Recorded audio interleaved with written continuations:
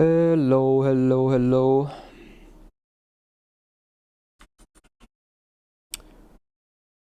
Oh, it's this thing.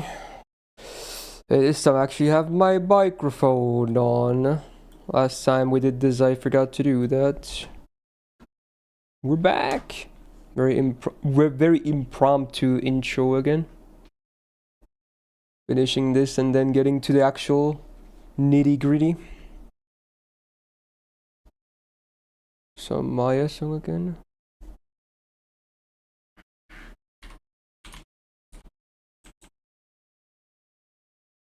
It's not that. I don't know this. He's Ashu. Hello everyone.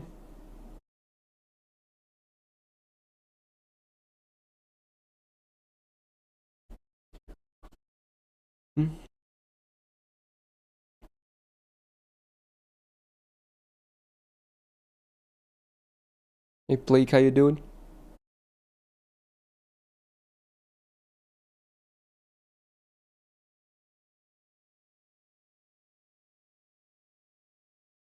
Familiar singing, but I don't know.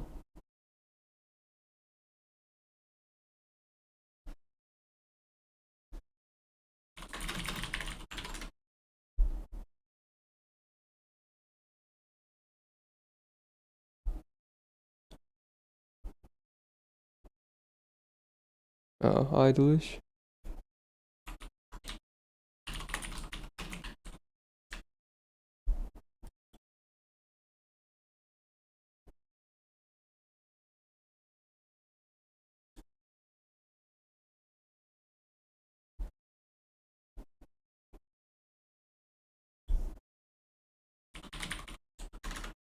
It's a good song.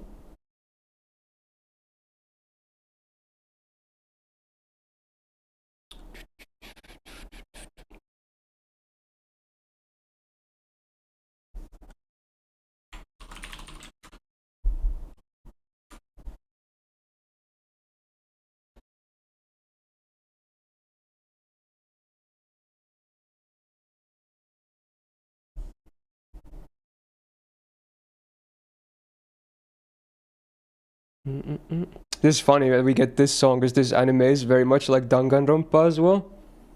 It's really funny timing. It's basically the same concept.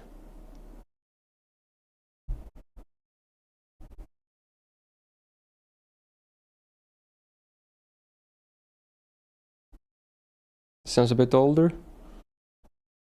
No idea.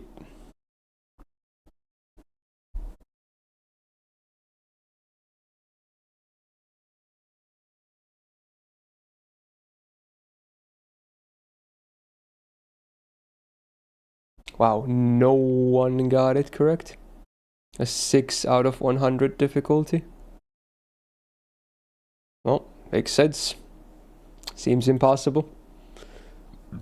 It's rare to see 0 correct answers in a song.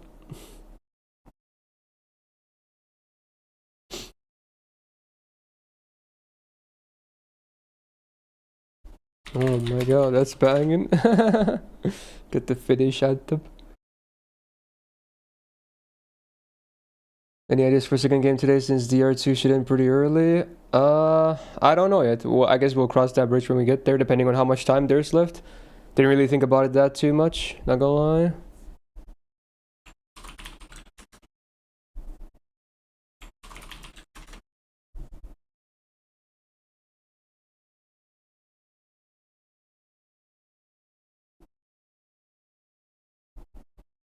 Rise for the Finnish national anthem.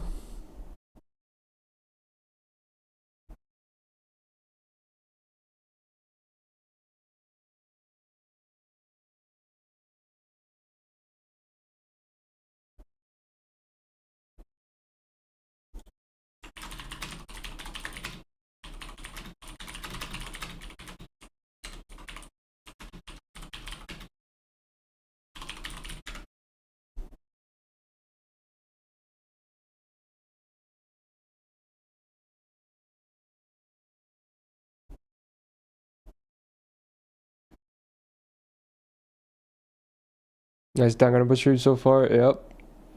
The classic. Luckily, we have all the time in the world to finish the game today, so not too bad. Hey, Kota. Also, hello, Break. This Sunshine or something? What is this? This sounds fun.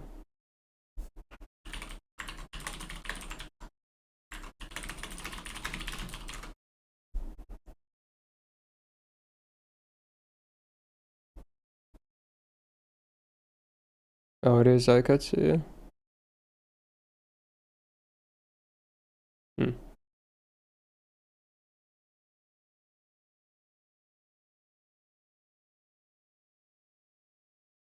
5 more songs and then we can get to gaming.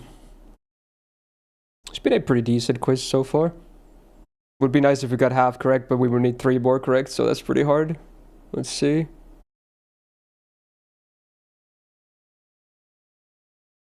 Oh. There's another one, it seems like. Alright, it's the Egoist song, the gold one.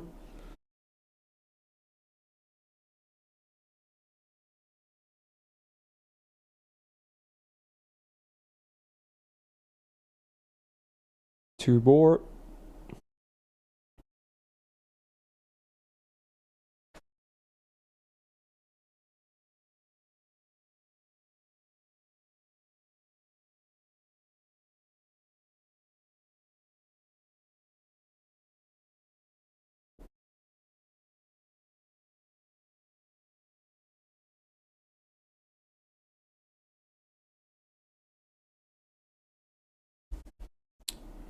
So Shunia, but I don't know what this is.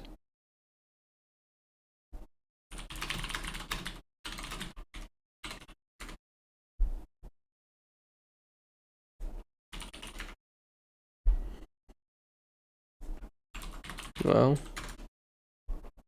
That's a good point. Alright, one more. We actually have half correct.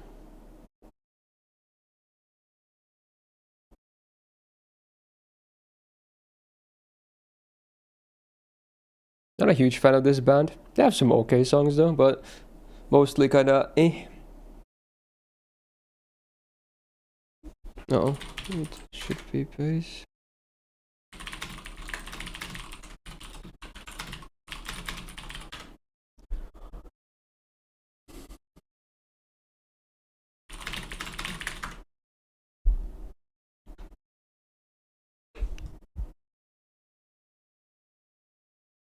Okay, cool. Oh, we got half correct. Alright, cool. 2 more bonus points. It's some Macross.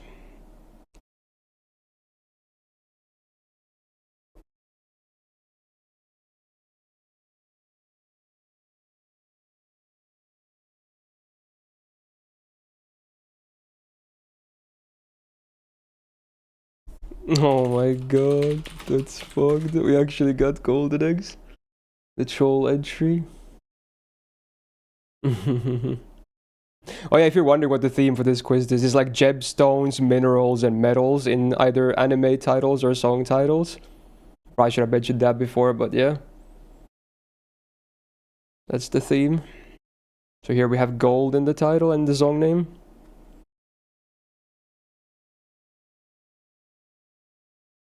Absolute anime moment.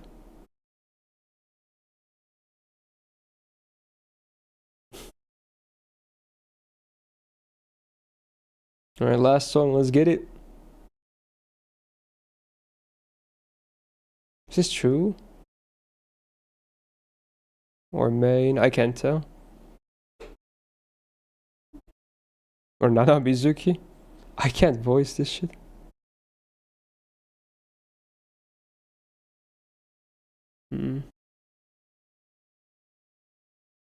It is Nana Mizuki, yeah.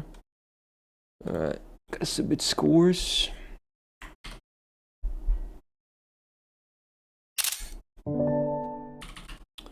Alright, good quiz, good quiz.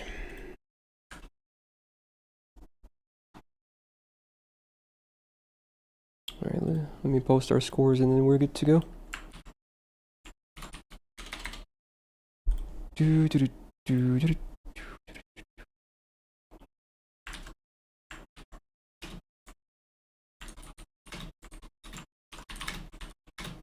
There's 50 songs, right? Yeah.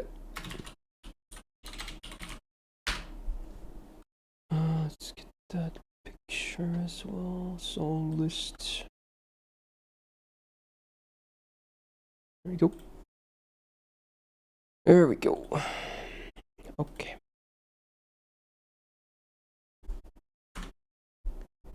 Cool.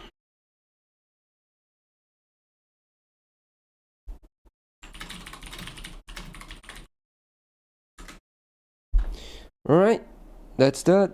Theme quiz done. Cool. Overcome for yesterday. Not really, but I try not to think about it, you know? That's the best, that's all I can do at this point. It is what it is. Okay, let's fire up some DR2. We have the final session. Kind of exciting when you think about it. It's been a long playthrough as well. Oh shit, there's a reminder. Classic. Classic reminder. Let's hide that shit. Let me adjust the overlay a bit.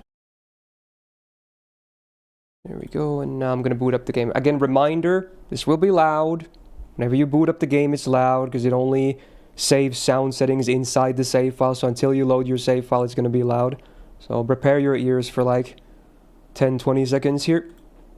You have been warned. Let's go. Still not safe. Danganronpa. There we go. Alright, should be fine now. Let's get that capture rolling.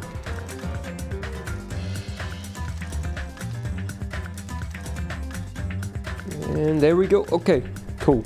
So now we're actually starting for realsies. That was kind of like an intro of sorts. I don't know what to call it, but hello everyone. Hello. Welcome to the Friday stream. We're back after yesterday. Pretty interesting on the JP side, but then the NA side, yeah, I mean, you guys probably saw that, so yeah, not much you could do about it. Whoa! Thank you, Cleve, for giving me 5 community subs. Thank you for the 5 gifted as well. Thank you so much, man. That really helps a lot. It's very nice of you. So yeah, we'll see what at what point do I return to the gacha. I don't know.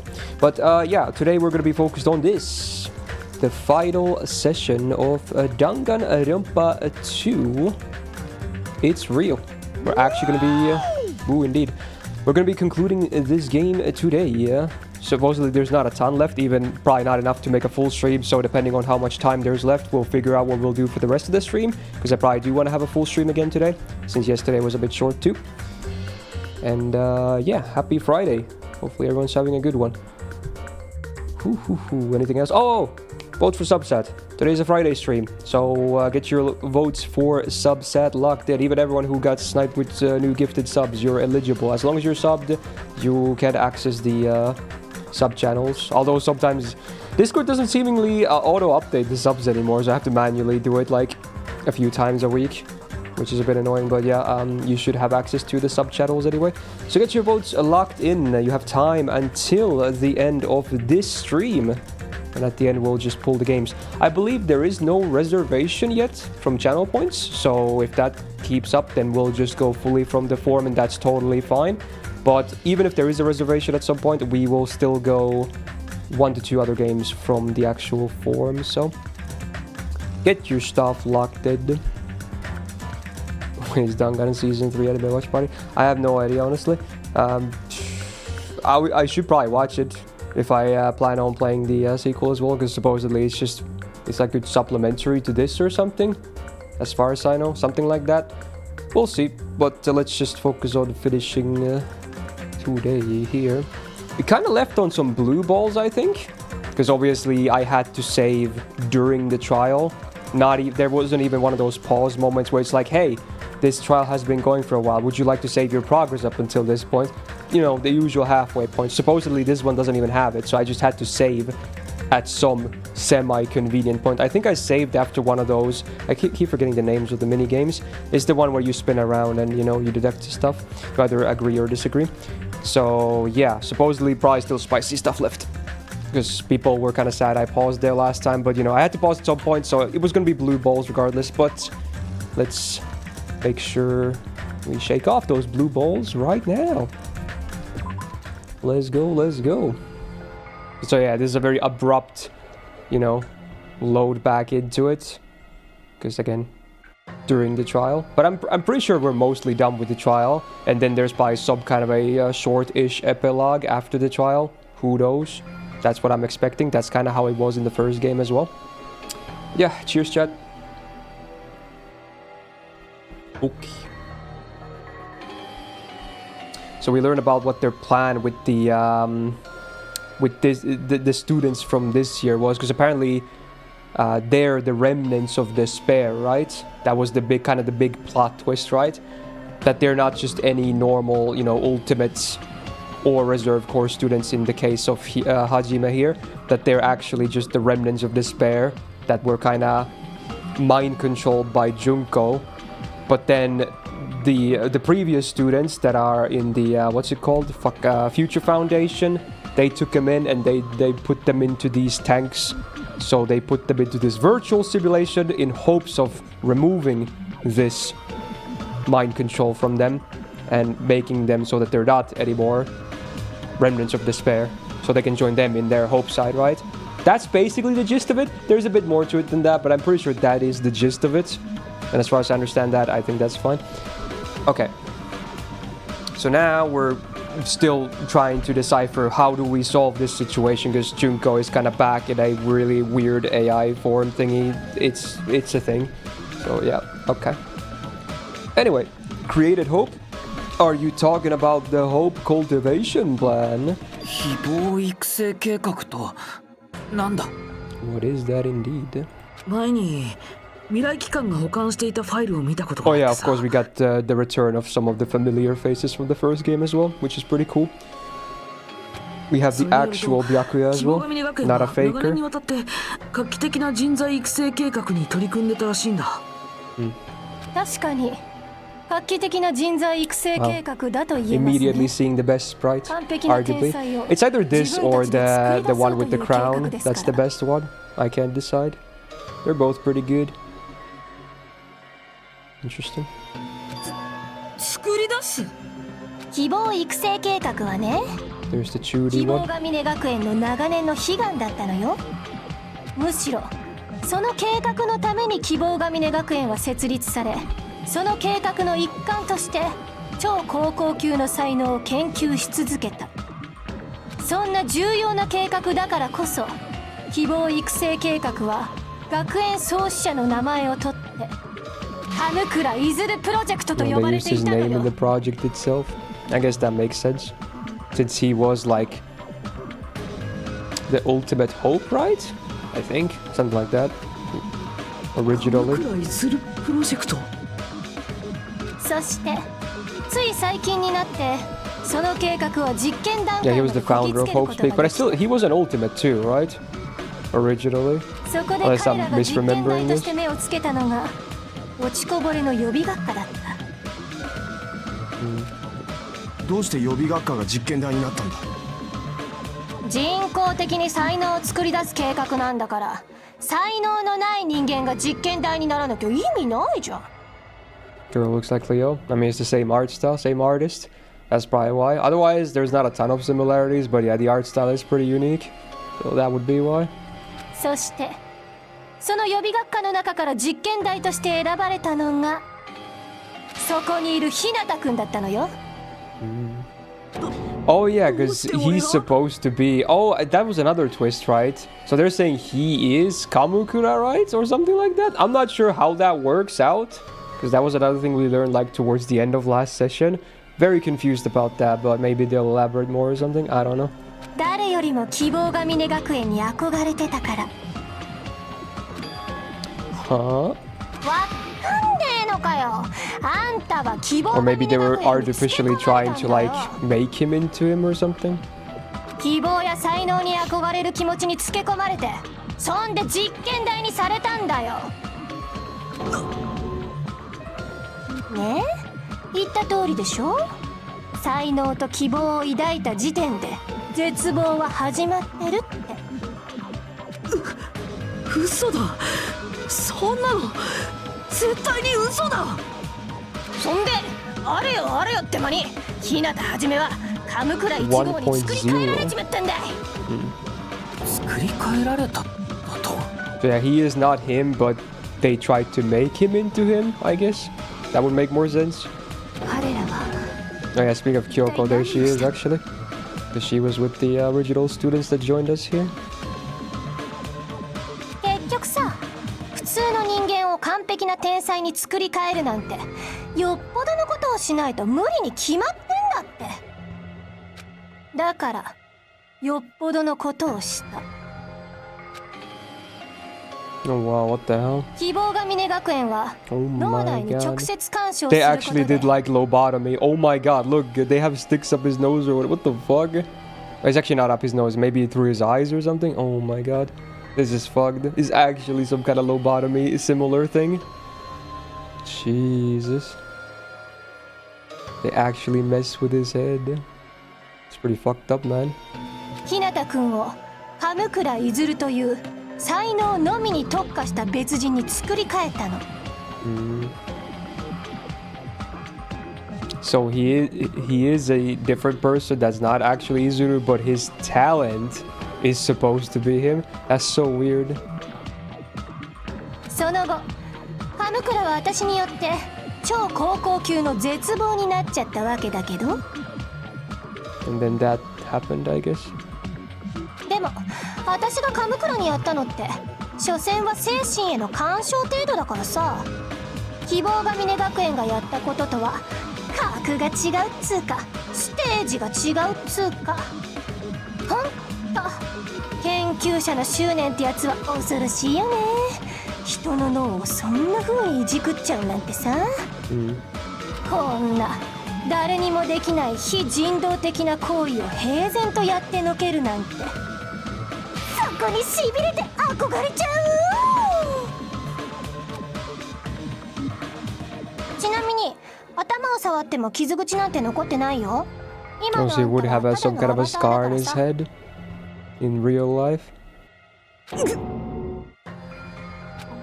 本当に彼らがそんなことを。でも逆に考えりゃ月日向もここから出たら超天才になってんだよな。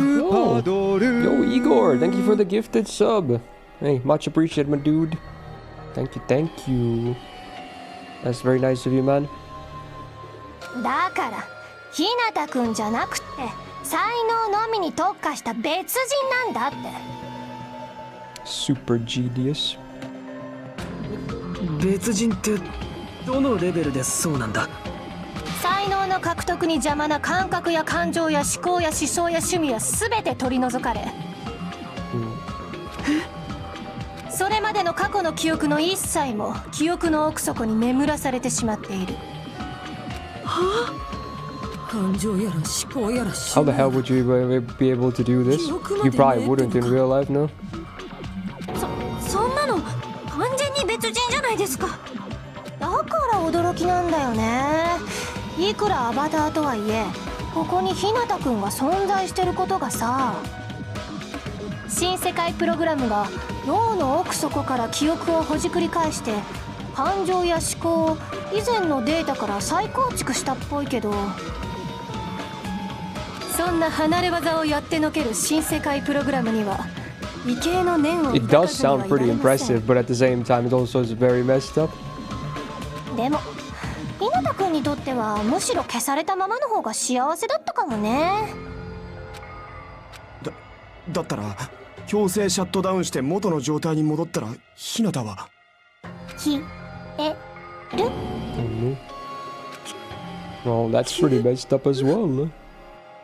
そこには希望が峰学園が作った全く別の人 So it's 格で gonna あ be a る different 神倉 person in the いずるが same いるだ body? け。それは日向はじめという人間ではない。 Wow. Disappear? I'm gonna disappear? Disappear? Disappear? Disappear? Disappear?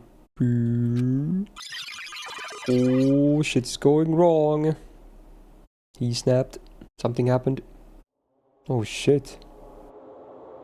Well, that looks pretty interesting, huh?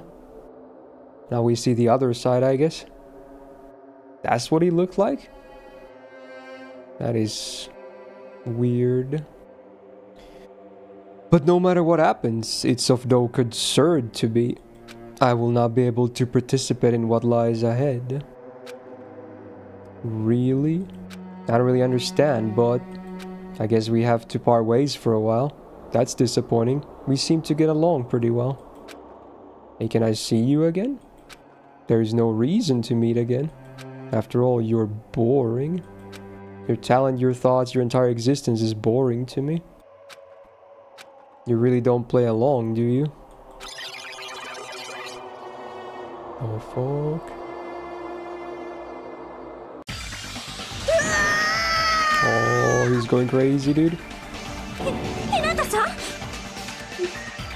今のが俺なのか。違う、あんなの俺じゃない。それがあんたなのよ。それが神倉いずるなのよ。この世界に私を持ち込んだ神倉いずるよ。黒幕と呼ぶにふさわしい神倉いずるなのよ。That's pretty messed up, man. まさかお前を新世界プログラムに侵入させたのは俺じゃない。あ、言っとくけど、脳内に直接干渉された以上は頑張れば戻れるとかいうレベルじゃないからね。なら俺は助かる方法はないのかって？その方法ならあんただって知 She's ってん still じゃ trying ん。 to push the graduation angle? I do? I already know how I can be saved. Oh, I don't even know what to press here. Honestly don't know. This is a really weird situation. Is there even a correct answer here? I feel like all of these are wrong. But I guess I have to choose something.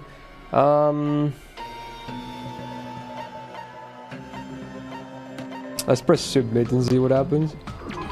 Nope, definitely not that. Become the blackened? Nope. It is actually graduate. I don't want to press it though. Fine. そうか。 Fine. 普通に卒業を選べばいいだけ。 Oh no. Oh no.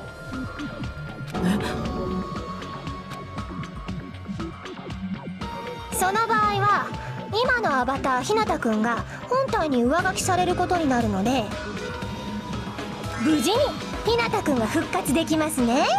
Yeah, まさに I don't 王 think 道 so. 的絶望ハッピーエンドじゃないですか。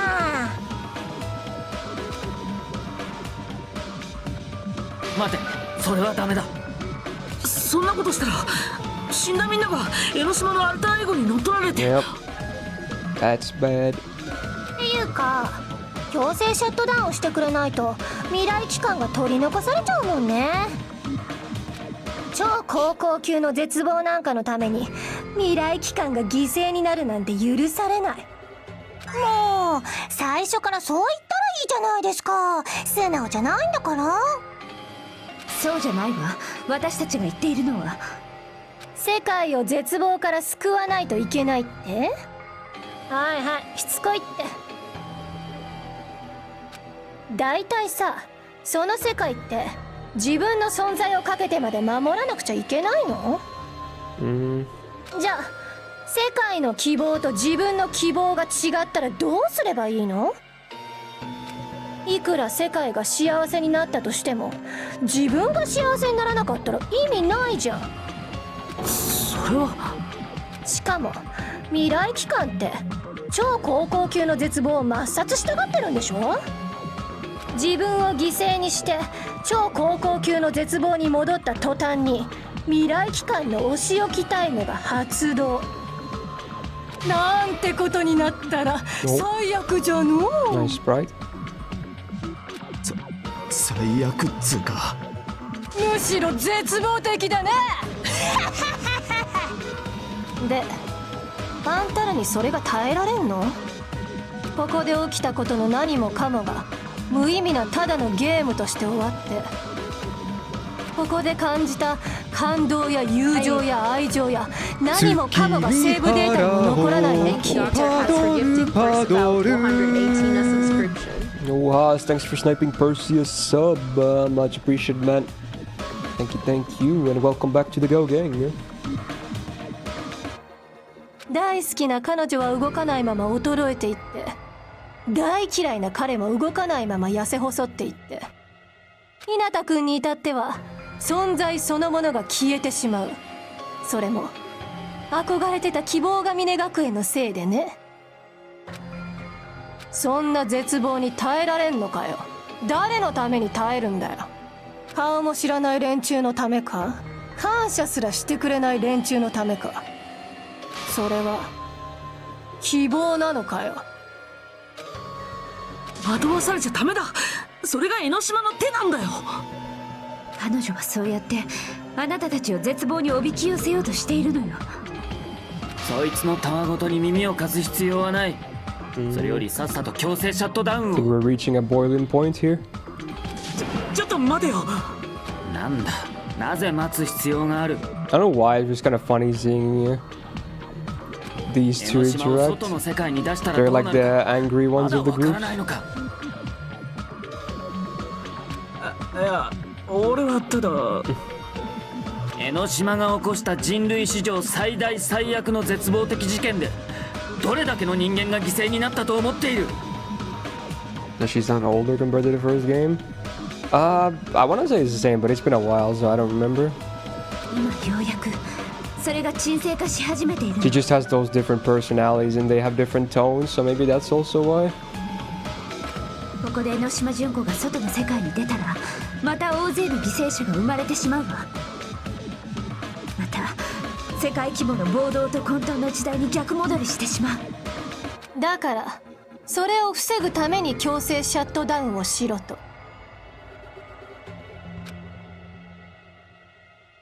で、こっちの世界で積み重ねた記憶の全てを失って超高校級の絶望に逆戻りしろと。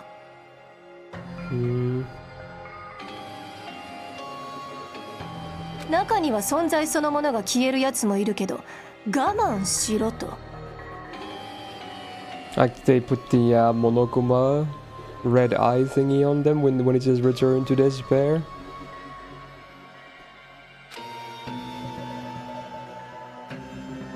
だが現時点ではそれしか方法はないんだ。いやいや、方法ならあるってば。普通に卒業を選べばアバターの記憶を引き継げるわ Yep, けだし、 still pushing that agenda. 少なくともここにいるみんなはそのまま手を取り合って生きていけるよね。ま、死んでしまった連中の体は私に乗っ取られちゃうけど、それだってこの先ずっと動かないよりはマシだと思わない？みんな惑わされちゃダメだよ。どっちが本当の希望なのかよく考えてくれ。どっちが本当の絶望なのかもね。Yeah, this is a fucked up situation, man. どうしましょう。 There's no actual correct answer, really, unless they figure out something else. どうするって言われてもよ。俺らにそれを選べってのか。なんでこんなことになってんだよ。Oh shit, we're going again. 絶望を乗り越えたみんななら Oh, this is 本 probably 物の easy. 希望がつかみ取れるはずだ。 Grasp tree. ここでの記憶が消えてしまったら私は皆さんが死んだ理由すら Oh, my health and thingy 覚 are えてあげ jumping られな around くな like るのですよ crazy. ね。死んだ連中の体を奪われてもいいのか。アホかと思われるかもしれねえけどよ。やっぱもう一 Oh, 度 wow. ペコに会いてえんだよ。 I mean, 俺ら yeah. が超高校級の絶望に戻ったら未来機関に殺されるかもしんねえんだろ。私たちがそうはさせない。こうなったのは未来機関のせいだろ。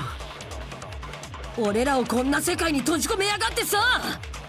お前たちを守るためだろ。もし江ノ島を外の世界に出してしまったら、また大勢の犠牲が生まれるのよ。それは分かってますけど。互いの希望がぶつかり合うなんて絶望以外の何者でもないわね。 I can't shoot. Man, maybe I'm supposed to listen to the whole thing first.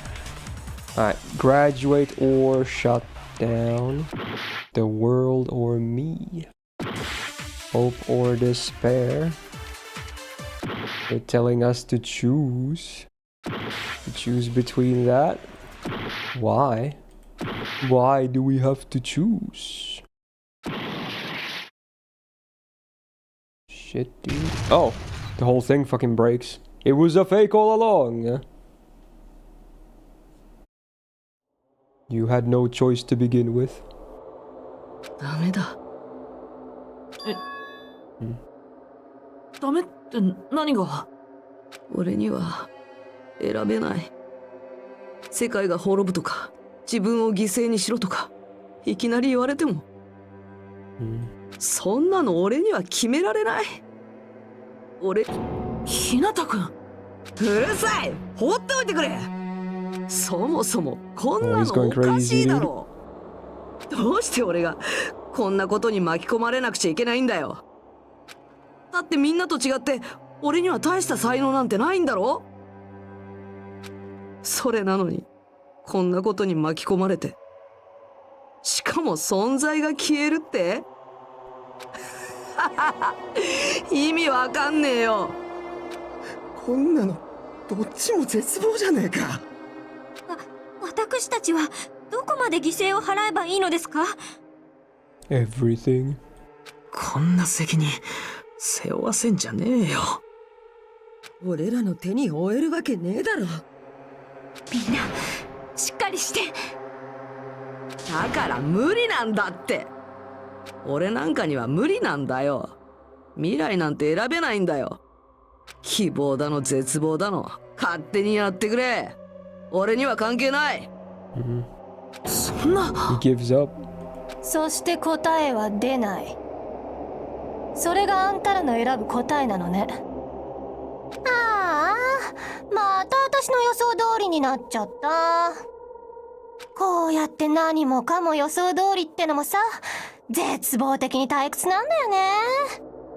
ま、私があんたらのデータを持っ Oh てい no, る以 she 上、 has a backup そうな plan. るのは Oh, 当然 that なんだけ doesn't どさ。 sound too good.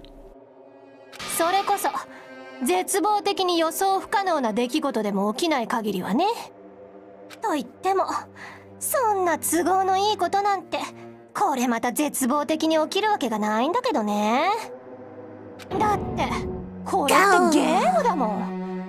全ての物事が予定調和で進む世界なんだもん。Yo, man, thank you for the big 40 by 3 sub. And welcome back to the Go Gang. Yeah? Much appreciated, dude. Thank you. ま、でもいいんじゃないの？無理して選択肢を選ぶ必要なんてないって。未来なんて求めない。そういう未来があってもいいと思うよ。希望を求めなければ絶望に襲われることもないんだし。私だってそう。絶望を求めなければ希望なんてしないで済む。だからさ、みんなで呪いから解き放たれてここで仲良く立ち止まってよ。 I mean, they are avatars, I guess, so they could. Fuck it, dude. ずっとこの南国生活にどっぷりと浸ってようよ。 That Rin's VA?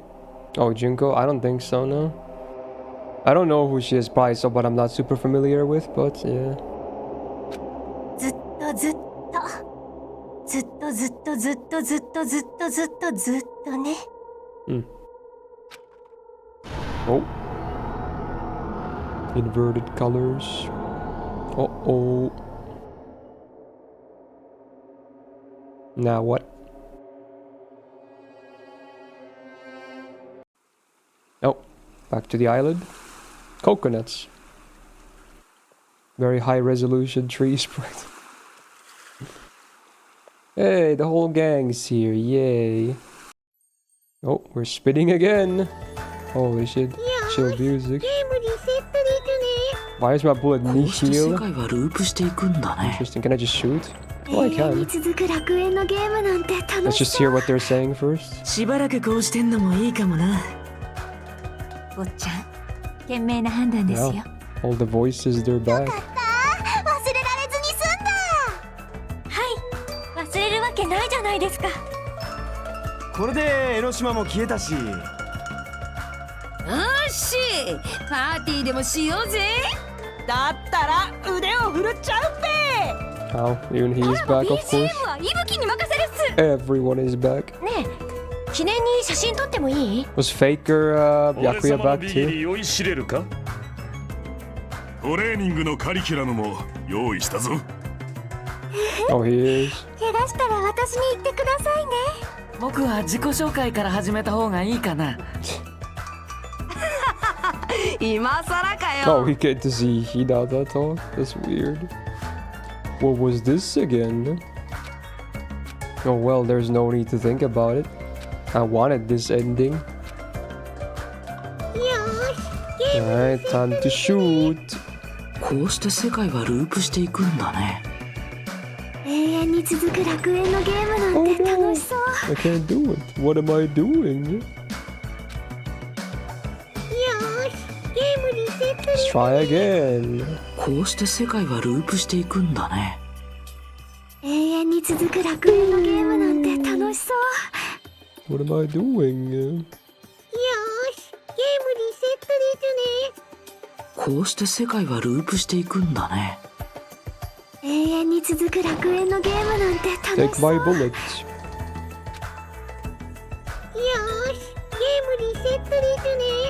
こうして世界は永遠に続く。しばらくこうし。坊ちゃん、これで江ノ島も。よし、だったら腕を。ならば BGM ね。俺様のビギトレーニングのカリ。僕は自己紹介。違うよ。みんなはゲームなんかじゃないでしょ。 Oh, she's breaking the whole thing. こうし She's て世界 starting to 永遠 become に続く楽 conscious. 園の。しばらくこうして。坊ちゃん、これで She was glitching out like crazy. ならば BGM ね。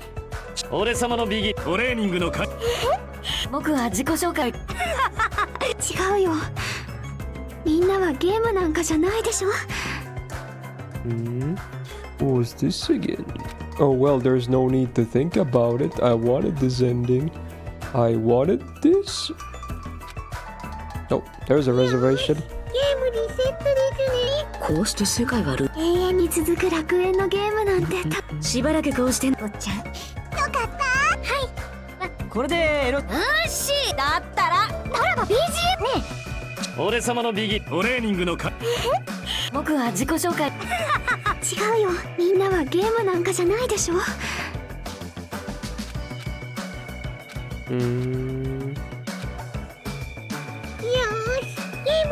こうして世界は永遠に続く楽園のゲームなんて楽しそう。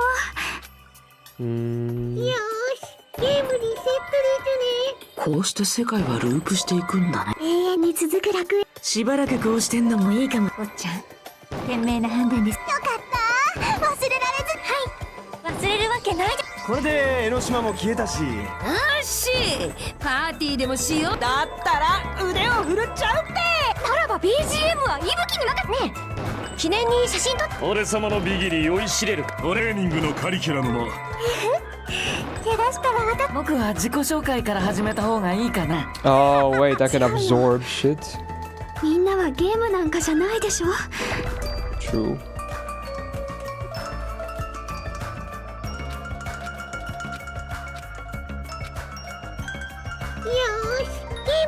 こうして世 Maybe it's the 界 other が way 動して around 永 though. 遠に続く楽園のゲ Oh, it is this one. こんな世界は Okay.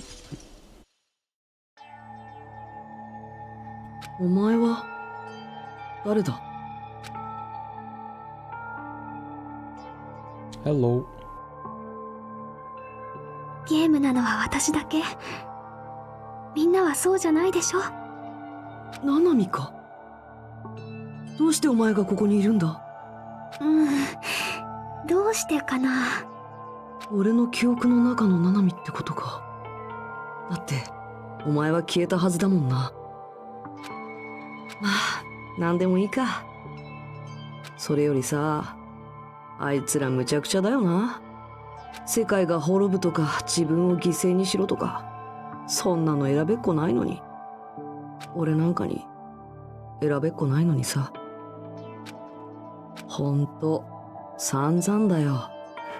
いきなりこんなわけのわからないことに巻き込まれて、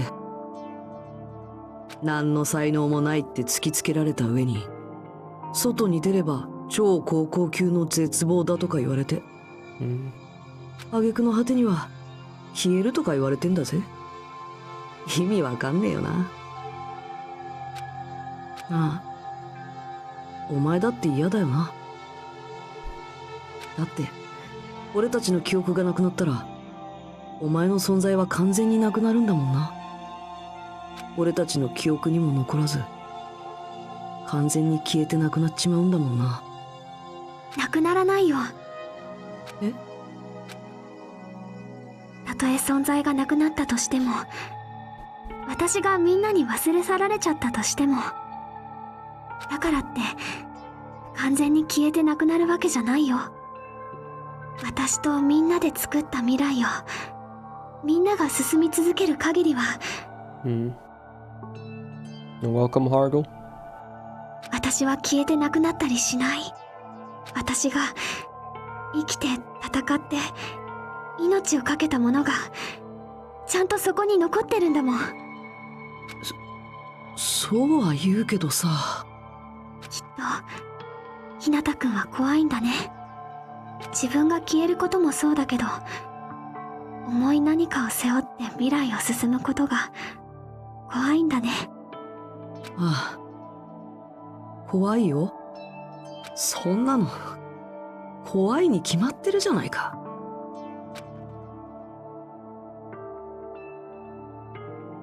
Circles. おい、いつまでうじうじしてるんだよ。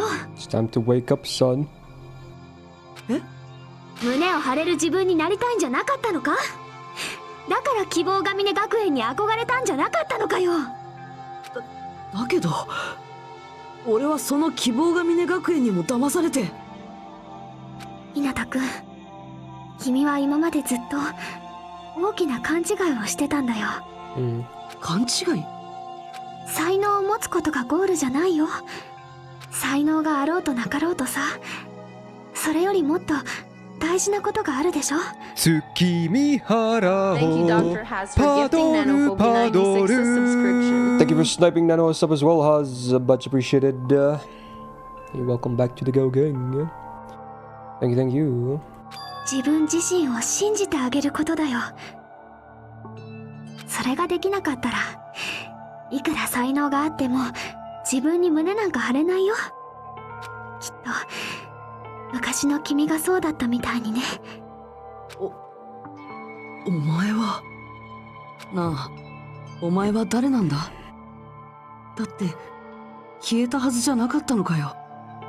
でも昔のひなたくんは昔のひなたくんだよ。この世界で私やみんなと一緒に過ごしたひなたくんじゃない。だから大丈夫。君はもう自分に胸を張っていいと思うよ。なあ、ナナミ、教えてくれないか。俺はどっちを選ぶべきなんだ。自分の希望と世界の希望と、どっちを選ぶべきなんだ。君たちの未来は君たちだけに権利があるんだよ。もちろん。自分で選べってことか。でもどっちも選べないなら作っちゃえばいいんじゃないかな。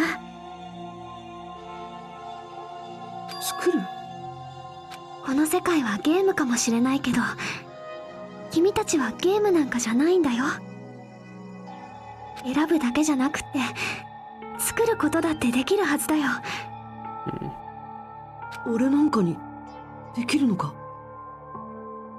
ゲームじゃないんだから、才能やスキルやレベルなんて気にしなくていいんだよ。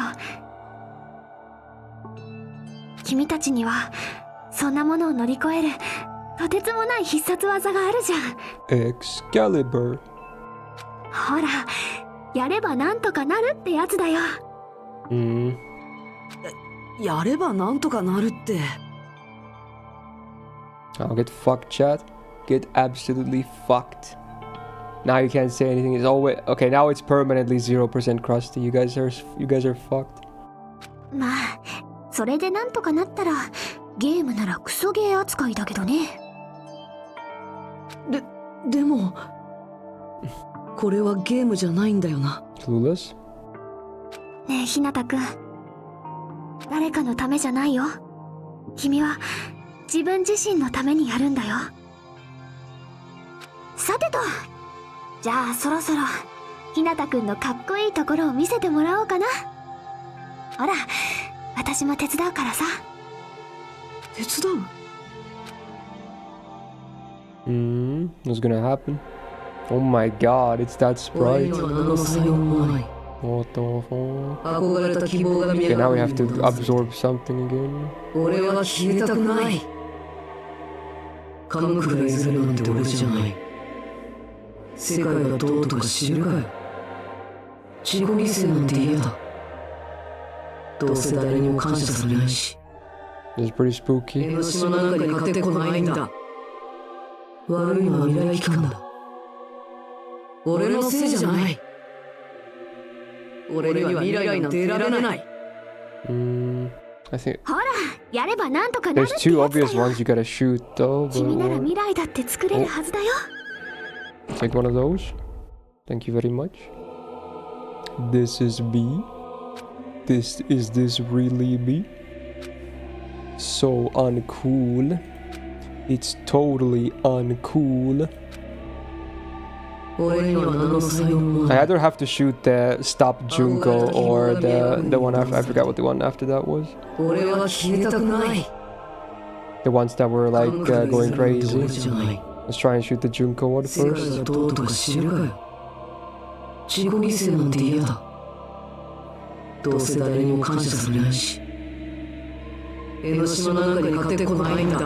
Nope, that works.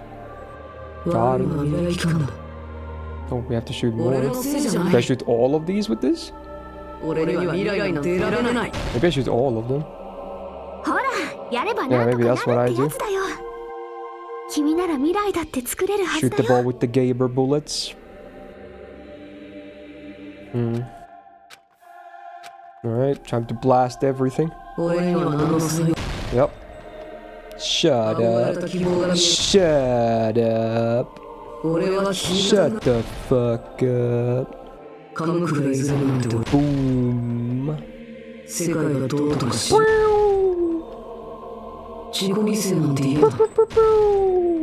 Imagine you base click here. Oops. それでも Soda それでも俺のせいじゃない。それでも俺は Oh! Wake up, son! This is kind of Evangelion, like, oh wow, they animated her, what the fuck? 君たちが進み続ける限りは What 私は the 消えてなくな fuck? らない。 Oh, that's pretty new tech. Crazy.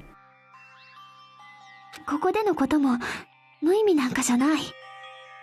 希望も絶望も背負った君たちならきっと未来だって作れるよ。都合のいい奇跡だってやればなんとかなる。だから中途半端にうじうじしてないで全てを捨てる覚悟で本気になってやってやれ。 She really does have very similar ZR to Rin, right? I think the gap is basically identical. I just realized that with this animated sprite. 私も応援するからさ。そういえばまた言いそびれたな。 Oh. Awakened. Ooh. All the friends are talking. No bullets, you just awaken.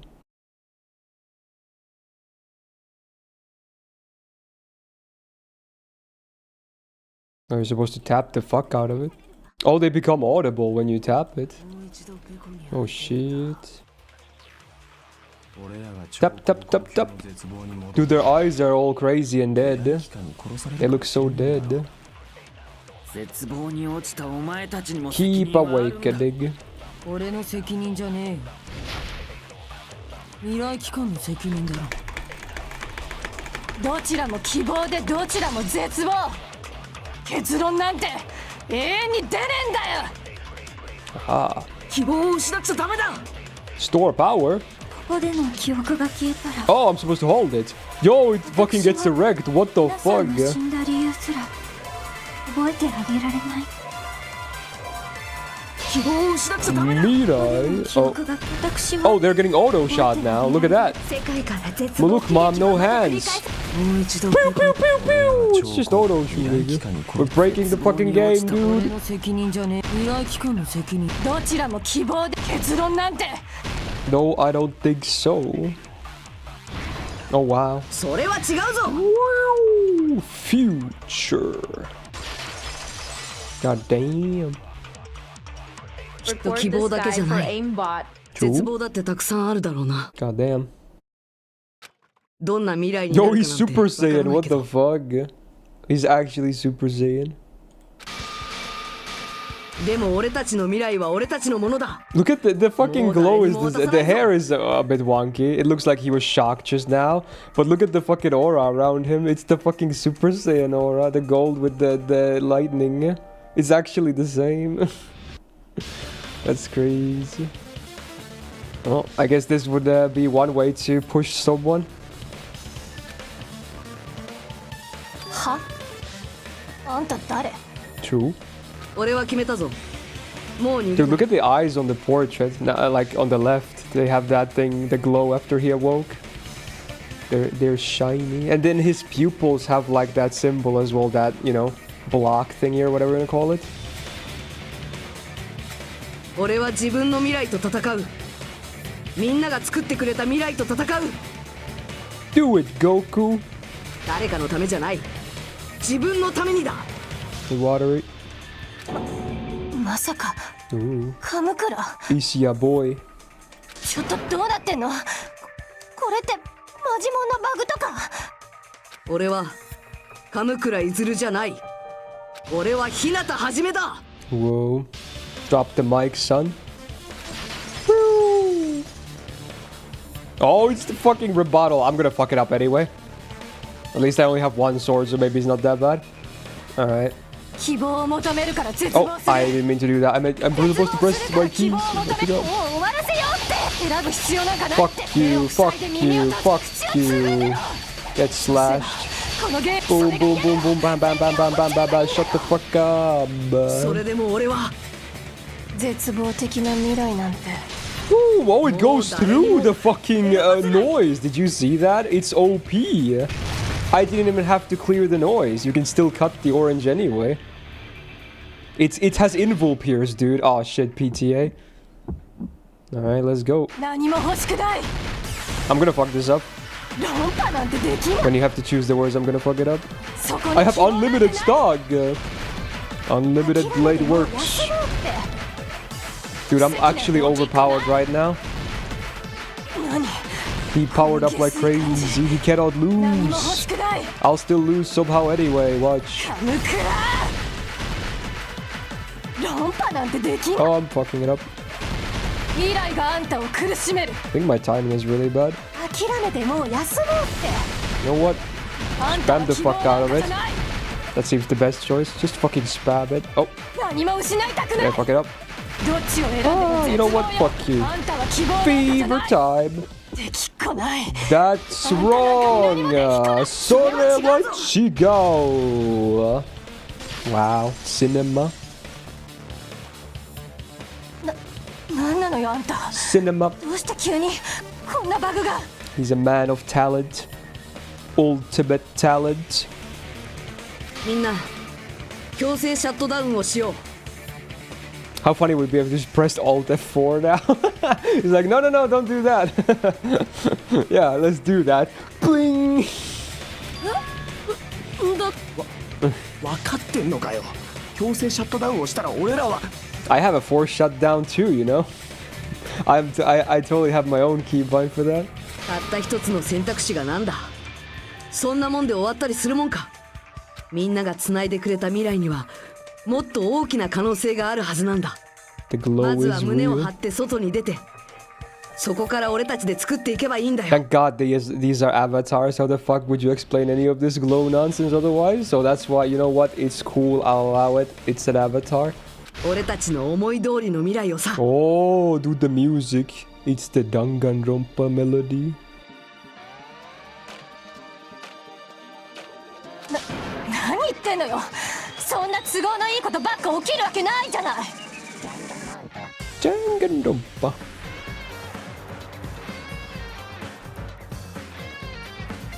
The guitar. It's pretty good. Classic. 奇跡くらい起きたっておかしくないだろ。これはゲームじゃないんだ。未来はいくらでも変えられるはずなんだ。そんな風に強がったところで外に出たら何もかも忘れるだけじゃん。そんなのここにいる連中だって。2つのボタンを同時に押せばいいんでしたっけ？ Button mash. は？どうしてですかね。私にもよくわからないのですが、ただ見えたのです。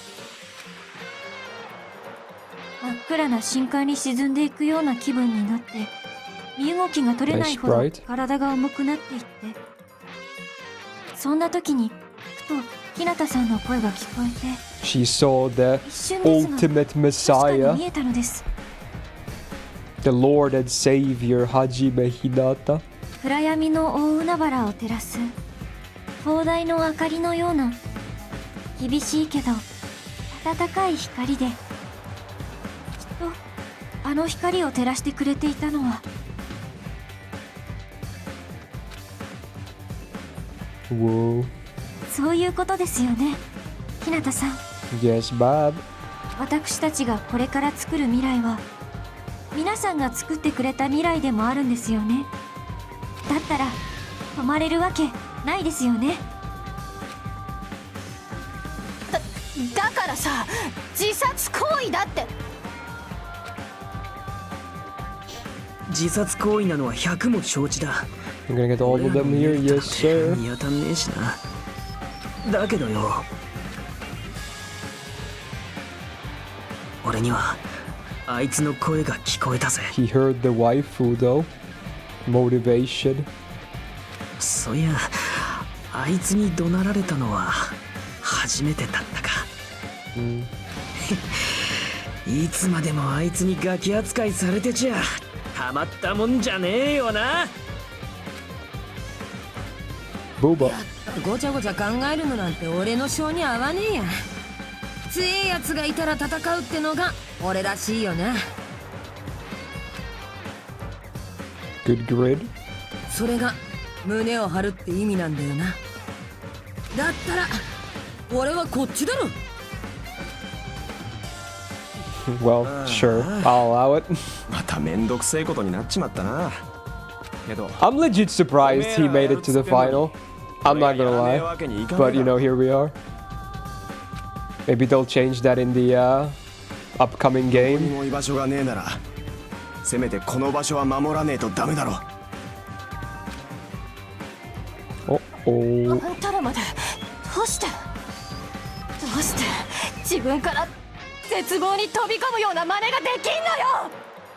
信じてるからだ。 I guess that's true, Hargo.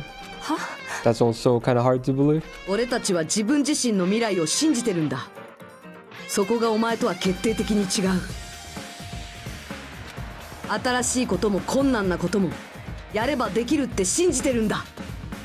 未来だって作れるはずだって信じてるんだよ。そんな希望なんかじゃないじゃん。I think I know what you were going for there, Dick, but it's kind of funny. 日向君、それにみんなもありがとう。 Damn it, everyone turning into a Super Saiyan God and Super Saiyan bargain sale. It's not everyone. He kind of earned it though. The others are just getting a motivation boost. 俺じゃないと思うぞ。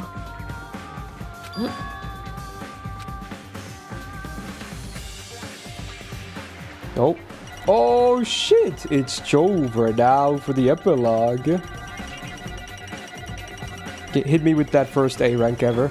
There we go. I mean, obviously it's the easiest trial, but I don't fucking care. I got an A rank, bitch. There's probably an S rank if you hit everything 100, I'm guessing, but I've never gotten an A rank before. I don't think even in the first game on the final trial. I'll take it. Easy, but we take those. A rank. じゃあ始めるか。 Time to start. こんな簡単に終わっちまうんだな。 Time to press all the buttons. 終わりじゃねえだろ。I get it. It's your name. ここから始めるためですよね。まずはこの閉ざされた世界を終わらせて、そこから先は。 Damn, he really is more blonde in this one. It has to be a Dragon Ball reference, right? Because they figured, you know what, they're avatars, we can get away with whatever we want. Let's just do an homage to Dragon Ball. Like, it's the fucking aura looks so similar. It's totally a Dragon Ball reference. Because there's a lot of references in these games. Yo, cutscene though, it's animated. Oh, it's the whole game's breaking. Hey, Usopp is back.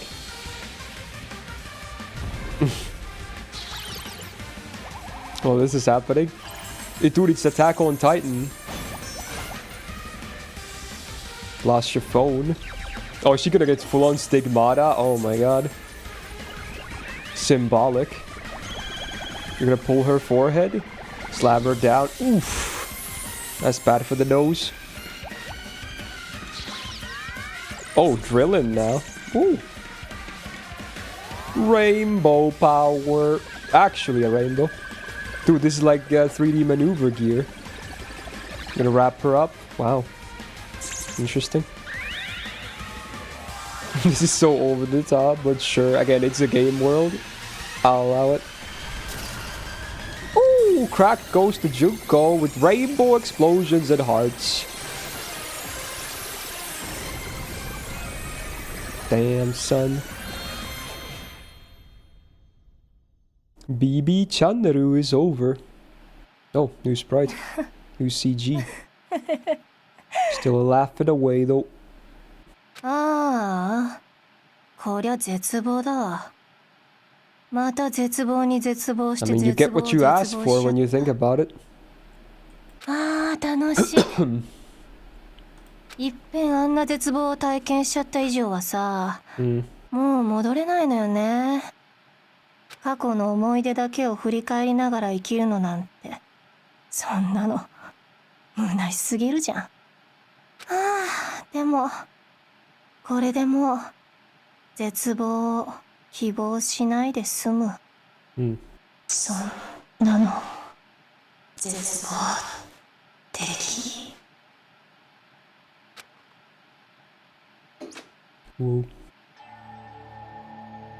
今のはどういうことだ。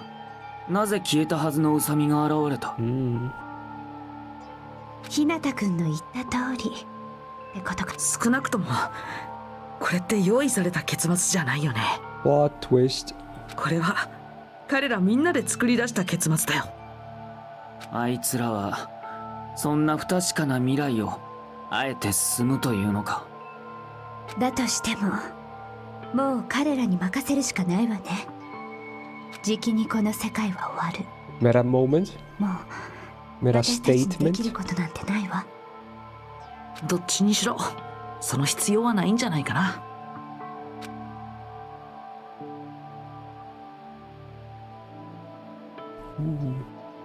Friendos are gone. Everyone is disappearing. ああ、崩れてくな。そうだな。ももしもの話 God, で those 恐縮で waves す are けど、 not bad for they're bad for my eyes. They look like migraine auras. もしも外の世界で目覚めた時にここでのことを忘れてしまっていたとしても無意味ではなかったのですよね。もちろんですよ、ソニアさん。 This guy's simping on the last fucking moment. Oh my god. マジでうまく言えてねえぞ。最後くらいもうちょっと頑張れや。な簡単に変わらねえんだよ、人ってのは。無意味かどうかはこれからの俺ら次第だろうけどな。そろそろタイムリミットみたいだな。 Everyone's gonna return to the throne of heroes. I mean, wrong game. やっぱ怖えな。私も怖いです。でもいいんだよな。怖くて当たり前なんだよな。それが未来じゃ。 Even the mini device. おい、俺はおめえらのことも他の連中のことも絶対に忘れねえからな。おめえらも覚えとけよ。俺の名前はソーダ和一だからな。てめえらみてえな濃い連中をそう簡単に忘れるわけねえだろ。もし忘れたとしても意地でも思い出してみせますって。後でひなたがわけわかんねえこと言い出したら俺が半殺しにして正気に戻してやるよ。助かるけどできるだけ手加減はしてくれよ。 Flashback. One last look at Super Saiyan, maybe. So this is the end, but it's just the beginning. Isn't that right? It doesn't change how scared I am. I can't help feeling scared. So scared, but... ありがとう。ありがとう、ナナミ。 Wow. やっと言えたな。 Canonical angle is real.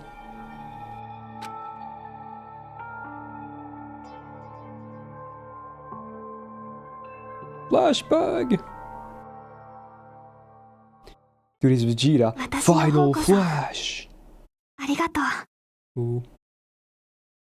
みんなのこと忘れないよ。ずっとずっと忘れないよ。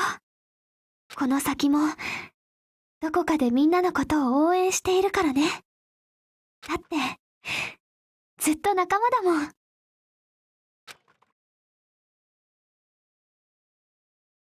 Game over. Chapter 6.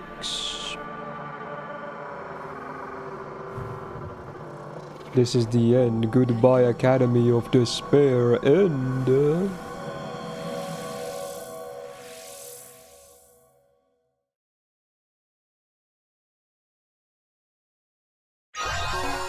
Wow. Giant cell phone. Thanks, Junko, I guess. I would like to save my current progress, yeah. Let's go for slot 29. And so the incident is coming to an end.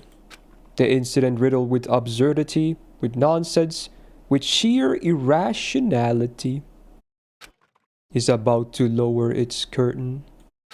An incident smaller than Hope's Peaks Academy's biggest, most tragic event.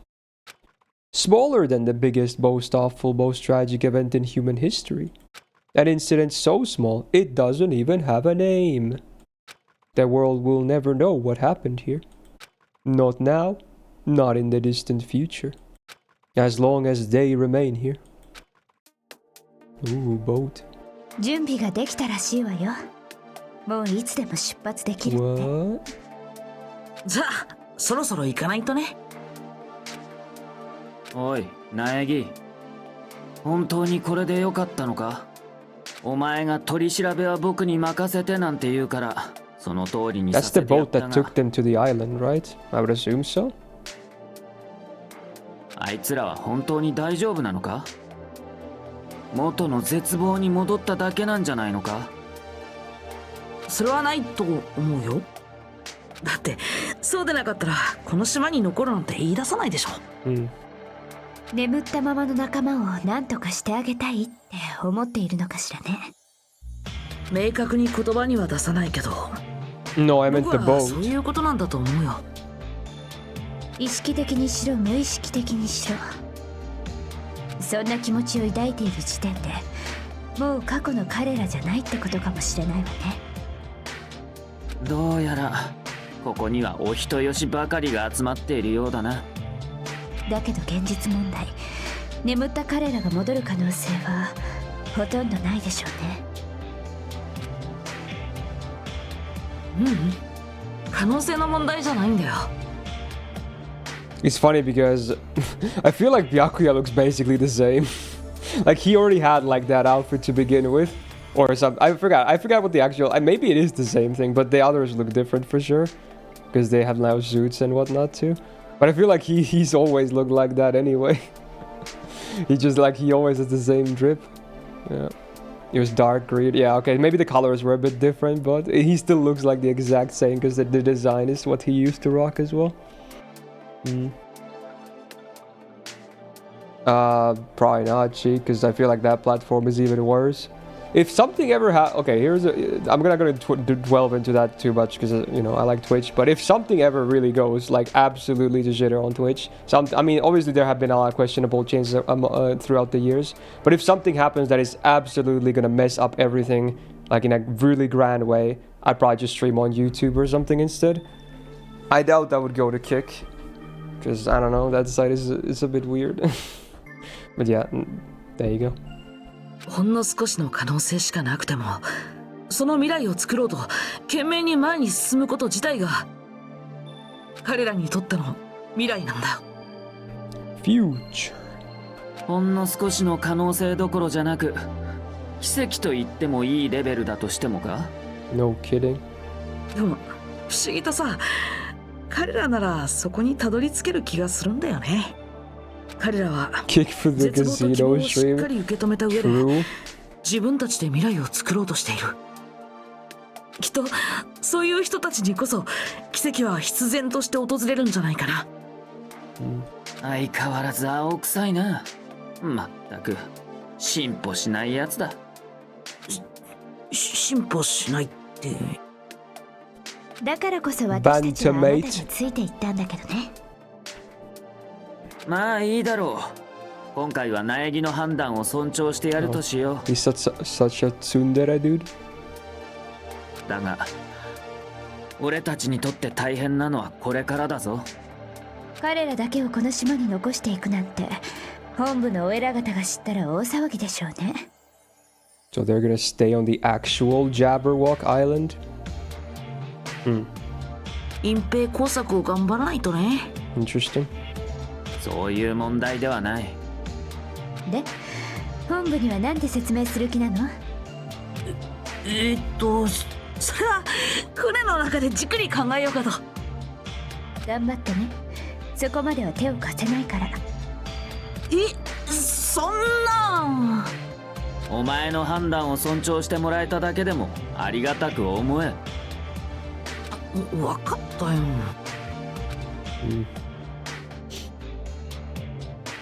Looking back. じゃあ私たちも帰りましょうか。まだまだ先は長い。やるべきことが山ほどあるわ。未来機関とのこともそうだけど、人類史上最大最悪の絶望的事件もまだ続いている。未来のためにも決着をつけないとね。どうやらもうしばらくはお前たちと一緒に行動することになりそうだな。Oh, boo-hoo. あなたの帰りを待っている人もいるしね。True. おぞましいことを思い出 Next さ time せる。 he'll have longer hair when he goes Super Saiyan. Upgrade. じゃあ行こうか。僕らの未来を作っていかないとね。Ooh, the fade out though. Is that what I think it means? こうして事件は終わった。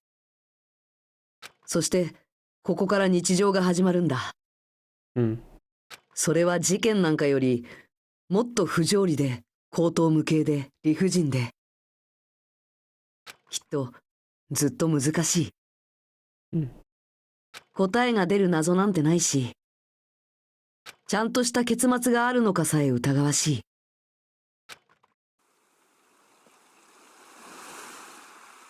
道というよりは、どこまでも広がる海のようで、どこにでも行けるし、どこにも行けないかもしれない。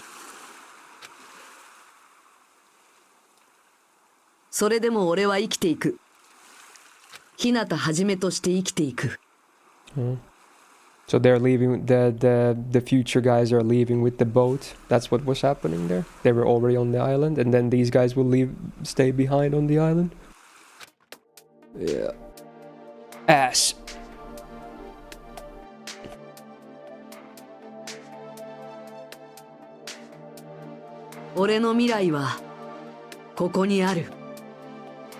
There's a quote for you. Put that in a frame. And drop the bike. The day before the future epilogue. A lot of mic drops on this, Fidali. Got a haircut? Did he? I feel like it was just a win, but I don't know.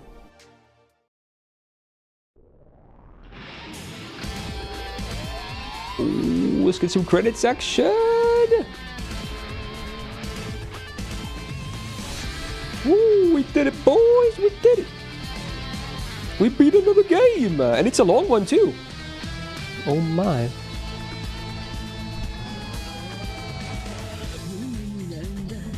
Oh yeah, Teru was Fukuyama Jun. What a waste, I'm not gonna lie. Maybe that was on purpose, because again, maybe when people play the game for the first time, it's like, wow, they got Fukuyama Jun to voice a character, he must be important. No, he just dies immediately. Bye. Like, maybe that was the whole point of it, like just to throw some oddballs in there. A lot of big names though, like basic. I recognize like all the names. Like they got Hollow's VA for Ibuki as well. Wait, they wrote Koto no Mitsui? Why did they misspell her name? It's Mitsuishi. As far as I know, she doesn't go by a shorter version of her name. Oopsie. She's a great VA. She voices Usagi in Sailor Moon. And then Misato in Evangelion. Fucking what's her face? Muru from Gundam Seed. I can't pronounce her name.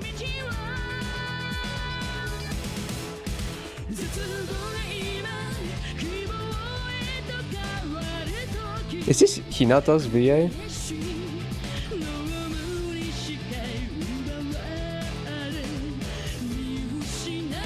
Or is it Megumi Ogata again? So then it's Nagito or Makoto, yeah? Same VA.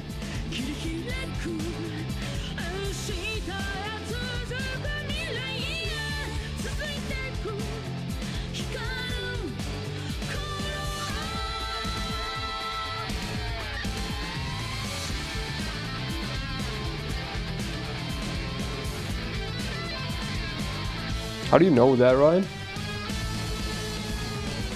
Was that the thing that they showed on the flashback thingy? With like when they talked about the despair remnants a bit?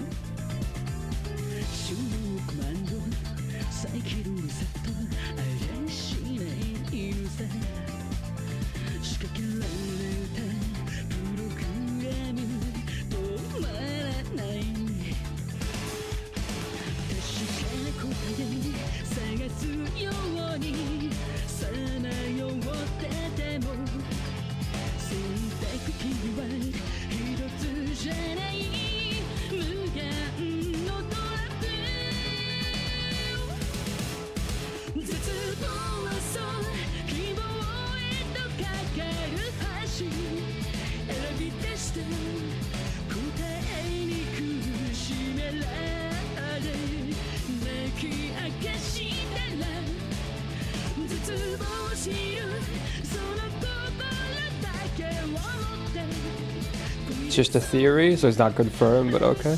I see.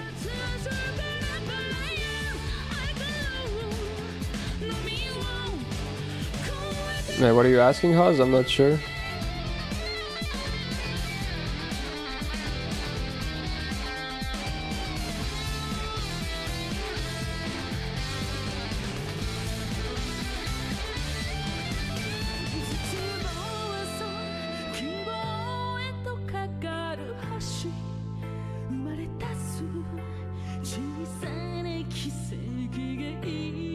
That phased.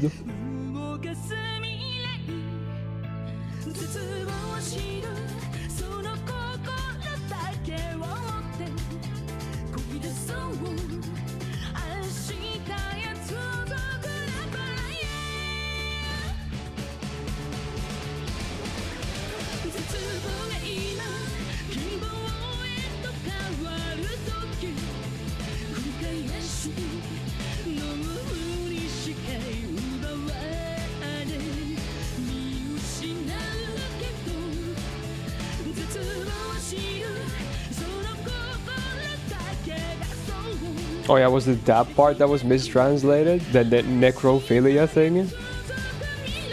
Is that the part that was different in Japanese?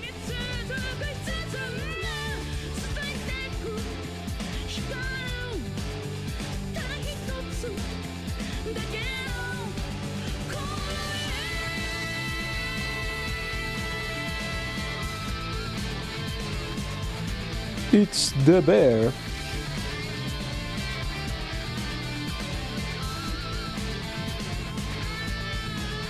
I wonder how they originally came up with the design of Monokuma, because it's such an iconic thing, right?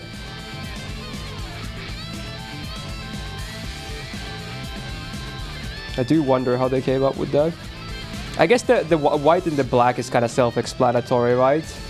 Because you have the two extremes of the sides, but then like you still have to come up with the rest of the design.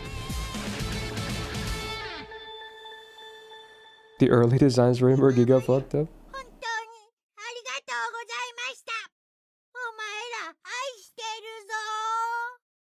Wow. Thanks. Ooh. Oh, another present. The Easter egg, nani? Got an achievement for finishing every chapter. Woohoo! Oh, is that Monomi? A keychain? Usabi strap, yeah. All the presents. Buka! Is this her diary? Danganronpa if? Is that like an actual novel? Probably. Oh. Sure, let's just fill the final save slot too, because it's funny. I can read that. I can actually read that in game. Like, do you mean like inspect the item or something?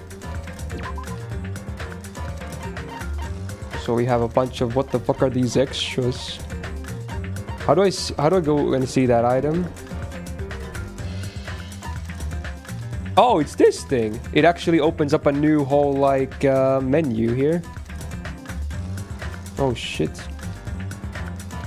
Written by that amazing writer. So wait, how long is this shit? How long is this? What the fuck? This is whole... What? This is crazy. This is a whole new thing? What?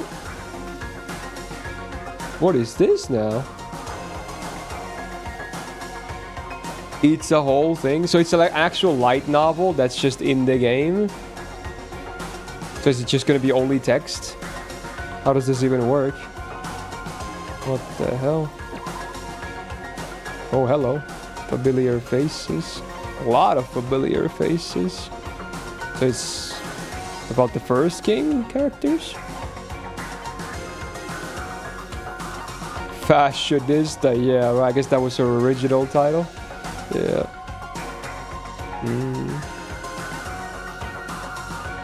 Wow. How long do you think it is actually?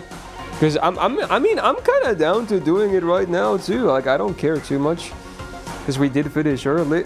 Like how long do you think the novel is? I assume there's no voice acting either. That it's actually just a thing in game. It's not fairly long. I mean, I guess we could, honestly. I think we could.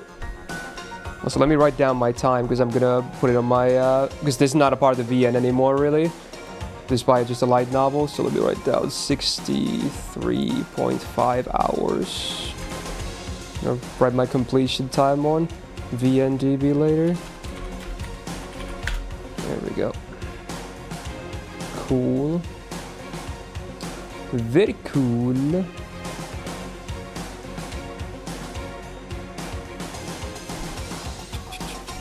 hours is crazy. Is it? I think the first game for me was like 60 plus 2.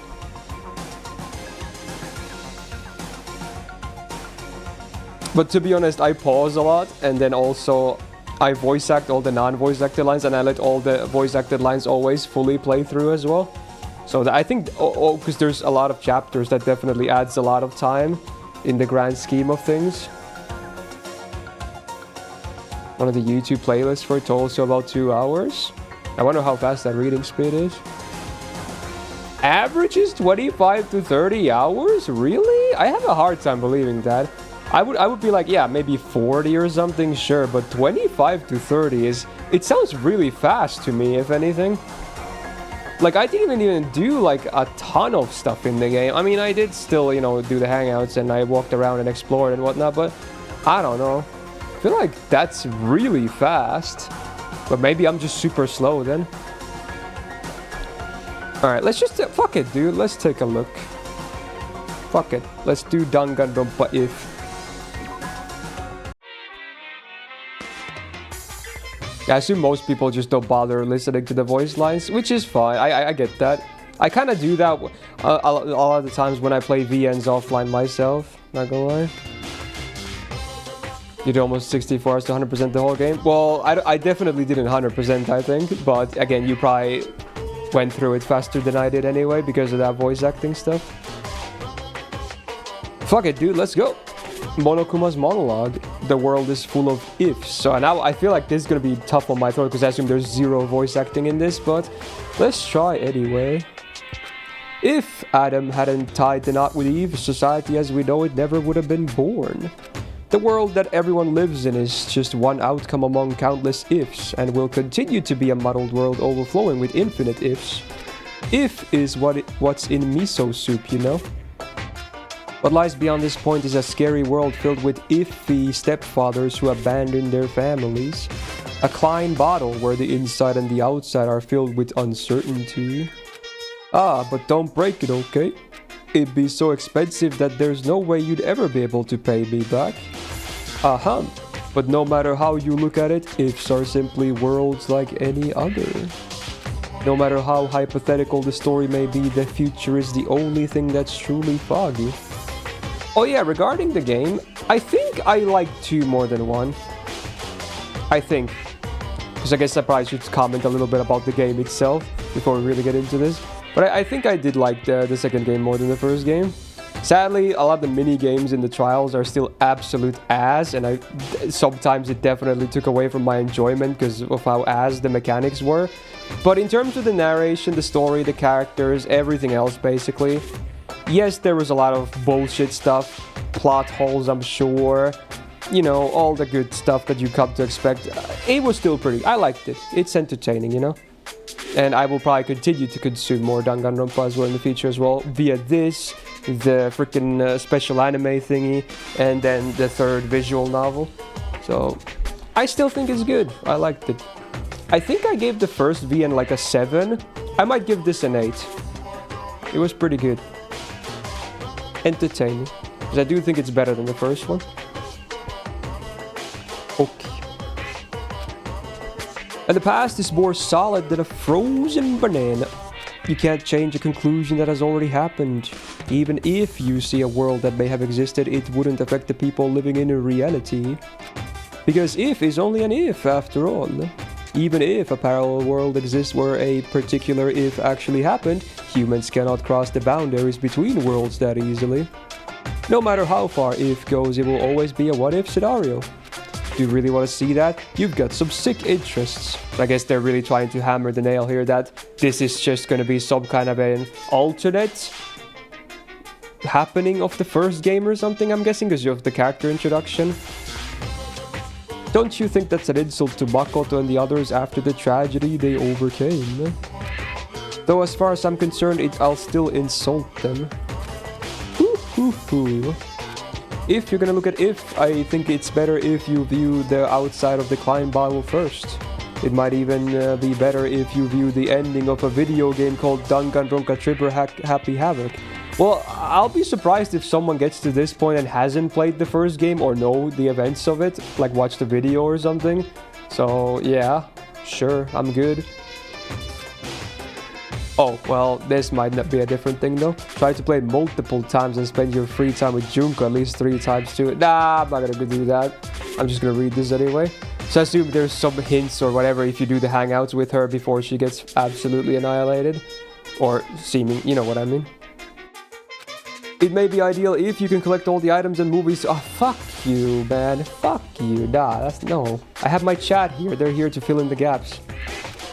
But if you guys have come this far, I'm sure you've already done all that. Yeah, let's just agree on that. Still, I'd buy the game if I were you. I see what they did there. And baby Miss Free. Panzani, thank you for 31 months. Welcome back to the Go Gang. Thank you, man. I'd actually buy at least 2 copies if I were you. Okay, dude, shameless. The curtain lowers. The theater is over. Alright, do we get to the novel now? There we go. The Button of Hope and the Tragic Warriors of Despair. What the frog? Oh, they actually have some backgrounds here. But again, I assume it's all text. Music and backgrounds for immersion. I assume they also sell this like as a book, right? Like as an actual novel. They just put it into the game because it's like, hey, why not, I guess? You know? So more people can maybe read it. What should I do with this? Naegi Makoto was at a loss. Despite his hesitation, his situation was extremely simple and composed of 3 key factors. The first factor was that he was currently locked inside a school. Hope's Peak is a school for the privileged elite, and each student attending possesses ultimate talent. It's only here that you can read? Oh. He was chosen to attend Hope's Peak by a lottery held to select the ultimate lucky student. When he arrived for his first day of school, he immediately lost consciousness, and when he woke up, he saw all the exits and windows had been sealed shut. The next factor was Monokuma, a mysterious robot bear being operated by the mastermind, and the announcement he made to all the students. "You will be living your whole life in this academy," he declared. "If you want to leave, then kill someone and become the Blackened." This strange remote-controlled robot was telling Makoto and his fellow Ultimates to start killing each other in exchange for their freedom. They learned that more than one Monokuma exists and that each one contains a bomb to prevent anyone from attacking them. Yeah, it's like a novelception, an actual novel in a visual novel. On top of that, Monokuma announced that anyone who attempted to harm him would receive punishment. The third and final factor was the red button that Makoto was currently holding in his hand. The words escape button were crudely written on this button in a marker. And though the first 2 factors were certainly causes for panic, he only seemed at a loss over the third. During his free time, he noticed that the school store was open, and his curiosity got the better of him. He was overwhelmed by the disjointed atmosphere upon entering, but his attention soon focused on a strange vending machine. The words "Mono Mono Machine" were written on it, and it seemed to accept the strange bear pattern coins they sometimes found inside the school. Seemed like a bad idea, but he thought there might be a chance that this machine could dispense some way of escaping the school. And so he inserted the only coin he had into the slot, and the result was the escape button mentioned earlier. There's a limit to how much you can tease us. Maybe the mastermind who trapped us in here is making a cruel joke.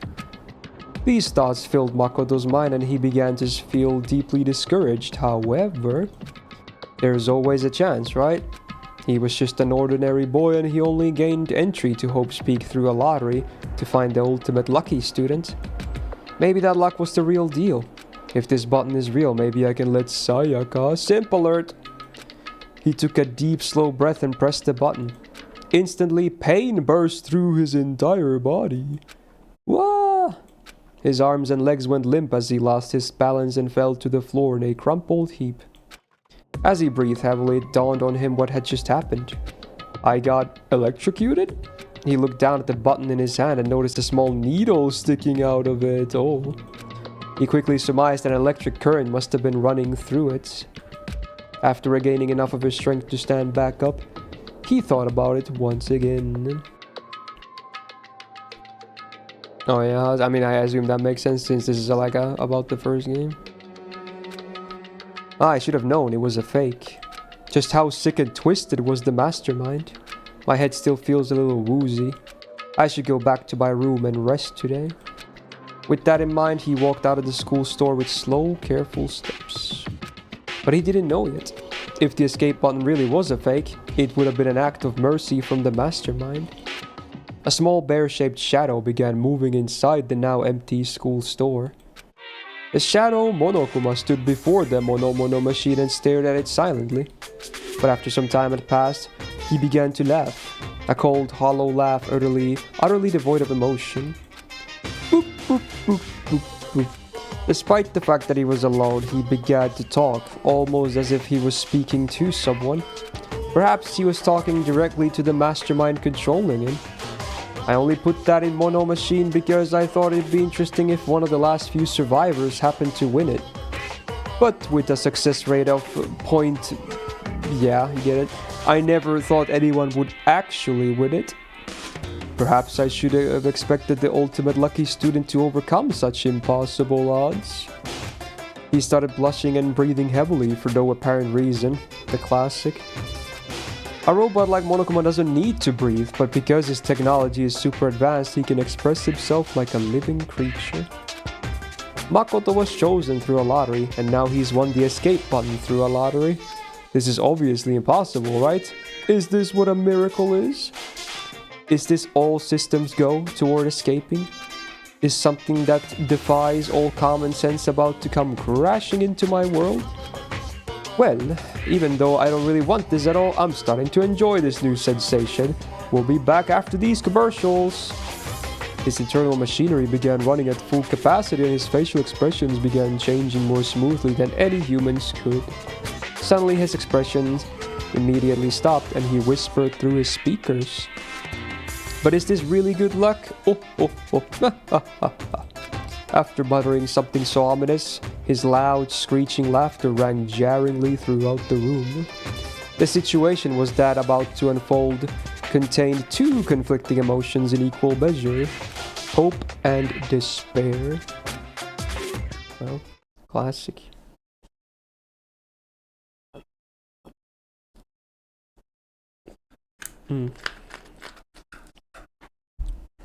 Watch this.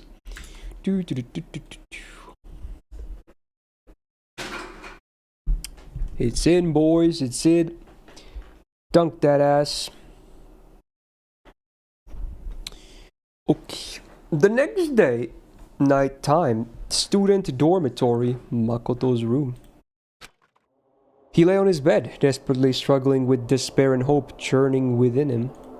Monokuma had forced the students to each watch a DVD earlier that day. He showed a scene that suggested his parents and little sister were in danger, and he now found himself determined to leave the school. It seems the other students were forced to watch shocking videos of their own. So shocking that they were now determined to escape the school too, even if it meant sacrificing someone to do it. However, it was obvious that these videos were part of Monokuma's trap. As long as a student killed someone, they were allowed to graduate and leave the academy. It seemed that the mastermind controlling Monokuma was hell-bent on making the students kill each other. But right now, Makoto was most worried about Maizono Sayaka, who seemed to be incredibly distressed after watching her DVD. She wasn't just the ultimate pop sensation, she was also Makoto's classmate when they were students at Black Root Junior High. Her optimism had been encouraging him these past few days, and he was becoming a similar source of strength for her as well. If nothing else, I have to at least save her. As soon as he thought that, he suddenly felt a small headache. Huh? Was he still reeling from being punched by Mondo the other day? Or was this a side effect of being electrocuted by the button? As he pondered these things, the pain slowly subsided, and he returned to his determined thoughts of escape. This is gonna be tough for my throat. That's all I'm gonna say. I still have some cough drops too.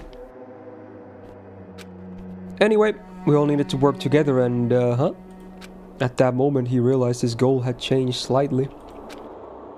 We all need to? Ideally, it would be best if everyone survived together.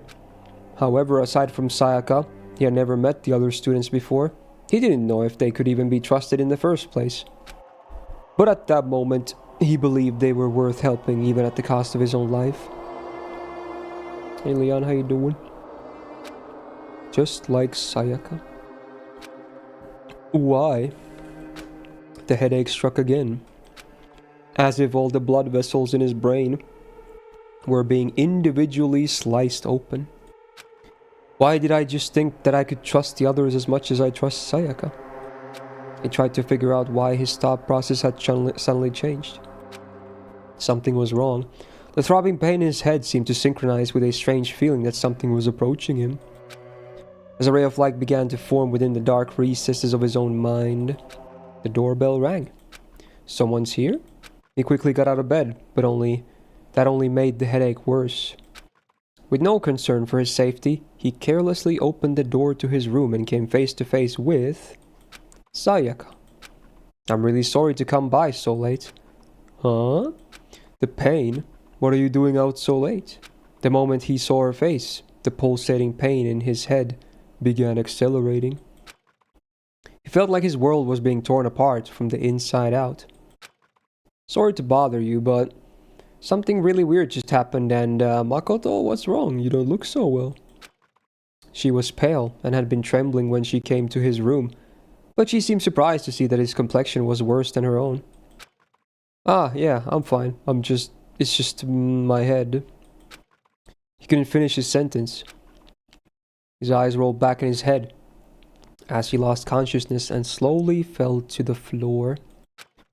And Sayaka's beautiful voice let out a scream as she stood over his body. The next day, the nurse's office. Oh, you're awake. Hey, you okay? How many fingers am I holding up? As Makoto regained consciousness, he was greeted by the sight of fingers adorned with long fake nails being waved in his face. Uh-huh. You're Junko, right? Oh. Hey, why do you sound so unsure? I'm a little shocked to hear you say that. Despite what she said, Eroshima Junko, the ultimate fashionista, was laughing as if she found this all very amusing. Makoto looked around and realized he'd never seen this place before. It looked like somewhat like a hospital. 3 beds, including his own, were lined up in the room, with various medical instruments laid around them. The black ceiling felt strangely oppressive, but as he sat up, his mind immediately centered on one possibility. Where are we? Did we get rescued? That would be nice, huh? She replied as she looked away. She explained that this was the nurse's office on the first floor of the academy. That Monokuma thing said, I can't bear to see my precious students getting sick, and opened this place up this morning. But don't you think it's sus? What if all these meds are poison? To be honest, I wouldn't be surprised. He remembered his encounter with the escape button and let out a small sigh. So why am I here, Junko? You should thank Sayaka for that. She was here the whole night taking care of you. She was? Junko ignored his surprise and continued casually talking. But then Taka got all fired up and was like, we should take turns watching over him. I just happened to be on duty when you woke up. Well, and even then, only cause Byakuya ditched. I see, thanks. Like I said, you should thank Sayaka. Anyway, how are you feeling? Is everything alright? He thought about it for a moment and remembered what he had been thinking about just before he lost consciousness. This is kinda weird, but actually, it's a really weird question, but what's up? Junko, we've never met each other before, right? Upon hearing this, Junko's eyes widened, but a few seconds later she began to laugh. Huh? Are you for real? That pickup line is like so totally played out, you know? Even though she was grinning, a serious look came over her face. Just so you know, you shouldn't expect anything like that from me. I know I look this way, but I take my virtue pretty seriously. No, I mean I never expected. Well, that's what I figured. It's obvious that you're total omega male anyway. Makoto and Junko continued to talk to one another. Although he wondered why she was talking to him instead of leaving to get the others, he didn't question it. He just wanted to talk to someone, anyone. As long as he interacted with his fellow students, he believed he would learn the truth about what was going on inside his head. 10 minutes later, Junko mostly talked about alpha males and omega males, her time being homeless, and about her past and her dreams for the future. So I'm guessing these are stuff that would be brought up if you hung out with her early in the first game. Sounds like shit like that. The last topic was a lot heavier than the previous ones, but Makoto's calm demeanor seemed to cheer her up. She smiled sincerely and said softly, "Thanks, Makoto." Maybe it was a sign of gratitude for listening to her troubles, but she kept that same smile as she blurted out something horrifying. "In return, I promise that if I decide to kill someone, it won't be you." Don't say scary stuff like that. At least that's what he thought. But the words came out of his mouth expressed a different sentiment. "I see. Thanks. But I wouldn't want you to become the Blackened in the first place." For some reason, he felt like the murderous words that came out of her mouth seemed like a natural thing for her to say. Fucking clueless, bro. She seemed very surprised by his response and quickly blurted out, "Huh? Are you serious? I was just kidding." "Huh? Oh yeah, of course. Sorry for acting so weird." "No worries, let's just chalk this up to you being woozy from your recovery." She returned to her usual bubbly self, let out a big stretch, and turned to him. "I'm gonna get going now. Make sure you don't get killed before the next person arrives." After seeing her off, he lay back in the bed and started thinking to himself, what is this strange feeling? His dull headache continued as his thoughts began to blur. I was just talking to her, but I was feeling like talking to someone else. Who is she? The more he thought, the more it felt like his memories were sinking into a thick swamp. Each throb of pain pulsing in his head felt like a wave on the surface of that swamp. What is this feeling? It felt very unpleasant, as though someone's voice was screaming at him from inside his head. He tried to organize his thoughts and go over everything that had happened to him, but he was interrupted by the sound of a bell.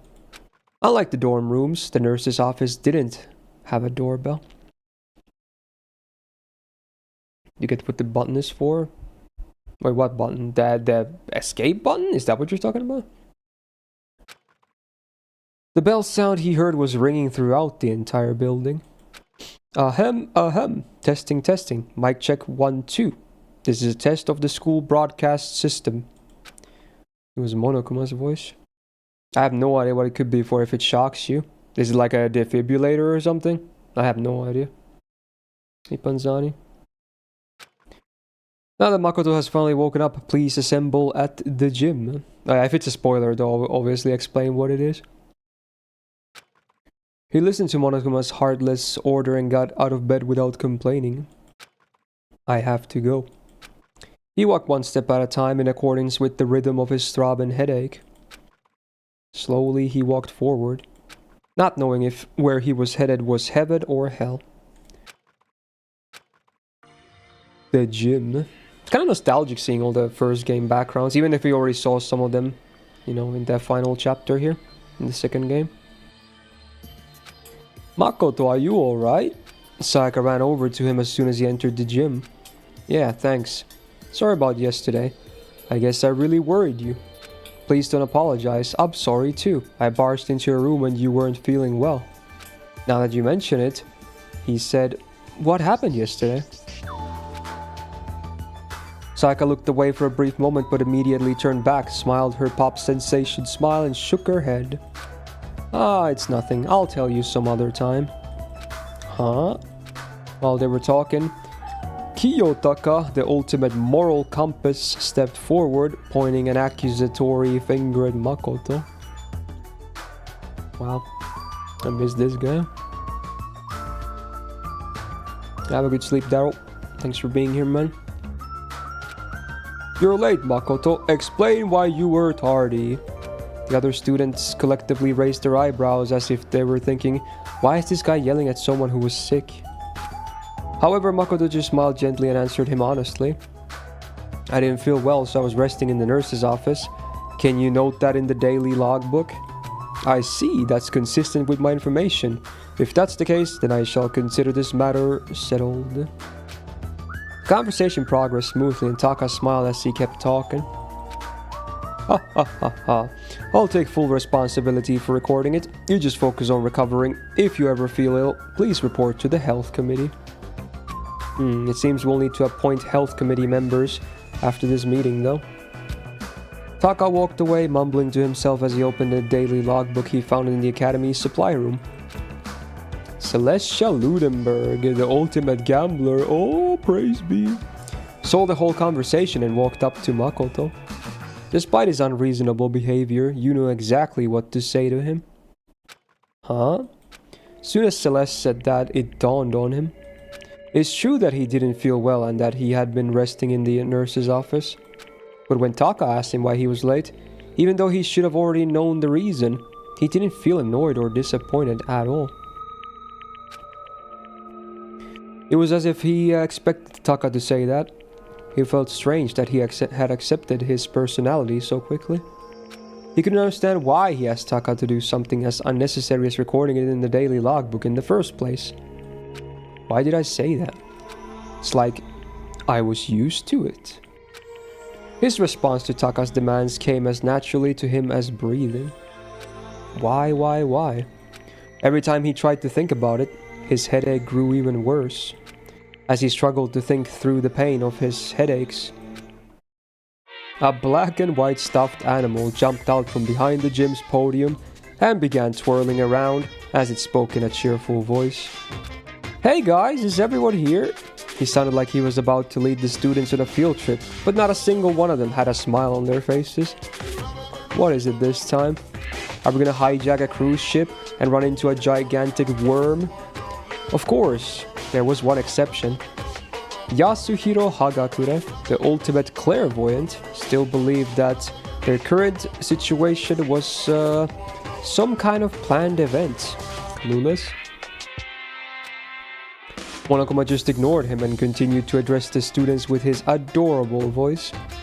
Today I'm gonna tell you about our wonderful academy system. System sure sounds like a great word, don't you think? It reeks of danger, just like a bear. I want you all to trample over the deaths of your friends and grow up to have hardened hearts. It's good to be a little naughty. I want you all to grow poisonous personalities. After making his nonsensical introduction, he moved on to the next topic. With this, he began providing a detailed explanation of the most vile system in the school, the class trial. Now, you can't just kill someone, you gotta kill someone without anyone else finding out you did it. He talked about his horrible graduation program with casual indifference. But because a killing hadn't happened yet, his lecture didn't instill any despair in the students. Love this soundtrack. I mean, it's kind of a classic, yeah. It's very silly, but yeah, it's pretty good. As long as a killing never occurred, there'd be no point to the trial. But no one could really say that a killing wasn't going to happen. As the students' suspicions began to rise, Monokuma continued explaining the trial until... Yeah, they decided to stay on the island, the actual Jabberwock Island, Nick, while the rest of the Foundation members, just sailed away back to their headquarters, seemingly, with other stuff they need to get to. So it's pretty much an open ending, basically. Yeah. So obviously then, the people that died in the simulation, the virtual island, they're still dead, right? Or not dead, but definitely not responsive. So it definitely is an open ending. It's basically what the first game did as well, also a very open ending. But, we still learn more and got more questions, because that's just what happens. Watch the anime for the conclusion. Yeah, I'm just talking about this game in general, yeah. Wait, hold on a second. As he began to explain the executions that would serve as punishment, one girl stepped forward. Junko? Oh, is it that moment from the first game where she gets executed here? The totally not scripted event? Yeah. I guess that's this moment right here. As soon as he saw how angry she was, the rhythm of Makoto's headache began to change slightly. You're freaking insane, you know that? The girl continued to complain angrily. She seemed completely different from the smiling person Makoto saw in the nurse's office. Huh? Was Junko always like that? Clueless. No, she's different. That's how she acts, but... Is that person really Junko? Huh? Wait, what am I thinking? As he struggled with his headache and confusion, Monokuma and the girl continued to argue. What? Are you saying that you're not going to participate in the trial? I don't know, Mordred. I mean, for all I know, it could happen at the end of this as well today, but I don't know. We're just going to play it by ear. Do you think he instantly knew he was talking to Mukuro? Maybe. I mean, that's what this seems to imply.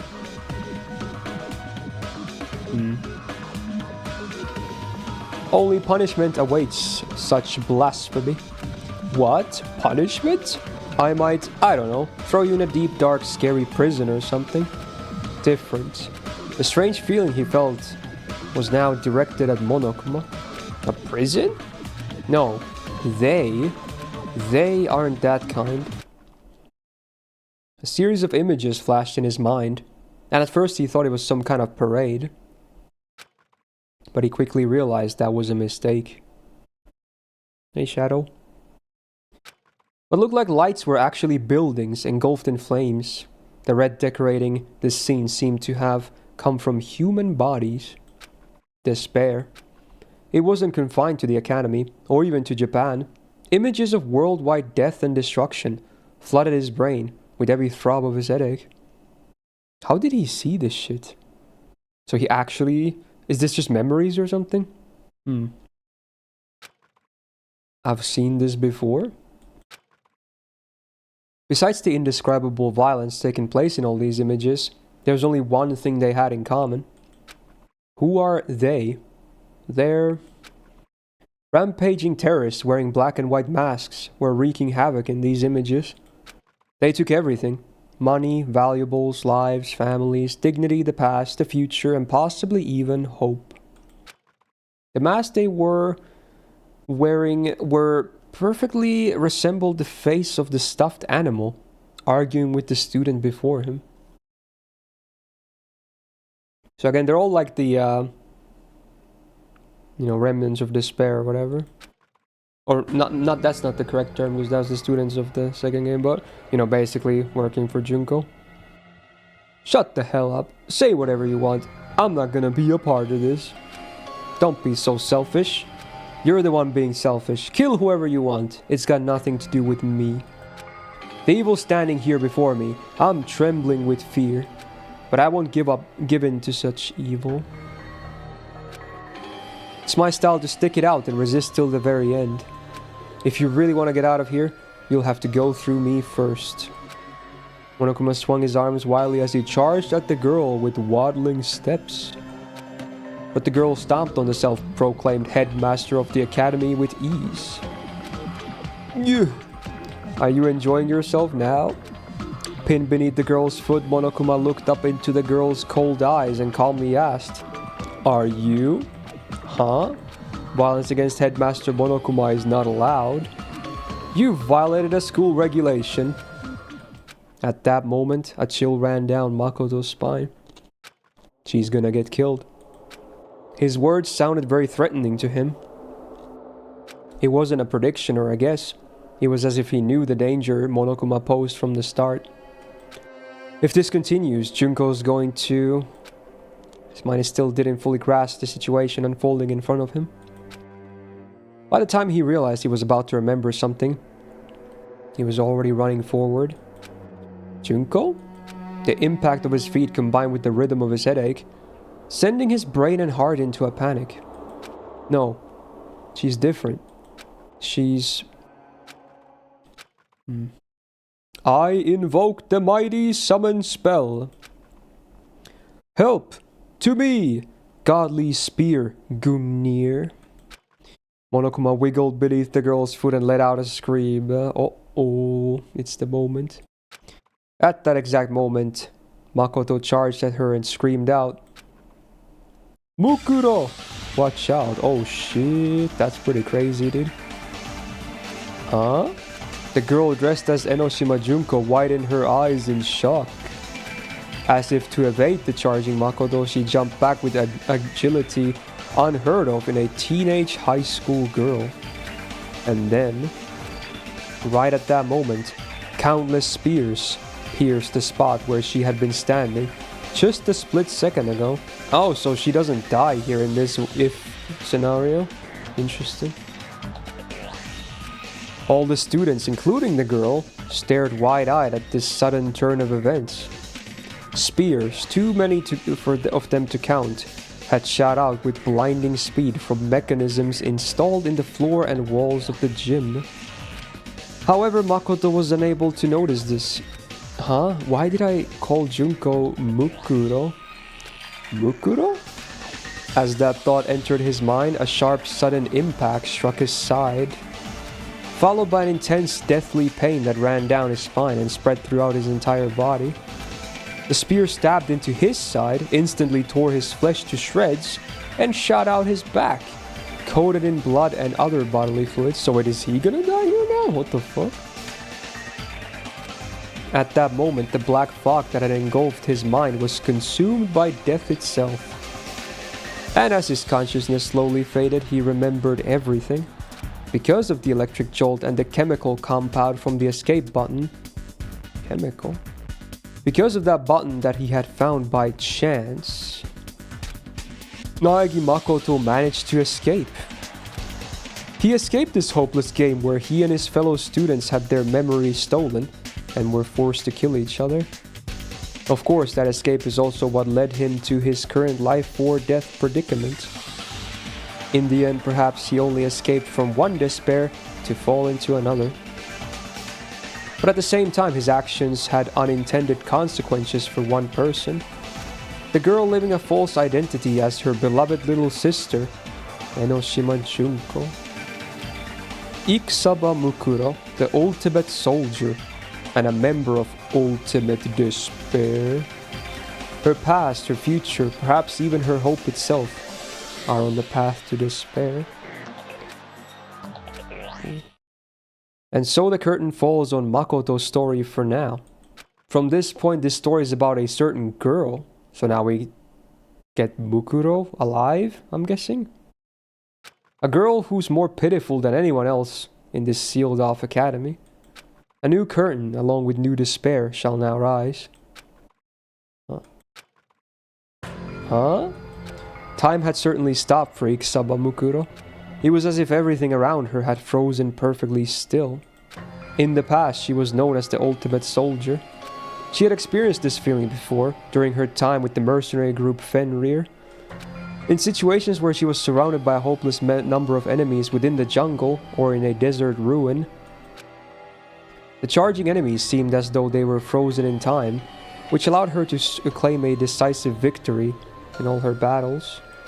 But this wasn't a battlefield, so why did this familiar sensation activate once again? In order to understand what had happened, she slowly tried to assess the situation from within this frozen world. Junko and Mukuro are both children of despair, but Enoshima Junko, the true ultimate despair, harbors a far deeper darkness within her. Though their last names are different, Mukuro is Junko's older sister, connected by the bonds of blood.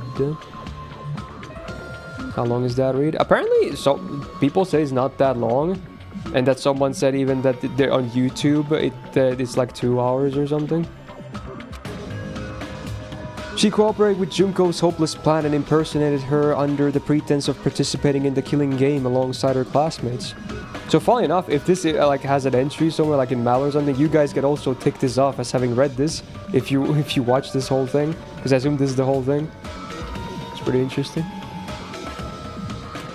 According to the plan, Mukuro was supposed to oppose Monokuma, who her sister was controlling, and be locked in a dungeon as punishment. Isolated from the others, she would then escape the dungeon and perform various acts intended to deprive the students of hope. That was the role she had been assigned. When Makoto succumbed to his headache, Junko ordered her to see if the shock had caused him to remember anything that could make him a liability. He woke up as she was tending to him, so she made small talk with him, but she didn't notice any change in his behavior. Until this point, she was certain that there shouldn't be any problems. Nothing could possibly go wrong. She stomped on Monokuma like her sister ordered her to do, and flawlessly spoke the lines she was taught to memorize. Afterwards, she would fall through a trap door into the dungeon and remain isolated from the other students. That was her role. She hadn't done anything wrong. There were no problems. There were no problems. She repeated that to herself over and over like a silent prayer. But in that frozen moment in time, what she saw was not a trapdoor, but countless spears. One of them had skewered Makoto through his side. Why? Makoto? Why are there spears? Gungnir? I would have died if I hadn't moved. Did Junko mess up the plan, clueless? No, she would never mess up. Was she trying to kill me? Me? Makoto saved me? Why? Why did he say my name? Did his memories come back? Did I not realize that? Did I make a mistake? Is that why Junko got angry? Is this punishment? Is it my fault? She tried to kill me. Kill me. Kill me. Kill me. Slowly, time came back to her world. She could feel her face turning pale as she slowly looked toward Makoto. The students' screams rang throughout the gym. Sayaka was probably the first one to scream. It's not an entry in Malaria. Oh, I see. What a shame. But who screamed first didn't matter to Mukuro. Makoto. Why? Makoto was the ultimate lucky student. She had been her classmate for the past 2 years, and now he was a sacrifice to despair. Not long ago, he had given her an answer of sorts during their conversation in the nurse's office. He was just a pawn in the plan her sister had devised. But now a feeling of doubt began forming in Mukuro's mind. What did I want from him? As her heart churned restlessly, she continued to think. In return, I promised that if I decide to kill someone, it won't be you. Was I impersonating Junko then? Or did I really mean that? When did I start feeling this doubt? Just now, the moment he saved me? Or when he spoke in the nurse's office earlier? Or when I first confronted him about this killing game before his memories returned? Or was it before even that? She stood there, confused and overwhelmed, and Makoto slowly opened his eyes, the spear still impaling him through the side. Bukuro. Makoto, are you okay? She was no longer impersonating the ultimate fashionista. Looking up from the floor of the gym, Makoto asked, "Why are you dressed up like Junko?" He was smiling. Maybe he couldn't feel the pain anymore, or maybe he was being affected by something else. But regardless, he ignored the fact that he was dying just to give Mukuro his warm smile. "I'm glad you're safe, Mukuro." As soon as she heard his weak, fading voice, something inside her snapped.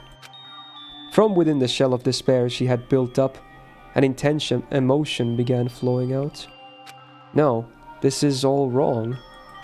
She couldn't hold back that emotion any longer. No. And for the first time in her entire life, she unleashed a scream into the world. As she fell to her knees and clutched her head, a small shadow started walking toward her back. The stuffed animal that had been under her foot, Monokuma. His claws were extended and he was no longer walking with his usual waddle. Instead, he moved like a beast, silently stalking its prey as he slowly advanced within his target's blind spot. As he inched closer to Mukuro, he raised his razor-sharp claws, crouched on his haunches, and suddenly leapt toward the back of her neck.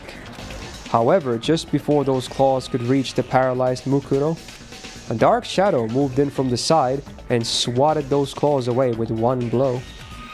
His lunge deflected, Monokuma was sent flying through the air, spinning wildly before crashing into the wall. Damn, he got anime punted. Damn you, what are you trying to do? Is that Sakura or someone else? Yeah, I knew it because he was sent so fucking bad.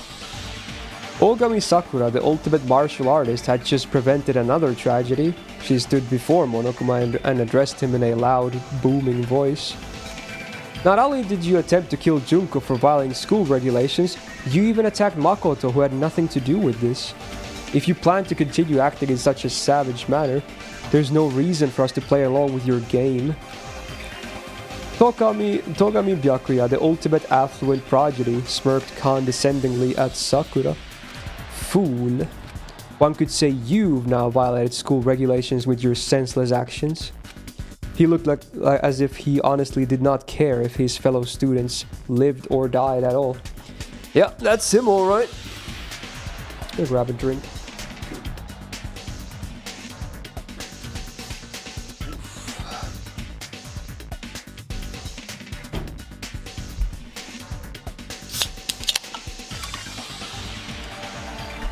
Cheers.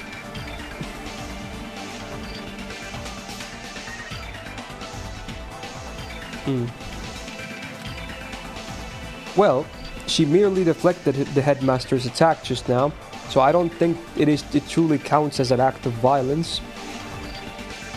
Hey Alex, how you doing?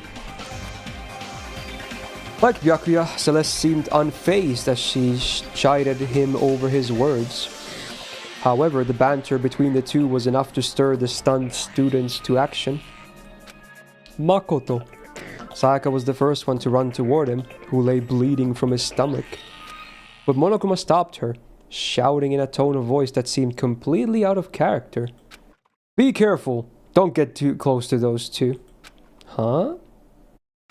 Startled by Monokuma's desperate tone, Sayaka and the others stopped moving almost instinctively. The students looked around each other.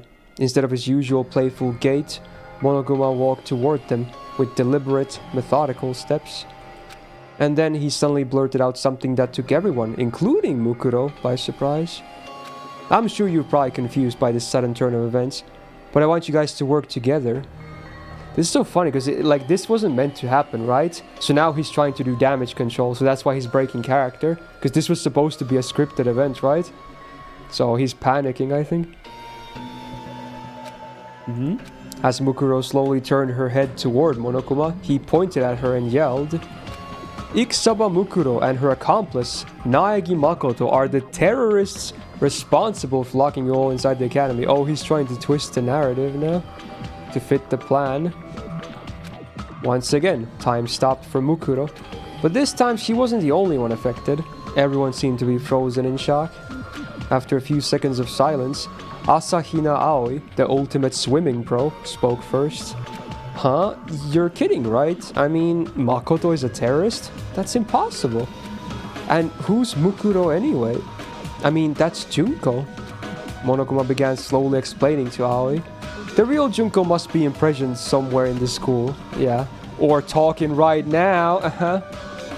Worst case scenario, she might be killed. Mukuro must have researched which one of you would be easiest for her to impersonate and hid among you all by pretending to be her. She was probably trying to make sure the killing game went smoothly. Suddenly, Monokuma's hands and feet began jerking in an awkward motion as he looked at the other students and introduced himself. I'm Madarai Beshiki, the ultimate hacker. What the fuck is... Okay, this is getting weird, dude. That's a new name. I'm your upperclassman. Senpai sounds better. I hacked into the academy from the outside, and I was finally able to take control of Monokuma's body just a little while ago. Take control from who? From the head of the terrorist organization that's controlling this robot from the outside. What? What are you saying, Junko? Mukuro trembled as she heard the words coming out of Monokuma's mouth. For a brief moment, she clung to the hope that her sister wasn't trying to kill her, but as soon as that hope was born, it was immediately consumed by despair. Oh, it's DR0, I see. Junko had the power to transform hope into despair. She would never let anyone hack her that easily. There was only one explanation. Enoshima Junko was pretending to be someone named Beshiki in order to frame Mukuro and Makoto. Yeah, she's on full damage control, it's obvious. I mean, from my POV, obviously, it's easier to say that. It was as though Junko was using Mukuro's survival as a branching path to lead the students to a different despair. Monokuma continued talking, telling the students more lies designated to prod them to action. On your first day at Hope's Peak, you guys were exposed to sleeping gas, knocked unconscious, and taken hostage.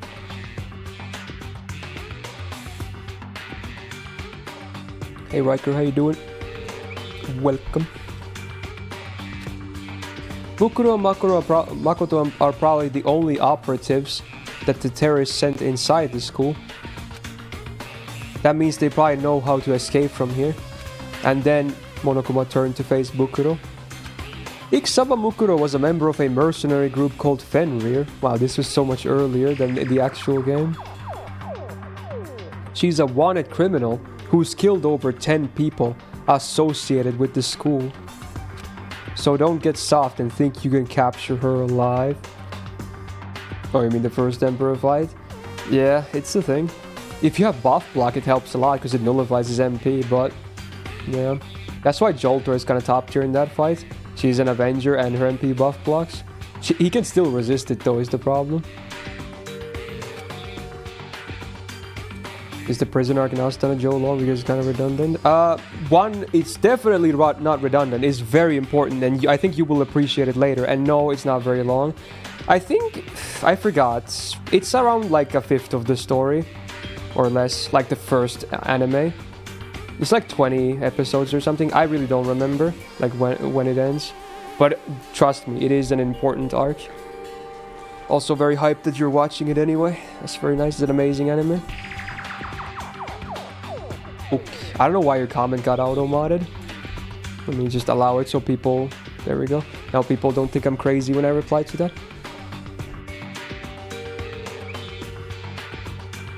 That's exactly what the cops told me. So the moment I saw an opening, I tried hacking the trap they set and tried to kill her.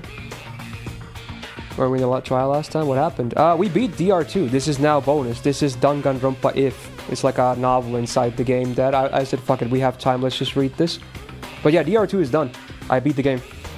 It's over. It was very interesting. Very open ending, but pretty cool. But what about Makoto?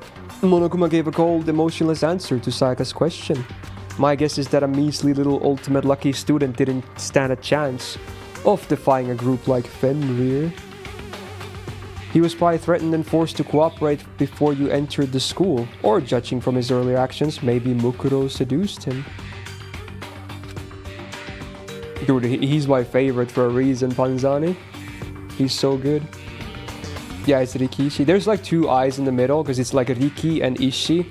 So it's like it's like Rikishi. That's how you pronounce it. It's kind of hard to hear that there are actually two eyes in there. But yeah, you're basically correct. Yeah, he's awesome. Sayaka's face went pale when she heard that answer, and she immediately stopped talking.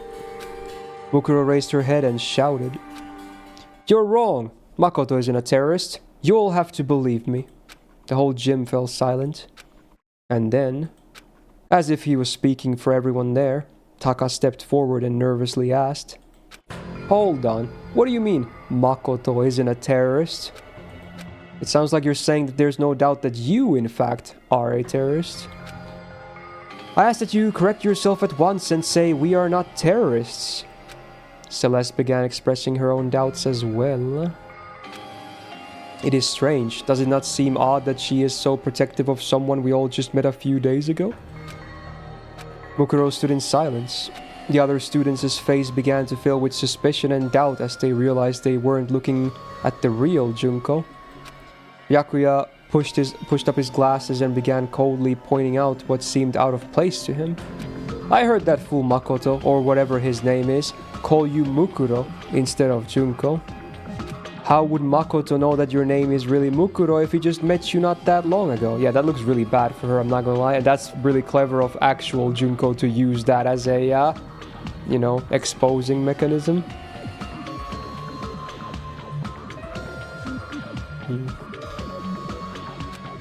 That's, I've also heard of Fenrir, continued Byakuya.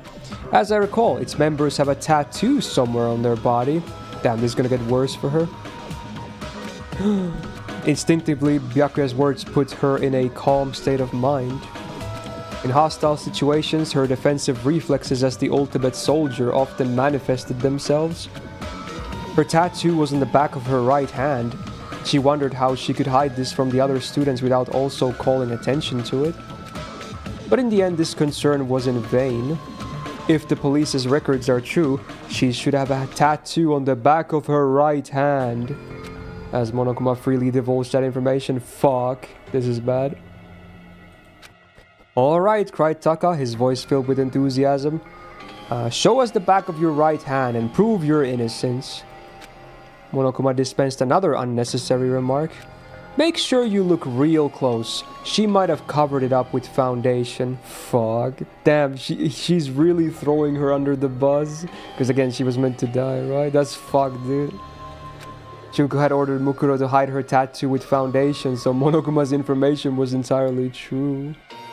There was nothing she could do except stay quiet. However, she wasn't staying quiet because her identity was about to be exposed. She was struck by the realization that her sister was completely serious about pinning this on her. Why the hesitation? Shouted the foolishly honest Taka. As my classmate, I have complete faith in you. From behind him, Hifumi Yamada, the ultimate fanfic creator, murmured to himself as cold sweat ran down his cheeks. Well, look at that. I guess this is what they call a checkmate, huh? Why don't you just fess up already, you fucking bastard? In contrast to Hifumi, Owaramondo, the ultimate biker gang leader, was royally pissed. However, there were some students who were busy questioning Monokuma instead of Mukuro. Hey, you're not coming to save us, shouted Leon Kuwata, the ultimate baseball star. You should hurry up and charge in here already. Monokuma looked at him and shook his head softly. The police can't help you right now. Not only are you guys hostages, it's possible that the entire school has been rigged with explosives and poisonous gas. I hacked into this Monokuma robot to investigate that for myself. Then what about everyone on that DVD? What about everyone outside the school? Asked Sayaka. The memory of the DVD she was forced to watch yesterday still weighed heavily on her mind, but Monokuma didn't have a clear answer. I don't know anything about any DVDs, but there are definitely terrorists causing havoc out there. Law enforcement around the world is in shambles trying to deal with this. That's impossible. Sayaka shuddered and collapsed to her knees. Sayaka? Next to her, Fujisaki Chihiro, the ultimate programmer, was unsure about what she should do. What the hell is Bird Game 3, bro? Behind her, the other girls stood silently. The first was Fukawa Toko, the ultimate writing prodigy. She seemed to be trying very hard not to look at Makoto as he lay bleeding. The other was a quiet girl who hadn't talked about herself much, named Kirigiri Kyoko. Unlike Toko, Kyoko was watching everything intently, as if she were studying the scene of a crime. From Makoto's breathing patterns to subtle changes in Mukuro's facial expression, nothing was escaping her attention. Suddenly, Toko began nervously talking to Sakura. So anyway, let's just say that Mukuro woman or whoever there is a terrorist. Hurry up and beat her to death or something. We don't know that yet, said Sakura. My fists do not mete out justice based on simple speculation. Sakura tried to get near Makoto to examine his wounds, but Monokuma stood in her way shouting, "Don't come any closer." This meant that Mukuro was the only one who could get close to him.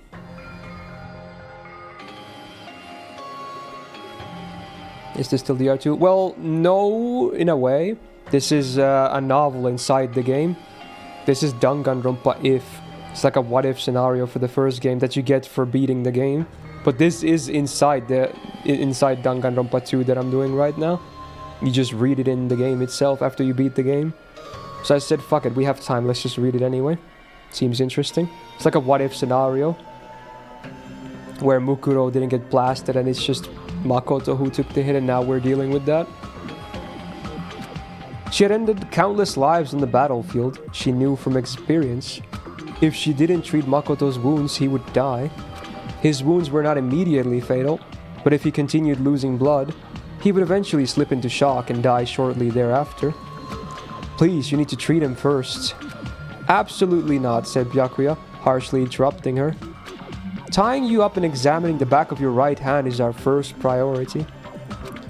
Yeah, we finished the archery. There wasn't much left. We finished in like an hour or less, so... Maybe around an hour or so, yeah. So yeah, it's done. Hey, Makoto's in danger.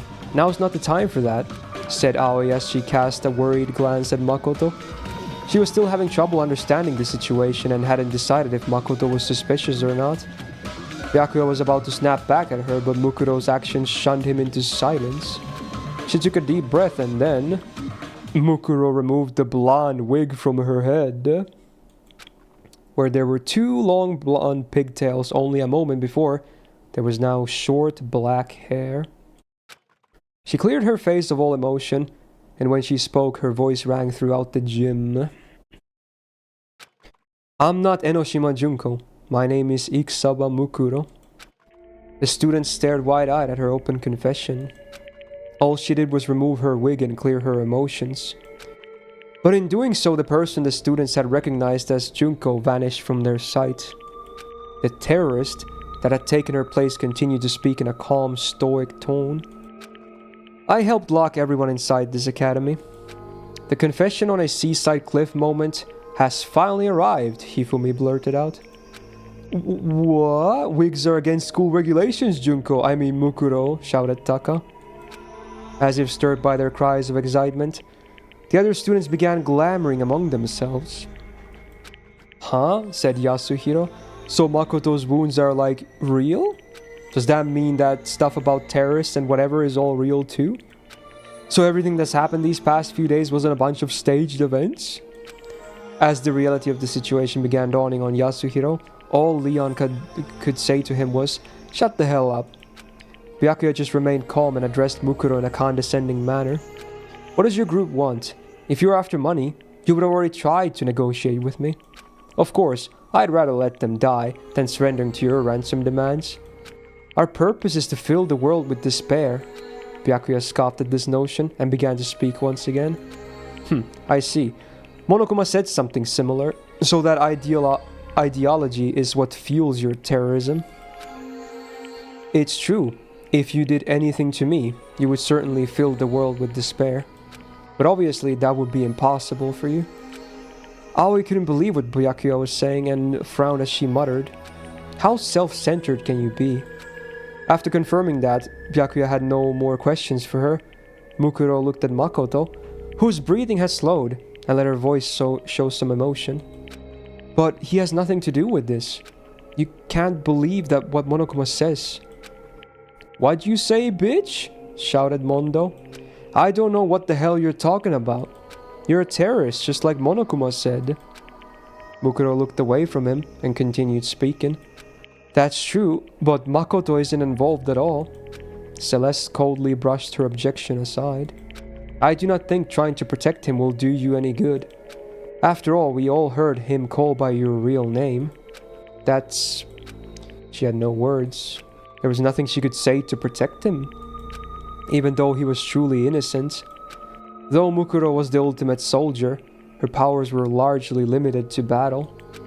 Even a normal high school student could outwit her when it comes to debate and negotiation. If she were the ultimate negotiator, she might be able to convince them that their memories had really been erased. But in her current situation, if she tried to bring up their memory loss, they would think it was a desperate excuse. Even she knew that. But even if she didn't know what to say, she still knew what to do. Right now, we need to treat him first. And then, she started walking towards him as if nothing had happened. To the others, it seemed like she had decided to abruptly change the subject. Hold it. We will immediately take him to the nurse's office for treatment. However, we must tie you up. This was Sakura's honest demand. But there was no way Mukuro could accept it. If she was separated from Makoto, there'd be no telling what Monokuma would do to him. And between Mondo's hot temper and Byakuya's cold heart, Makoto could easily sustain further injuries under the pretense of interrogation.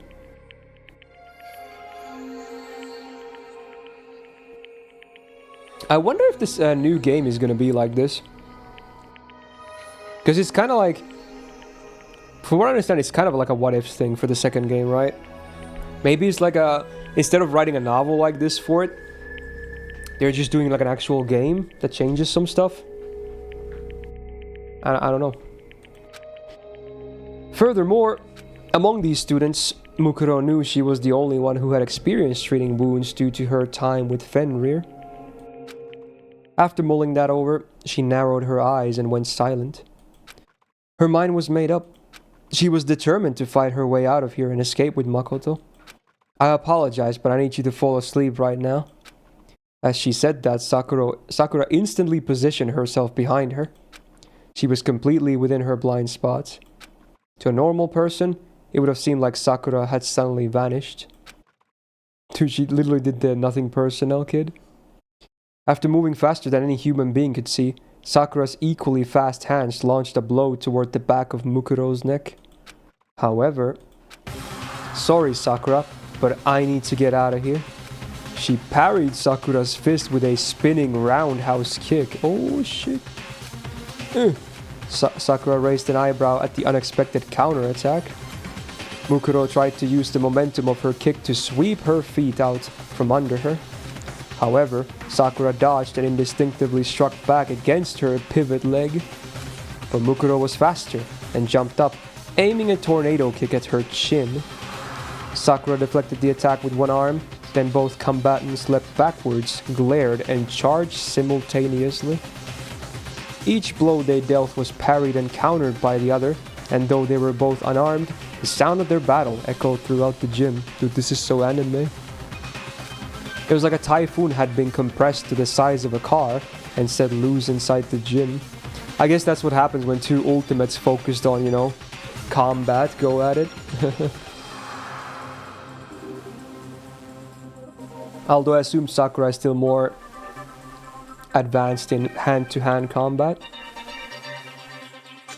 The other students were powerless to stop them. All they could do was stare at the breathtaking dance of death unfolding before them. After 10 minutes had passed, the enormous sound of the one final impact rang throughout the gym.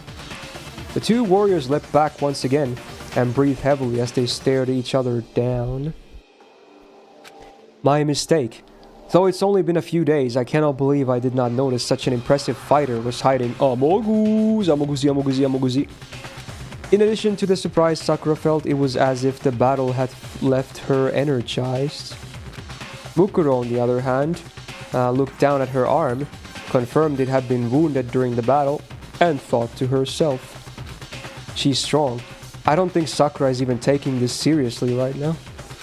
Despite being constantly surrounded by firearms, blades, traps, and explosives during her time with Fenrir, this was the first time she had ever been wounded. She was powerless before the might of the woman known as the ultimate martial artist and the strongest woman in the world. Just as I thought, I can't beat her with my bare hands alone. If she had been directly in order to kill Sakura, Mukuro would have opted to either snipe her from a distance or poison her. At this close range, she would need an assault rifle just to stand a fighting chance. I don't have time for this. She looked at Makoto and confirmed that his breathing had grown even shallower. I need to hurry. But at that moment, she had no one to turn to for help. Suddenly, she had an idea. It was true that gaining an ally in this situation was impossible. However, she could still turn one person into her enemy's enemy. She took a deep breath before she charged at Sakura. Then she immediately fainted and charged at a different girl, Toko, who had been cowering in fear from the battle between Sakura and Mukuro in the corner of the gym. Is she gonna make her go serial killer mode here? This is bad.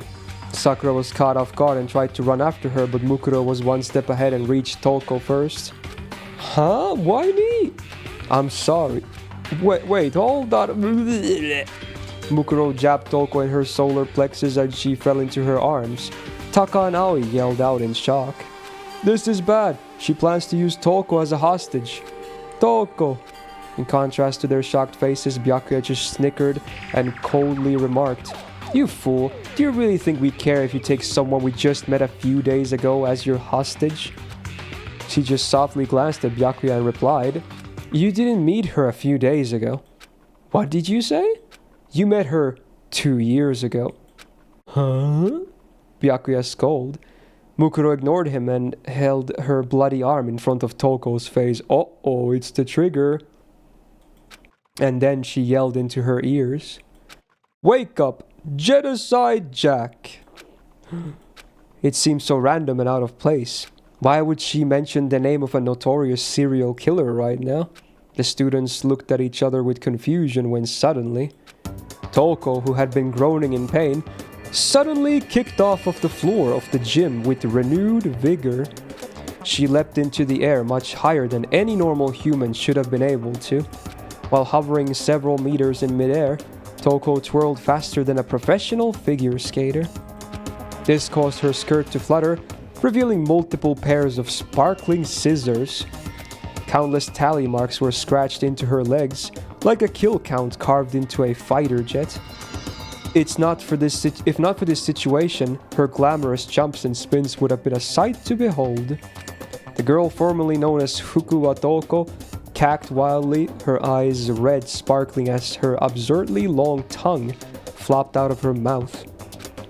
"You called for me and so I appear. I've got a murder IOU for YOU. Yeah, ha ha ha ha ha." Toko? The situation had changed so drastically that even Sayaka, who was silent until now, spoke up. But yeah, man, they're really like putting all the plot twists in one here. It's like, hey, this is the thing. It makes sense that this is the what if scenario, not the real one.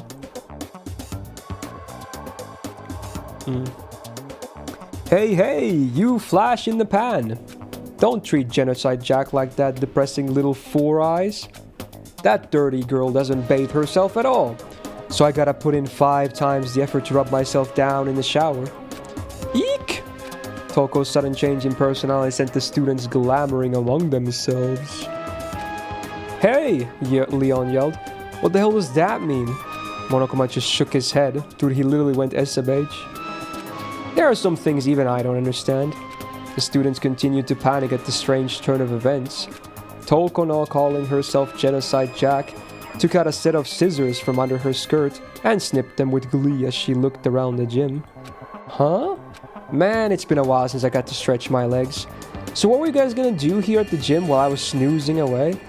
Have an orgy? Okay. I understand. I totally understand. You guys need me to cut up your clothes so you can feel even naughtier. Yeah, right. Why the hell would I do that for you, dumbasses? My scissors are only meant for cutting the supple, tender flesh of adorable boys. Genocide Jack was causing a ruckus, but when she saw Makoto lying on the floor, she tilted her head once again. Huh? Big Mac, you're like totally about to die. Yo, fat fuck though? What? What's the deal? Did the world fill you with so much despair that you all came here to commit mass suicide? That's so hot. But why are you starting without me? Toko, cried Aoi, get a hold of yourself. Genocide Jack ignored her and let her emotions run unchecked, jumping and dancing with excitement as she held her scissors. Ah, jeez, I wanted to stab Big Mac's side myself. This spot right here, where the ribs are kinda showing already. He's not even screaming right now, though. What does that mean? Oh well, maybe I can just get used to this feeling of alienation instead. Ha ha ha ha. I have no idea what's going on anymore, shouted Yasuhiro. This is all the aliens' fault. He buried his head into his arms, but no one was paying attention to him. Story of his life, really. The students' attention was entirely focused on Jack. Using that to her advantage, Mukuro began sneaking over to Makoto. As she cautiously picked him up, she confirmed that his body temperature was starting to decrease. I can still make it in there in time. Though she was carrying another person, she managed to soften the sound of her footsteps as she ran for the gym's doors. By the time the students heard her open the door, it was already too late. She had managed to escape the gym with Makoto. However, not everyone was unaware of what she was doing. Monokuma saw her movements out of the corner of his eye, but chose not to tell the students. Well, that's interesting. And one other person, Kirigiri Kyoko. She saw Mukuro carry Makoto away, but did not inform the others as she watched them leave in silence. As everyone wrestled with their own personal thoughts and speculations, Hope's Peak Academy began walking a path toward a completely different chaos. Yeah, literally completely different. With Makoto on her back, Mukuro took several trophies from the entrance hall, and after passing through the door leading to the hallway, she jammed the trophies through the door handles. Though Sakura could easily destroy these makeshift locks, they should buy her a few extra seconds. Then she started running to the nurse's office, the place she last spoke to Makoto. Everything necessary for performing first aid could be found there. Her little sister was her enemy. Her fellow ultimate students were her enemy. Her only ally right now was Makoto, who was on the verge of death. She knew that even she wasn't her own ally right now. Amidst all this chaos, amidst her sister's betrayal and nearly being killed, she believed. She believed she was the only one who truly understood her little sister. That's why she felt like she had to protect her. That's right. You didn't do anything wrong, Junko. You just wanted to feel despair, that's all. Right? Because you loved me. That's why you wanted to kill me. You were just trying to feel despair, right? I'm sorry. I'm sorry I failed to bring you despair. But at the same time, she wondered if she saves Makoto and betrays her sister by disrupting her plan, wouldn't that fill her with an even stronger despair? She's got a point. Wouldn't that make her happy? But betray Junko? What should I do? She closed her eyes and listened to Makoto's weak breaths. What should I do, Makoto? Yeah, as far as I know, yeah, it's not canonical play. This is a what-if scenario. Unless there's some kind of actual parallel universe shit happening in this, which honestly at this point I wouldn't discount, but I assume it's just a what-if scenario and nothing more than that. But it's kind of interesting, I guess. Yeah, her being potentially okay with just being killed by her sister for her sake is kind of fucked up, Hargo. On a battlefield where all you need to do is kill and survive, Mukuro was invincible. She could suppress all her emotions and fully immerse herself in becoming a perfect killing machine. But on this twisted battlefield of daily high school life, she could no longer keep her emotions in check, especially around her little sister. The ultimate soldier was beginning to question being ultimate despair. The impulses of the normal high school girl inside her were starting to affect her state of mind. Even so, the poor girl continued to run through the dark hallways, clinging to this conflict within herself. She was now walking along a narrow, hair-thin path. A path between hope of Naegi Makoto and the despair of Enoshima Junko. Meanwhile, everyone still at the gym was left in a state of complete confusion. Toko was famous for being a prolific author, but even though she came across the unsociable and depressing, her mind-blowing transformation seemed to have just tossed that all aside. Toko is Genocide Jack? Sayaka trembled with fear as Jack tilted her head and stuck out her long tongue. Huh? What's with this reception, you guys? You guys didn't know who I was? Have I been found out? Or have you known all along? And why was the sullen samurai dressed like that? That outfit didn't look good on her at all.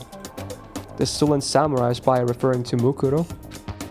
Which means Toko already knew Mukuro in advance. What? Confronted by that shocking truth, the students had no idea where to begin talking. So many things were clearly wrong by this point. But there were a few students, such as Byakuya and Kyoko, who opted to remain calm and observe the situation.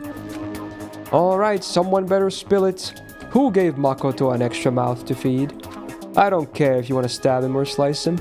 I just can't forgive someone put that ugly asshole in Big Mac's side. Yeah, it would be interesting, Hargo. Jack spun her scissors in her hands. As she spoke, her emotions and facial expressions constantly changed. Even without the threat of her scissors, she exuded an aura of danger that made her unapproachable. The flank steak of a young boy like Macaroon's life is like a blue bird that pops out a golden egg. If you would have just let me handle it, I would have killed him so good that even Tiltil and Miltil would be eager to die. But poor Macutie's heart and soul have been stomped on by such a sloppy kill. That actually sounds pretty exciting too. But I decline. I guess the reason she's this horny on Makoto is because this was before she started simping for Byakuya, right? Because she wasn't supposed to be revealed this early on. Maybe that's why. Toko, you're not making any sense, screamed Aoi. What in the world happened to you? Jack answered by pointing her scissors at Aoi. What happened to me? I got bored, that's what. That sourpuss locked me up a few days ago, but when she went unconscious, I thought I'd finally get to do my thing. But I woke up for all this? My cutie's soaked with blood and I've got no clue what's going on.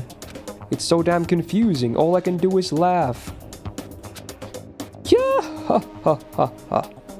No one seemed to be able to get a straight answer out of Jack, so Hifumi made a timid remark. I've dealt with girls like this by 2D dating games, but this doesn't even compare. It's like there's an SSS difficulty level to clear her. I can't believe you'd even think about her as much as someone worth clearing, mumbled Leon. It was clear that things were going nowhere. And as if she was responding to everyone else's expectations, Sakura stepped forward. She might be in the throes of confusion. I should try to restrain her for now. As soon as she heard that, Jack stopped moving, stuck out her lizard-like tongue, and grinned wickedly. Oh, what's up? Are you really gonna fight me, battle ogre? Too bad, my lovely scissors are only for cutting through adorable boys. Women, just stay home. I won't taint my scissors with your filthy blood. Replied Sakura. It seems my words are useless on you. She entered a fighter's stance, determined to restrain Jack. But Jack knew she couldn't win in a fair fight, and adopted a strange stance of her own. In a normal fight, Jack would obviously lose to the ogre, but if she focused just on dodging attacks, the outcome of the fight would be hard to foresee. Of course, Jack's physical abilities were only obvious to a few of the students in the first place. The two women exchanged hostile stares as the other students gulped nervously and watched. Except for one person. Kyoko was watching something else. She was watching Monokuma, who was in his corner of the gym, unmoving, as white noise emitted from his speakers. He had stopped moving the moment everyone's attention focused on Sakura and Toko. It's possible that Mararai's hacking had been disrupted, but an infinite number of other possibilities were also swirling around in Kyoko's mind. Did she just disconnect and run after Mukuro herself now? Maybe that's what happened? She brushed back her hair with a gloved hand and continued to watch. Though she couldn't fully remember her talent, the actions she was taking right now were fueled by pure instinct. The strange situations that kept occurring in front of her were shaking her to her very core. Her mind worked diligently to scoop up countless amounts of information from her vast sea of memories, and as they were synchronizing with the synapses firing in her brain, Sakura and Toko kicked off the ground at the same time, and an intense impact ran throughout the gym. There's a lot of fighting in this one. Wow. How long do you think there's still left of this, by the way, just to get an estimate? I'm guessing not a ton, because this is already so different from the original. Thanks to the heated battle that was unfolding in the gym, Mukuro was able to buy more time than she had imagined. As soon as she entered the nurse's office, she rummaged around for medical supplies and did what she could to stop the bleeding. Though still quite shallow, Makoto's breathing slowly stabilized. Mukuro let out a little sigh of relief. Halfway? Wait, so we need overtime? Oh shit. However, even though she was somehow able to stop the bleeding, she wasn't out of the woods yet. Miraculously enough, it seemed like none of Makoto's major arteries or organs were damaged. Was this perhaps thanks to his ultimate luck? Or maybe he wasn't actually all that lucky. After all, the only sort of medical treatment he could hope for was partial at best. She couldn't decide. If only I could do a blood transfusion. The nurse's office should have had several blood packs for transfusions. She suspected that his blood type might be written in his e-handbook, but as she reached over to search his pockets... Ha ha. I see you're reaching for a sleeping boy's clothes. What in the world is about to happen next? Adults can keep playing, but you kids better press the B button, okay? Boop, boop, boop, boop. Mukuro turned toward that familiar voice and saw Monokuma standing before her. You're all alone with him now. Just think of me as a cute wild animal and let your lust lead the way. As the headmaster, I must prevent any illicit sexual relationships, but physical education classes are just fine, Missy. Though he looked like just the one that was at the gym, he was clearly a different Monokuma. Multiple ones had been placed throughout the entire academy, so it wasn't a stretch for him to suddenly appear out of nowhere.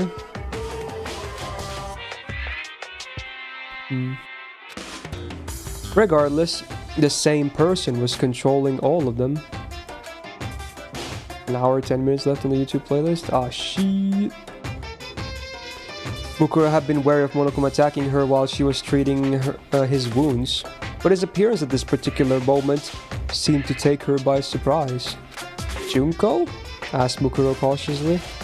Monokuma tilted his head along with his entire upper body, inquisitively. Junko? Who's that? Junko? I've never heard of that country before. No more jokes, answer me. You were planning to kill me earlier, right? Junko this, Junko that. What's your problem? I'm telling you, I'm Monokuma. You must be a big disappointment if you can't even remember something like that.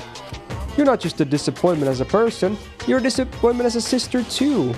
You're too skinny and your brain is nothing but muscles and your personality is just unbearable. I'm sorry, said Mukuro.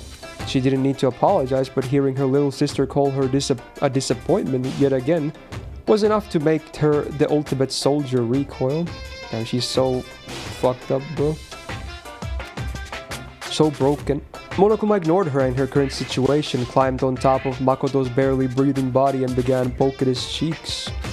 So what are you gonna do with Makoto now? I'm really interested in human mating habits, you know? What are you... asked Mukuro before trailing off. Monokuma lowered his tone and began whispering into her ear. Boop, boop, boop. Makoto's a pretty nice guy, huh? He even sacrificed himself to save you. He's so generous that it's actually hopeless, boop, boop. He's not dead yet, insisted Mukuro. Despite her firm tone, she couldn't hide the fear lingering in her voice. Boop, boop, boop. That's the most disappointing thing about you. You can't even say, I won't let him die. Ah, I won't let him die, Junko. Mukuro could barely get a word in as Monokuma erupted into boop-boos and ahahas and continued to torment her. As if you could do that. Too bad. No regrets. See you tomorrow. Bah, ha, ha. Is this all because Makoto was the first person to smile at you? You, a disappointing, depressing, unladylike, inhuman killing machine? Despite denying that he was Junko, Monokuma began speaking at length about Mukuro's past. This contradiction was very much like Junko, and Mukuro was so shaken that all she could do was watch as the bear prattled on and on. Only the fit survive in this world. The only thing that kind-hearted people can do is die, you know? As Poof, you're gonna watch him die really soon. Boop, boop, boop. He won't die. Her tone of voice had become irregular ever since she took off her wig. Aside from her conversation with Makoto, everything she said as Junko was from a script that her sister had written. But now there was no script for her to rely on anymore. She was treating Monokuma like she would treat her own sister. If the other students saw her acting so weak, they'd never believe she was the same person who fought Sakura in the gym. And not just that, if anyone from her mercenary past could see her now, her stark change in attitude might make them think she was someone else entirely. Monokuma continued to rail against Mukuro. Nope, he's gonna die. I know it's sad, but you just have to face the facts. He wriggled his limbs and danced around and then pointed right at Mukuro's face. Because Makoto is going to die by your hands. Huh? In fighting among the terrorists. The big bad terrorist silenced the weak-willed Makoto before he can leak any information. Oh no.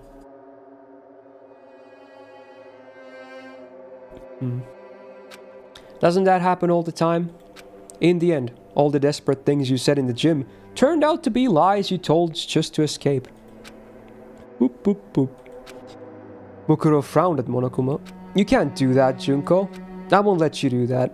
As she blurted out those words in a trembling voice, she was gripped with confusion about what she had just said. Am I defying her right now? Why? It was a strange feeling. To her, it was like she was standing on the ledge of a tall building and imagining what would happen if she jumped. A destructive feeling, akin to holding a friend's baby, and wondering what would happen if you tipped and fell. Before she knew it, fear and anxiety had suddenly taken control of her heart. As a member of Fenrir, and as ultimate despair, she had killed innumerable people. She had handled live grenades before. She had descended from the sky in a parachute, and anti-aircraft weaponry fired all around her. Her heart never wavered on the battlefield, but now it felt like it could collapse at any second. Monokuma, however, was as stable as a tree, and slightly tilted his head to the side. Huh? Weren't you listening to my story? I'm not the one who's gonna kill Makoto. You are. What are you saying, Junko? He began giving a strange explanation to a very confused Mukuro. Do you know what the suspension bridge effect really means? It means you push the person you love off a bridge and they'll be yours for eternity. I haven't heard that at all. Life doesn't always follow what your textbooks say. It's sad, but that's what love is. His words made no sense, and Mukuro couldn't think of anything to say as she stood there dumbfounded. Meanwhile, Monokuma continued his little speech, intentionally saying things meant to antagonize Mukuro. Basically, this is your big chance, you know. If you kill him right here and now, nobody will ever take him away from you again. Naegi Makoto, dead by dawn. The last name he ever spoke was Ikisaba Mukuro. The last person he ever smiled at was Ikisaba Mukuro. Doesn't that sound wonderful? There was a certain appeal to his twisted suggestion, and Mukuro found herself unsure of her own judgment. This is wrong. It has to be wrong. But it's really her saying all this, so doesn't that mean it's right? No, this isn't Junko. It's Monokuma. Monokuma. And are you sure you want to help Makoto? Once he gets better, he's gonna know everything. He'll know what you did to your classmates. I can't believe you would actually erase your friends' memories of their time together and force them to kill each other. Makoto might get mad at you and say, our real enemy isn't the bear, it's her. Do you really want him to blame you for this? Her face turned pale. Boop, boop, boop. Where are you gonna kill the others? If everyone except you and Makoto dies, you'll be able to spend the rest of your school life together. We can't hold a trial with only 2 people. It might be a good idea for you both to live the rest of your lives in this academy forever.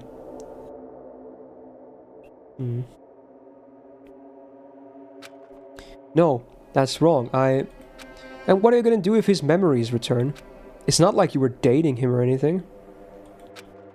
You were just watching him from afar the whole time. Man, you're so shy. You can shoot people's hearts and brains, no problem, but you can't even woo some stupid boy into liking you. Do you want to know who he had a crush on before his memories were taken away? Boop, boop, boop. She trembled as Monokuma continued pressing the issue, gradually loosening the screws, keeping her heart secure. So she chose to pretend she didn't hear anything at all.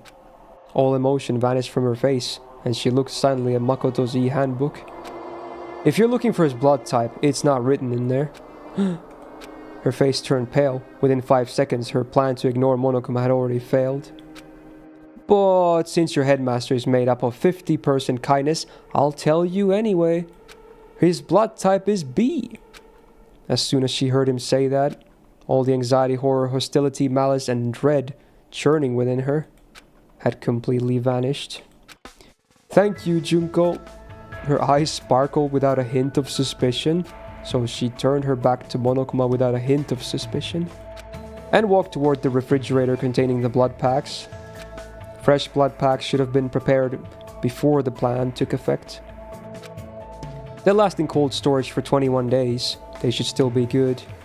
Despite her emotionless face, she let herself feel a small amount of satisfaction as she took a blood pack from the refrigerator. As Monokuma watched her, his normally emotionless eyes twitched ever so slightly.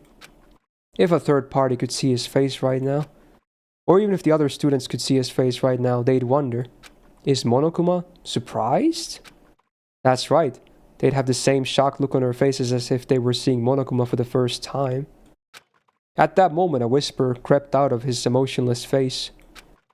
There should be a limit to how disappointing you can be. He was far quieter than a mosquito's wings. Even with her battle-hardened hearing, Mukuro couldn't hear what he said. He shook his head, and the voice returned to normal. It's not like I care that you, the ultimate despair, has hope in anything. It's not like I expected much from you to begin with, so this will at least help me feel despair. But seriously, you disappoint me. Just so you know, despair and disappointment are completely different things, okay? They're as different as bears and pandas. What are you... Mukuro's body started to shake as she turned back to look at him. He hadn't started talking any differently than usual. Junko hadn't turned off the voice modulator and started talking in her real voice or anything. And yet Mukuro was utterly terrified. She was terrified on instinct, not as a soldier. Half the reason she was terrified was because of her instincts as the ultimate despair. And the other half because she was Junko's older sister. Even though Monokuma, her instincts were telling her that Junko was annoyed with her. Junko? Why are you annoyed? Is it because I betrayed you? Or is it because I didn't die like you wanted me to? Ugh, sulked Monokuma. I'm beyond annoyed. I'm really angry, and I'm really disappointed in you right now. I'm so pissed I could take a rage nap right now. Monokuma's anger didn't seem any different from his usual anger toward the students, but Mukuro couldn't instinctively sense another emotion mixed with it. Right now she could feel that Junko was feeling. Hopeless disappointment.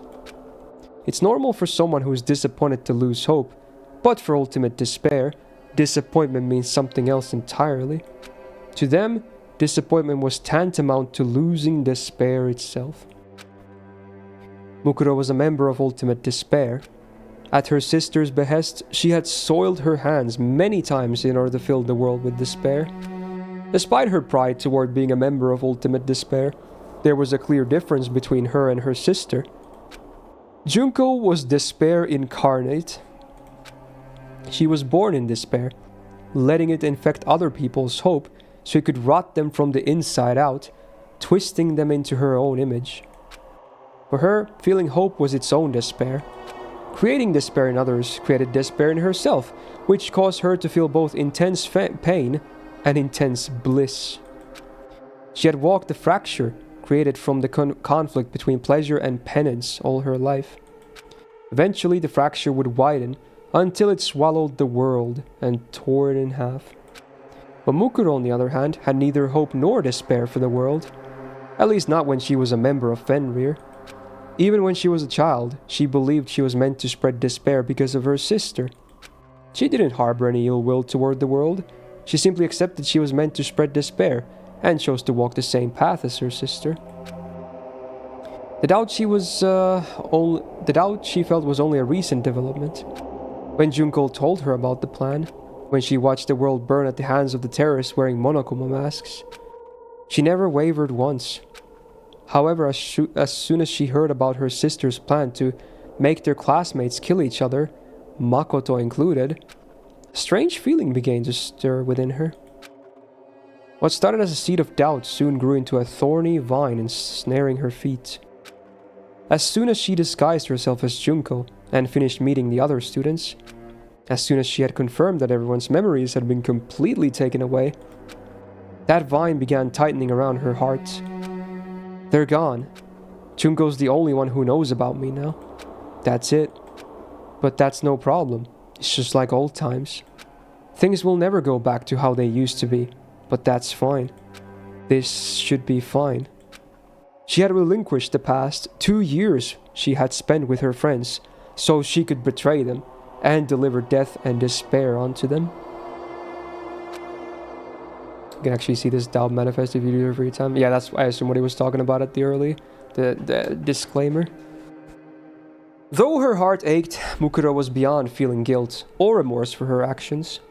But the question, why does my heart ache like this, still remained unanswered.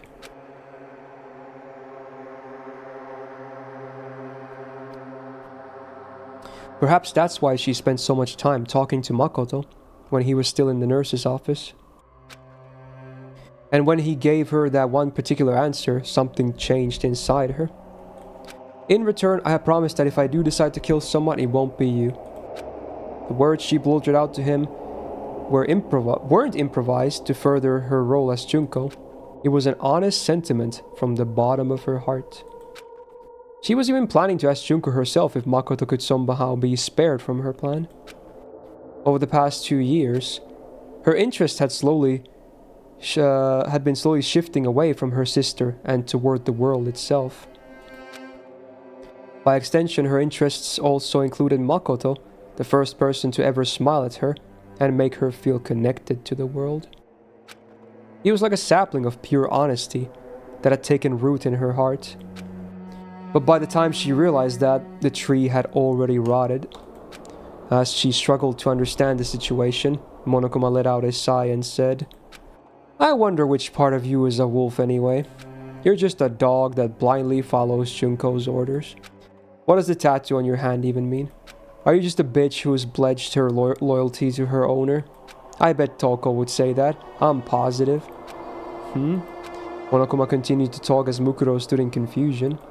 "I was obviously lying when I said his blood type is B." "What?" she cried. "You lied?" "Junko, a normal person would have been suspicious. I never thought you'd actually believe me just now. I must have misplaced my eyes because I totally did not see that coming.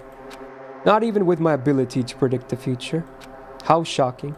Geez, I'm about to start crying my eyes out like some sort of robot cat. Seriously." "It's going to be okay, Junko," said Mukuro. "I know our plan kind of fell apart, but I'm still on your side. Are you feeling alright? Because I'll do anything." Snap! A harsh sound came from Monokuma's mouth. That sound was one of my circuits overloading. "It's been so long since I've felt this angry. Meet me on the roof of the school. I'll smash out all your baby teeth." He started shadowboxing in front of Mukuro, who remained frozen in place, clutching a blood pack in her hand. She still looked confused, and Monokuma threw up his arms in frustration. "You're so disappointing I can't even predict it anymore." "Roar!" A threatening roar burst from his mouth as he leapt at Mukuro with his sharp claws extended. At that moment her face became completely emotionless. It was not a conscious action.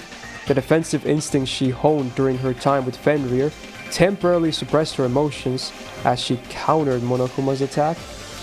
She grabbed a nearby IV stand and used it to parry his claws. However, his claws seemed to be made with a special alloy and easily sliced the bar in half diagonally. But instead of following up his attack, he continued talking to her. "I guess you're not much of a disappointment when it comes to fighting. In fact, if you were so pathetic that you died from that single attack, that would have been so interesting in its own way. But right now, you're just incompetent at everything." "I'm sorry," said Mukuro. "I couldn't help blocking your attack. But there's no way I can fight you, Junko. After all, I'm all you have. I'm the only one who understands you at all. Her words were riddled with endless dismay. The contrast between her usual stoic self and the way she was acting now was so stark, people might assume she had multiple personalities. However, Monokuma just quietly stared at her. He was perfectly still, as if all his functions had powered down completely. But Mukuro continued to share her feelings. There's no way I can just leave you alone. And then Monokuma broke his silence. But at that moment, a monitor in the office lit up, displaying a girl's face, Junko. At the same time, a voice completely unlike Monokuma began to play from the speakers. Hey, Mukuro. Junko. It had been several days since she had heard her sister's real voice.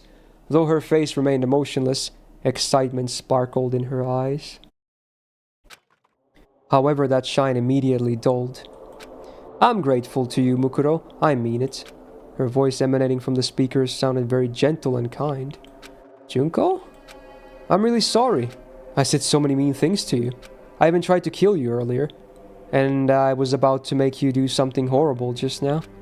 Even though I know about your feelings toward Makoto. You don't have to force yourself. Even if you didn't notice, it was totally obvious to anyone looking at you. You never cared about the class photos, but when he said he was gonna take one, you made sure you were facing the camera. And then Junko, the ultimate despair, flashed a smile. A pure, sweet smile. On the monitor, she looked like a normal high school girl teasing her older sister. And yet Mukuro could feel despair and anxiety encasing themselves around her. I always thought you should have tried hard to take pictures with Makoto, but I guess that's what makes you so disappointing. Still, even though you're disappointing and annoying, I still love you. Mukuro trembled upon hearing those words. I love you.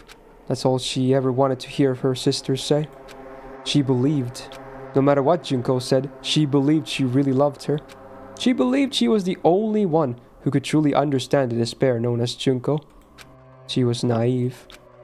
As soon as she heard her say, I love you, she realized she never completely understood her sister. It was only at this moment that she finally understood her sister's feelings. Junko's words right now were kind. Perhaps that kindness was completely honest. The words I love you might have been true as well. However, for Junko, this was her way of saying goodbye. She was severing the ties between them. It was painfully clear to Mukuro. And then, before she could say anything, the girl in the monitor made a remark that cut Mukuro to the bone. I'm sure someday you'll make your dreams come true. Ultimate despairs never talk to each other like this. A simple truth tapped into Mukuro's heart. Junko had no further use for her. Her own sister was parting ways with her. She had decided over 10 years of her life, dedicated over 10 years of her life to the cause of ultimate despair. And at this moment, it all counted for nothing. But those years no longer mattered to her. Her sister's rejection was more than enough to send her into the depths of despair. That's why she, even now, clung to a small sliver of hope. Meanwhile, Junko was still on the monitor. Yeah, right. Did you really think I'd say something that nice? You're so annoying. Can't you just hurry up and disappear already? Mukuro hoped Junko would say something like that. She hoped that she'd start verbally abusing her again, or call her useless and incompetent. She was no masochist, but she'd prefer to be showered with bullets and contempt rather than endure this kind of emotional pain. But, I love you, Mukuro. Bye-bye. The monitor went black, leaving Mukuro to process the horrible goodbye she just received. And as if on cue, Monokuma started moving again. Isn't family love so nice? By the way, did you know that in about half of all murder cases, the killer is a family member? Monokuma spoke in his usual tone of voice. But it was unclear if his words were getting through to Mukuro. She let the blood pack in her hand fall to the floor and tightened her grip on the iron bar she was still holding. I'm sorry. I'm sorry. I'm sorry. I'm sorry. Junko, I'm so sorry. I'm sorry. She mumbled quietly as if she were chanting a spell and walked past the blood pack on the floor to Makoto's bedside with the iron bar in her hands. I'll do it properly. I'll make sure I do it. So... Oh, said Monokuma, perking up. What are you gonna properly do to Makoto with that big thick rod you got there? Are you gonna do him? Are you gonna do him in? Either way, I'm starting to feel some heart-throbbing excitement. Mukuro looked like she had been completely broken. Monokuma walked closer to her with eager anticipation. Suddenly, Monokuma's body suddenly floated into the air. Huh? With no expression on his face, he tried to see what had just happened to him. And in the blink of an eye, an iron bar ripped through his body. The tip of the bar, which had been cut diagonally earlier into a sharp point, went straight through him and stabbed into a surveillance camera.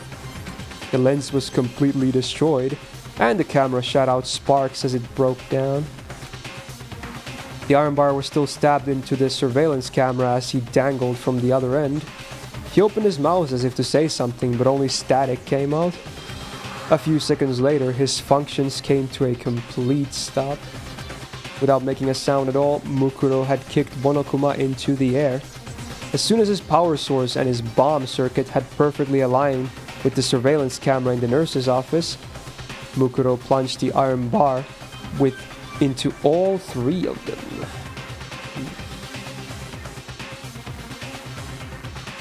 No normal human has the skill to utilize such a technique, not even an ultimate. All the hesitation within Mukuro had vanished. Her eyes sparkled like a panther stalking its prey at night. A tense aura surrounded her, even more so when she fought Sakura earlier. It's spicy. Ignoring Monokuma's lifeless form, she looked at Makoto as he breathed slowly and remembered her sister's parting words. So this is despair, she mumbled to herself. I'm so sorry, Junko. I never really understood what despair was. She spoke without emotion like a machine. But it's going to be alright now. I finally understand. Hidden within her, passions began to stir. So, I'll make sure I make you happy, Junko. I'll make sure I fill you with despair. I'll save Makoto. I'll make sure the others don't die. I'll let them escape from this place. I'll deal with the people on the outside too. You invested so much time and killed so many people for the sake of this plan. And I'll destroy every last remnant of it. For you. This was not an act of vengeance toward the sister who had abandoned her. This was an act of mercy. Struck between the ultimate despair and the hope she gained from Makoto, she was being refined into something that was unlike despair or hope. And she had no way of knowing where her path would lead. Over 10 minutes had passed. The sound of the students leaving the gym and making their way to the nurse's office rang throughout the hall. Jack had continued to dodge Sakura's attacks with her tricky movements. But when Byakuya blurted out, "Enough already, you irritating pervert," Jack stopped in her tracks. Oh my. Getting chewed out by my bestackled Byakuya is making my masochistic side get all tingly.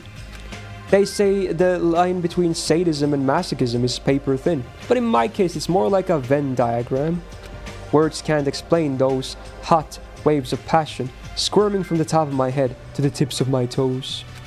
As she rambled incoherently about Byakuya, the other students tied her up with a microphone cable from the gym and locked her in her room. Half the students stayed behind to keep an eye on her, while the rest left to search the grounds of the school. As soon as the door to the office opened, Kyoko saw a non-functioning Monokuma with a hole in his chest, and the remains of a surveillance camera. It wasn't just the nurse's office though. On their way there, the students had seen several destroyed cameras and scattered bodies of Monokuma. This was a clear violation of school regulations, but if Mukuro was allied with him, those regulations wouldn't apply to her anyway. The Monokuma inside the gym was no longer moving, and the students had lost contact with the hacker, Madarai Beshiki. So the students assumed that Madarai had taken control of a different Monokuma and went after Mukuro on his own. With that in mind, Kyoko turned and looked inside the office once again. It was unusually quiet, The beds were empty, but Kyoko could see from bloodstains that someone had been resting there recently. Looks like they're already gone, Mondo remarked, but as he was about to leave, Kyoko spoke up behind him. I'm gonna stay here with Chihiro and search for clues. Huh? Asked Chihiro, her timid eyes widening. Clues? Kyoko continued to speak in a calm tone of voice. Yes, there may be some clues in these Monokuma remains. I figured you would be the best candidate for investigating machinery. Sakura spoke up. But isn't that dangerous? Since Sakura could clearly hold her own in a fight with Mukuro, she had joined the other students in searching the grounds. Kyoko shook her head and replied, I'm sorry to say this, but if things get out of hand, Chihiro and I will just be in your way. I think it's better if you search for clues here instead of doing nothing. Besides, we might be able to use Monokuma's parts to detect any radio broadcasts from outside the world. Huh. Hey, Jackie. You certainly have a point.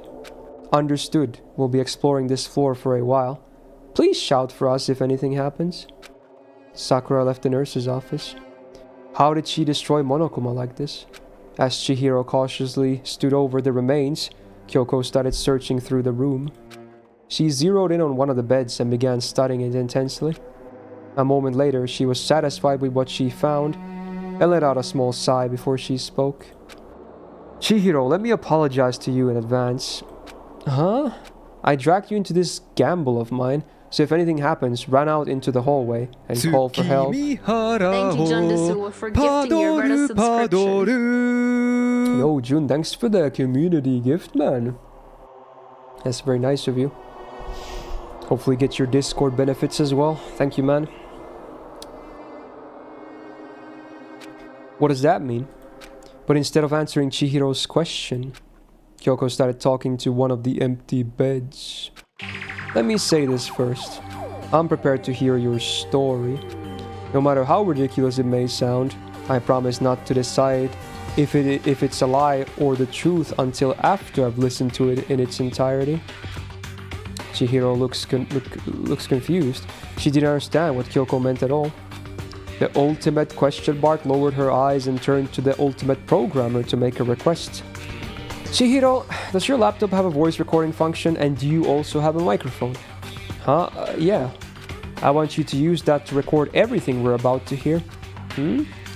But there's no one here.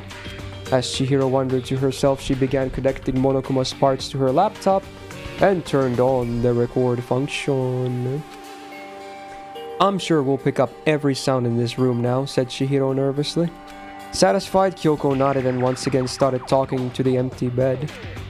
So what were you going to do if I told everyone that I'd found Makoto?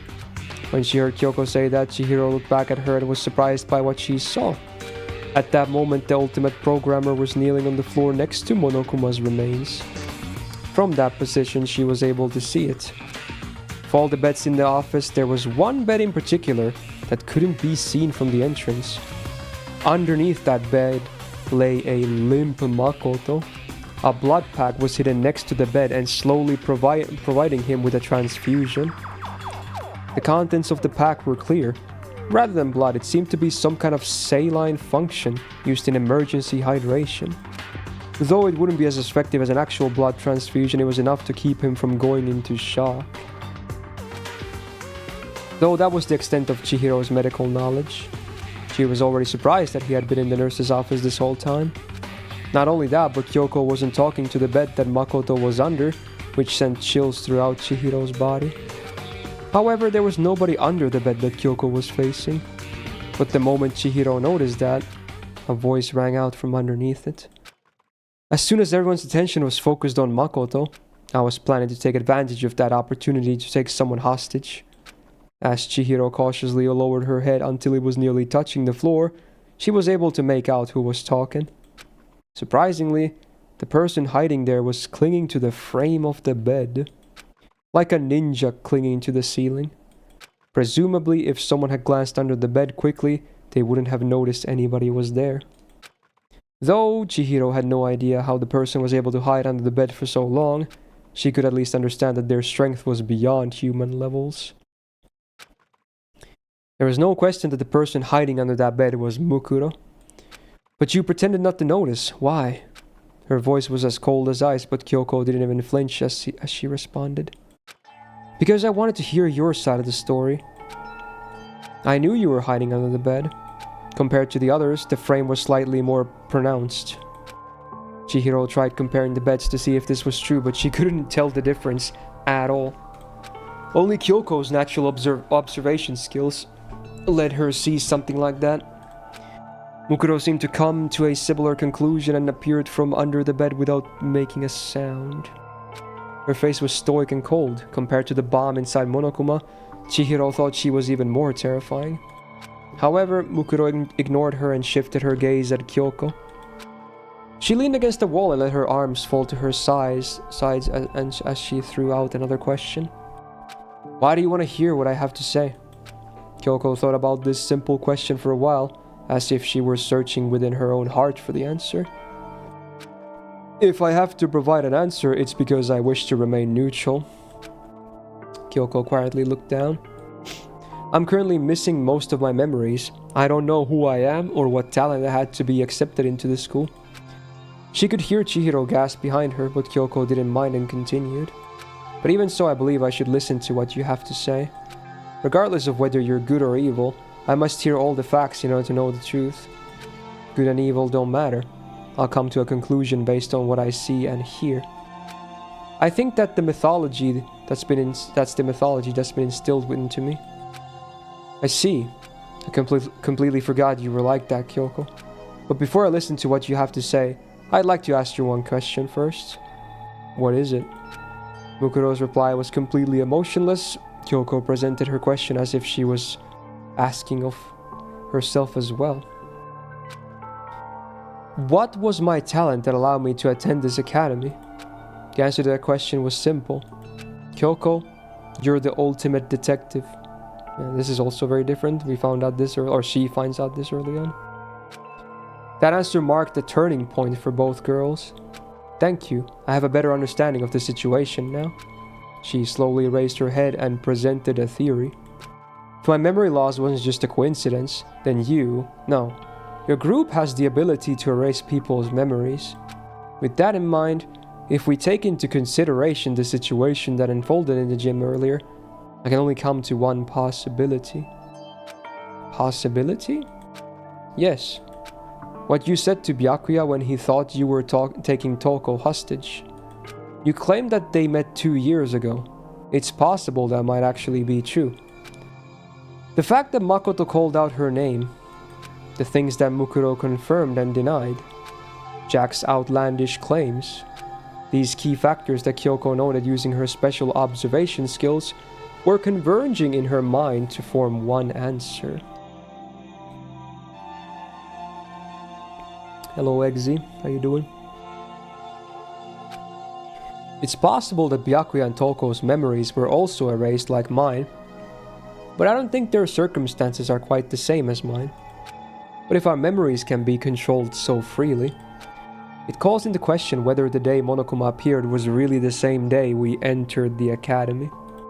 Like you said, it's possible that we've known Toko Fukawa for the last 2 years. What do you mean? Chihiro cried, still working on connecting her laptop to Monokuma's parts. Kyoko continued, speaking to both of them. We thought we were knocked unconscious with sleeping gas the moment we arrived at this school. But it's possible that we were simply made to think that's what happened.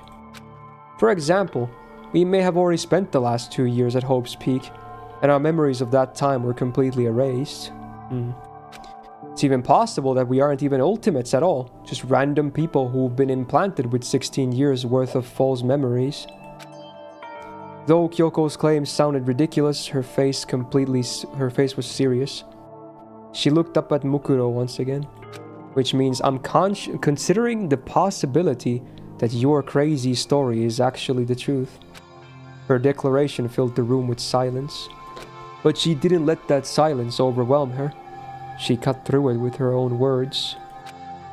Without evidence, all I can do is make hypotheses. That's why I want to hear what you have to say, Mukuro. I have no intention of blindly believing, what you're gonna say, or what that self-proclaimed hacker who took over Monokuma said.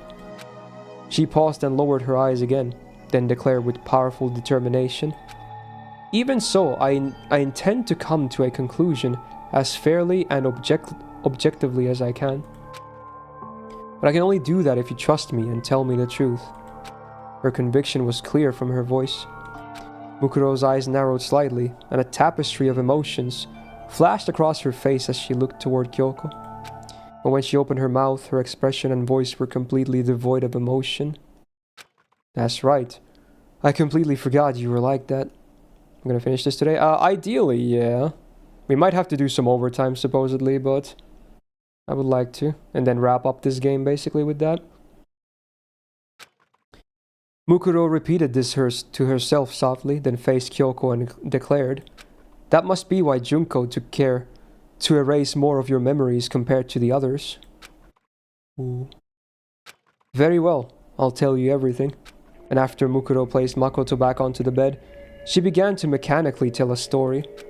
The story of a girl who wanted to fill the world with despair, a girl who only felt truly happy when she was filled with despair herself. Still an hour? I thought, dude, last time people said an hour and a half, it was like 45 minutes ago. Fuck, dude. A plan for despair that began 2 years ago, perhaps even earlier than that. Honestly, I don't have problems going overtime, but man, my throat is starting to be at its limit, I'm not gonna lie. Fuck. Really? An hour? Fuck. Even this drink is out. I need more fucking cough drops, dude. My throat is giving up soon. There's so much reading, bro. Holy shit. How the world was currently ruled by despair itself. Mukuro provided a brief summary of everything she knew about the plan. That's why it sounded even more outrageous than Kyoko had expected. And through her story, she was able to learn the truth about herself. So the video just spams through the fucking dialogue and is expecting people to pause or something? My fucking god. Who she is and why she came to the academy. The fate of the academy's real headmaster, Kyoko's father. I'm gonna start speeding up here a bit, but I'll pause if something looks juicy, okay? Because, man, my throat is gonna give up. As she listened to Mukuro's story, Kyoko remained silent for the whole time. Her face went blank when she learned her father had died. Perhaps her memory loss and her absurdity of the situation helped lessen the impact somewhat. But there was no guarantee Kyoko would ever believe her story. After Mukuro finished speaking, she stayed silent. With her unrivaled mental prowess, she was able to listen to Mukuro's story without interrupting her or diminishing its ass nonsense. Mukuro continued, "You don't have to believe me. After all, any pictures that could prove my story are with Junko. All I can do is talk." After she said that, Mukuro silently walked toward the entrance to the office. When she arrived at the door, she spoke again without looking back. "But if you don't believe me, you still listen to everything I had to say, so Kyoko, Chihiro, thank you." After apologizing in such a strange tone of voice, she turned to the bed where Makoto lay, breathing weakly. "Make sure he stays rested. When he wakes up, make sure you give him some sports drinks from the dining hall or supply room to drink. Please." "Of course, but what are you going to do now?" asked Kyoko. She straightened herself up. "Despair. I need to make Junko feel despair," she continued, mumbling to herself as she opened the door. "There's nothing else I can do." "No, there is something I can do." Mukuro stopped walking as Kyoko spoke firmly. "Regardless of whether Monokuma is really Junko Enoshima or Madara Ibeshiki, if you're dealing with him, he won't be able to lay a finger on Makoto. I don't fully trust you, but if you're really concerned for his life, I'm willing to work with you. Unlike Beshiki, who's probably abandoned him already, right? I'm sorry, I don't really work well with others." She looked away, then bowed her head as she left the office. "But I'll do my best." The door was closed and Mukuro was gone. "I'm sorry for involving you in something so dangerous." As she continued to organize the vast amount of information that Mukuro gave her, Kyoko turned to Chihiro, who was still wondering on Monokuma. As she trembled with fear, Chihiro slowly looked back at her. Kyoko, what about what she just said?" Her face turned pale as she struggled with her words, and Kyoko tried to calm her down. "We can't determine if anything she told us was true or not. There's no need to be afraid."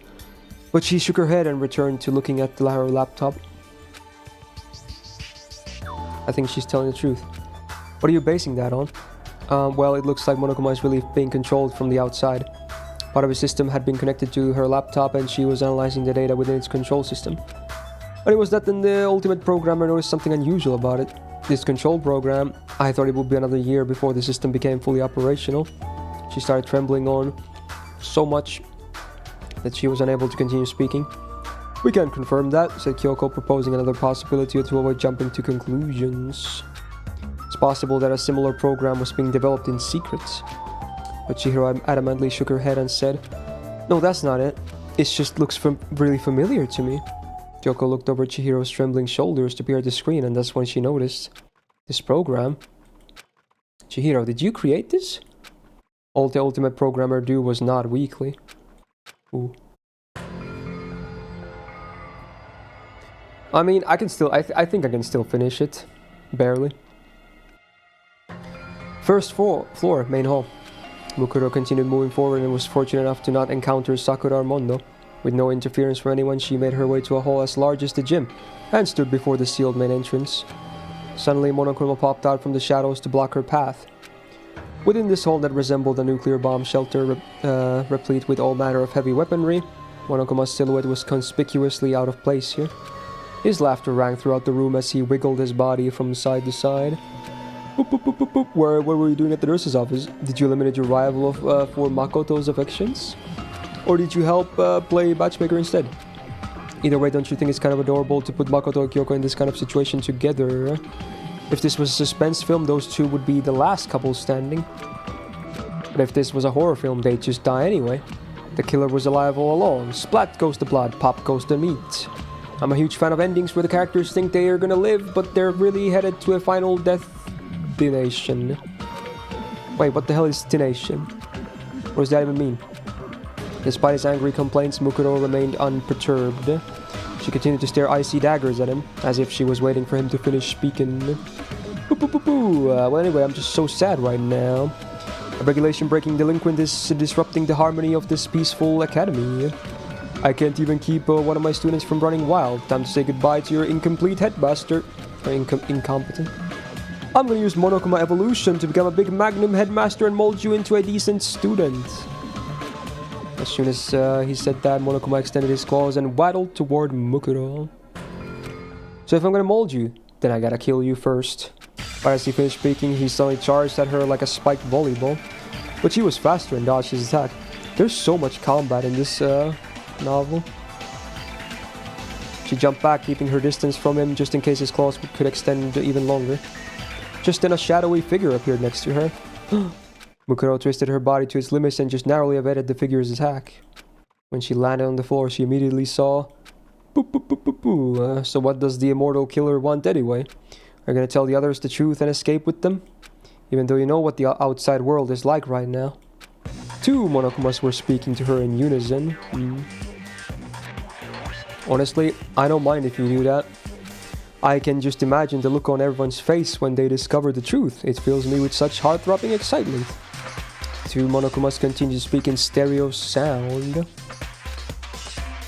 You said you'd destroy my plans, but there's no happy ending waiting for you, no matter which route you take. And you only have yourself to blame for that. Don't tell me you thought they'd be grateful to you. Even if you guys escape here, do you think they'll just still forgive you when they get a whiff of that nasty air outside? Some of them might prefer to stay in school, and some of them might resent you for being kind and showing them the truth. But then again, this is all your fault, so it doesn't really matter what they think of you. Monokuma made a little mistake. Despite facing down two of them, Mukuro's expression didn't waver. She understood that controlling two simultaneously was a piece of cake for Junko. She drew an arm-length metal bar from seemingly nowhere and readied herself. It was the remains of the IV stand from the nurse's office, sharpened into a pointing weapon. With her weapon in hand, she responded in a cold, mechanical tone. That's fine, I'm already used to that. None of the fear she felt when Monokuma suggested that she would blame her appeared on her face. Her path was clear to her now, and she was calmly issued her demand to Monokuma. Open the gate, Junko. The shock of such a straightforward demand left both Monokumas momentarily speechless, but soon replied, Huh? Why? So we can all leave together. Another straightforward answer. Both of them faced each other and began gesturing as if they were whispering to one another. Oh yeah. That arc is very censored in the animation, Nick. In fact, it's still one of the most like brutal arcs in all of Index, actually. It was adjusted a lot for the anime. Mukuro knew their movements were intended to mock her. Unmoved, she continued to speak to Junko directly. I think they'll understand if I show them the outside world. And then they'll stop doubting Makoto. You always find new ways to disappoint me, Mukuro. Did you forget why the school has an air filtration system? It's true that the air outside is polluted, but I don't think it'll kill us immediately. Besides, it's better than being trapped in the school and forced to kill each other. How can you be sure the others will go along with you? You know what I mean, right? Before the former headmaster got turned into space dust, he interviewed the others and they all agreed that they wanted to stay in the school. That was before their memories had even been erased. Do you really want to betray their wishes? Mukuro blinked and slowly stepped forward. I don't really care about their feelings. Huh? You're all I need, Junko. So don't worry, I'm always watching out for you. I'm gonna make sure you feel despair. And I'm gonna make Makoto and the others happy. If you want to revel in your own despair that badly, then I'll trust the hope that he gave me, and take my chances with them instead of you. Her brief but powerful words caused Monokumas to turn and talk to each other again. Oh my, this doesn't look good at all, Monokuma. This child doesn't realize her own hypocrisy. She's so disappointing that she's starting to reach critical mass, right, Monokuma B? The two of them looked at her, who seemed ready to destroy them, and said, What do you think, C? Oh, Mukuro was taken aback by their question. But her instinct suddenly kicked in and she was immediately dodged away. At that moment, a third Monokuma, claws extended, passed by where her head had been previously. This new unit landed with several spins and faced her, who had clung to the remains of the surveillance camera still attached to the ceiling. I agree with you both, A and B. The three of them lined themselves up. To the students locked inside the academy, this sight would have been akin to a nightmare. Right on, boo boo boo. The three units began speaking in perfect harmony as their 6 eyes looked up at Mukuro. Suddenly, they jumped away in 3 separate directions and kicked off one of the walls. The path reached Triangular's attack, all converged on a single point. Mukuro, who was still clinging to the ceiling. She was surrounded by razor-sharp claws coming at her from different directions. But this situation wasn't even a nightmare to her. Compared to the time she fended off the 3 assassins who had invaded her camp one night back when she was still a member of Fenrir, this was nothing. This thought crossed her mind as she dangled from the ceiling with one hand and thrashed her limbs around like a tornado. Intercepted by this move, the Monokumas fell to the floor with a loud crash. She landed on the ground and crashed, or chased after one of them, brandishing her metal bar. Have a good sleep, man. Suddenly, she stopped moving and took a huge leap back. One of the Monokumas exploded with a deafening roar. He had detonated the bomb inside of himself in an attempt to take her down with him. But thanks to her own battlefield instincts, she managed to avoid the explosion. She looked toward the hallway, expecting the explosion to have attracted the attention of Sakura and others. But she didn't hear any footsteps approaching. Monokuma's voice rang from within the dense smoke. Oh, you don't have to worry. I already told the other students to assemble in the cafeteria. They were eager to follow my orders after I told them I'd disarmed the poison gas and that a special police unit was coming to get them. I'm pretty sure Kyoka and the others are all in the cafeteria by now. I'm sure Makoto is with them too. I doubt Sakura will get too rough with him, but I'm sure Byakuya will torture him once he wakes up. I can just imagine him rubbing salt or pouring soy sauce into his open wounds. Man, I'm getting all hot and bothered right now. As she listened to his overlapping voices, she tilted her head slightly and asked, I'm pretty sure they're going to find out that you lied about what's that special police unit. Are you really okay with that? No worries. Once I've dealt with you, I don't care at all if they found out that I was lying. You still don't get it. You're such a disappointment. It suddenly dawned on Mukuro. Not the reason why Monokuma didn't care if the students found out he lied, but rather the voices of the Monokumas in the smoke were gradually increasing in number. As the smoke started to clear, the shadows of 3 Monokumas appeared. The one that exploded couldn't have revived, so a new one must have come to take its place. But there's no way she only heard 3 of them talking just now. As if to prove her hearing had been accurate, the Monokuma suddenly made their move. The three of them bent over and began twirling their upper bodies. From behind them, new ones emerged, like after images brought to life. There's the second row of them mimicked the earlier ones with one frame of delay, revealing even more of them behind them. Eventually, she realized that there were 3 rows containing 10 each. Boop, boop, boop, boop. Did you know that this is called a circle dance? Monokuma's 30 voices spoke in perfect harmony as they divulged information that had nothing to do with the current situation. She already knew that there were multiple Monokumas were positioned throughout the academy, but only Junko knew how many were actually existing. She had no way of knowing if these 30 were part of a larger contingent. The flock of two-tone teddy bears continued to twirl around. She felt like she was being bombarded with hypnotic images. But faced with this abnormal sight, the ultimate soldier remained calm and maintained her focus. She was nothing like the girl who had panicked earlier in the gym when Makoto was being impaled. She stood before 30 mysteries of despair and slowed her breathing and allowed her heart to accelerate. It was instinct, not fear or panic, that sent her blood racing throughout her body, speeding up the reaction time of her cells. As her senses sharpened, the Monokumas began speaking to her again. Don't worry, I'll make sure Makoto doesn't die. As long as everyone lives, I can reset their memories as many times as I want. Poo poo poo, that's alright. All your effort, hope, dreams, and determination are going into a garbage heap. They took turns speaking in groups of 10. As if the mastermind controlling them wanted to show off her ability to manipulate them. However, the ultimate soldier knew that what the true purpose behind all this was. She strained her ears to their limit and noticed a certain sound hidden among their voices. Her face remained perfectly still as she kicked off the floor. The moment she moved to the side, a roaring sound shook the entire hall. The ceiling-mounted turrets in front of the gate started raining bullets down on her. The Monokumas were just the mastermind's decoy while she tried to blow her away. As if further trapping her, they charged at Mukuro through the storm of bullets. She guessed that the mastermind programmed their movements in advance so they wouldn't get hit by a single bullet. She ran for the gates, evading waves of bullets and claws every step of the way. Programming 30 Monokumas and 2 turrets while also predicting her escape route. This would be considered impossible for anyone, but she knew it was possible for Junko. As ultimate despair, she possessed despair-inducing abilities that surpassed the capabilities of any normal human. Her display of power was only for filling Mukuro with despair. Despair. The scene pushing out in front of her was brimming with despair. The adorably deadly Monokumas laughed and danced like reapers as bullets whizzed through the air. It was despair to the point of absurdity, and it was all for Mukuro.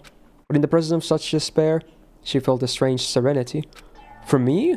Junko's doing all this for me? Are you watching me right now? In the end, perhaps Mukuro really was a disappointment. She clenched her fists. Junko, thank you. The sound of gunfire overshadowed her whisper, and she fell completely silent. As a member of Ultimate Despair, her heart was filled with joy. Though she was filled with emotion, her eyes had lost their sparkle. Silence filled the air. Even the gunfire from the turret seemed to stop it for a moment. But that was only an illusion to the one controlling Monokuma. Something strong enough to silence the gunfire and avoid being picked up by the sensors spread through the school, with Mukuro at the center. I'll make sure I do this right. With that final thought, she closed her mouth and turned off her emotions. As she ran through the waves of scorching bullets, the air around her began to grow colder. As this coolness spread into her heart, it began to beat in a mechanical fashion. Several seconds later, her body and mind melded together and became one with her surroundings. Her temperature now dominated the battlefield. Despair bullets and Monokumas filled the area. She predicted their movements and jumped into the air without any hesitation. No, she's locked in, gamer. One of the Monokumas jumped at her, but she avoided his attack, kicked his body, and launched herself in midair. Bullets pierced through the space she was previously occupying, striking the falling Monokuma right through its internal bomb. The impact of the bullet caused it to explode, sending fiery Monokuma parts everywhere. As she rode the blast wave, she balanced herself in midair as she kicked away 2-3 Monokumas that leapt after her. She moved so gracefully she was practically flying. In contrast, the Monokumas threw themselves into the path of oncoming bullets, exploding one after the other. Some of them exploded near the main entrance, but their blast didn't even leave a scratch. With full control over the entrance hall, she evaded bullets and confirmed that the bombs inside them weren't enough to destroy the door. But she refused to stop. She needed to get information on what she must do to escape the academy. She had no desire to kill Junko. She wanted to fill Junko with despair by instilling hope into the future of Makoto and the other students. That was her ultimate goal. Get information. In contrast to her determination, her mouth stayed shut, but this did not mean she was not currently speaking to Junko. This situation, this battle of death and destruction, was a conversation of sorts for her. All she knew how to do was fight. She thought she wasn't interested in anything else. She thought she didn't need anything else. All she needed was to be a sword to fulfill her sister's desire for despair. That purpose alone was the crux of her existence, and she lived her entire life convincing herself that she couldn't do anything else. That's why power was like a language to her. A battle to the death revealed more about her heart than mere words ever could. Her words were in the wind of savagery that blows across the battlefield, uprooting others who also speak the language of violence. This was true even against her sister. When Junko would berate her sister, Mukuro couldn't talk back. All she could do was cower and apologize profusely. But it's different now. For the first time, Junko was using a language her sister actually recognized. The child of despair who tore the world apart was speaking to her sister with the language of power. Her heart filled with joy. For that reason, she strengthened her focus on her conversation with Junko, and that emotion began to gradually disappear. On this frigid battlefield, she continued her heated conversation. Endless rounds of despair fired from the school's turrets, but her words intercepted every last violent shot that threatened to shatter her body and mind in half. She quickly realized that Monokumas hadn't decreased in number at all, no matter how many she kept destroying. But not only that, she noticed that more of them had been joining the fray until there were nearly 50 of them for her to fight. But her resolve wouldn't break so easily. As she continued to wield her power, her heart began to fill with something that was neither hope nor despair. She learned despair from being abandoned by Junko, and she learned hope from her acts of violence. For her, who had no interest in this world, the small space in front of the gate was a reflection of her life, a representation of her perfect world. This disappointing girl, filled with endless disappointment, who knew of no other way to live, continued her lonely dance. She surrendered herself to the rhythm of despair which accompanies the music of hope. Wow. Oh, it's the control room. Computer room's innermost area, Monokuma room. How much time had passed? The surveillance cameras at the gates were capturing footage of countless Monokumas falling at the hands of a child who fought like a raging demon. The Monokumas bolstered their numbers, and now 100 of them were trying to sink their claws into Mukuro. Most of them were running on autopilot, reacting to her movements based on prior information they had received in advance. But despite standing before hundreds of mechanical adversaries, her face showed no fear. She hadn't sustained a single injury, giving her a presence that was nearly divine to behold. Though Sakura Ogami was powerful enough to injure her arm, Mukuro in her current state could potentially fight Sakura to a draw now, without relying on firearms. She took complete control of the battlefield, taking in her surroundings as if they were part of herself. She dodged attacks from the rear as though she had eyes on the back of her head, and stabbed through Monokuma's weak points with her metal bar. No matter where the attacks came from, she deflected them, all as if her skin were covered in ice. Describing her as ultimate no longer did her justice. She had transcended the boundaries of humanity and becoming a pure killing machine. But despite that, even though she understood the ludicrous power her sister possessed, she was not afraid. She felt not one iota of fear. After all Junko can feel is despair. She even started to admire her sister's attempt to fill her with despair, but that sentiment quickly filled Junko with an orgiastic ecstasy of despair. Holy shit. Junko knew. Mukuro was neither hope nor despair. She was just a phenomenon, a disappointing girl who no longer understood herself, who only knew how to be violent because it was all she could believe in anymore. She had become an avatar of destruction beyond that of any military force. She couldn't even be considered a soldier anymore. She was a natural disaster, like a typhoon or a tornado. Or perhaps like gravity, she was now a fundamental force of the universe that only existed to bring despair to Junko. The mastermind enjoyed watching her sister go all out. If Mukuro destroyed everything and ruined her life, Junko would still be comforted by the despair. She could just go right ahead and overpower her.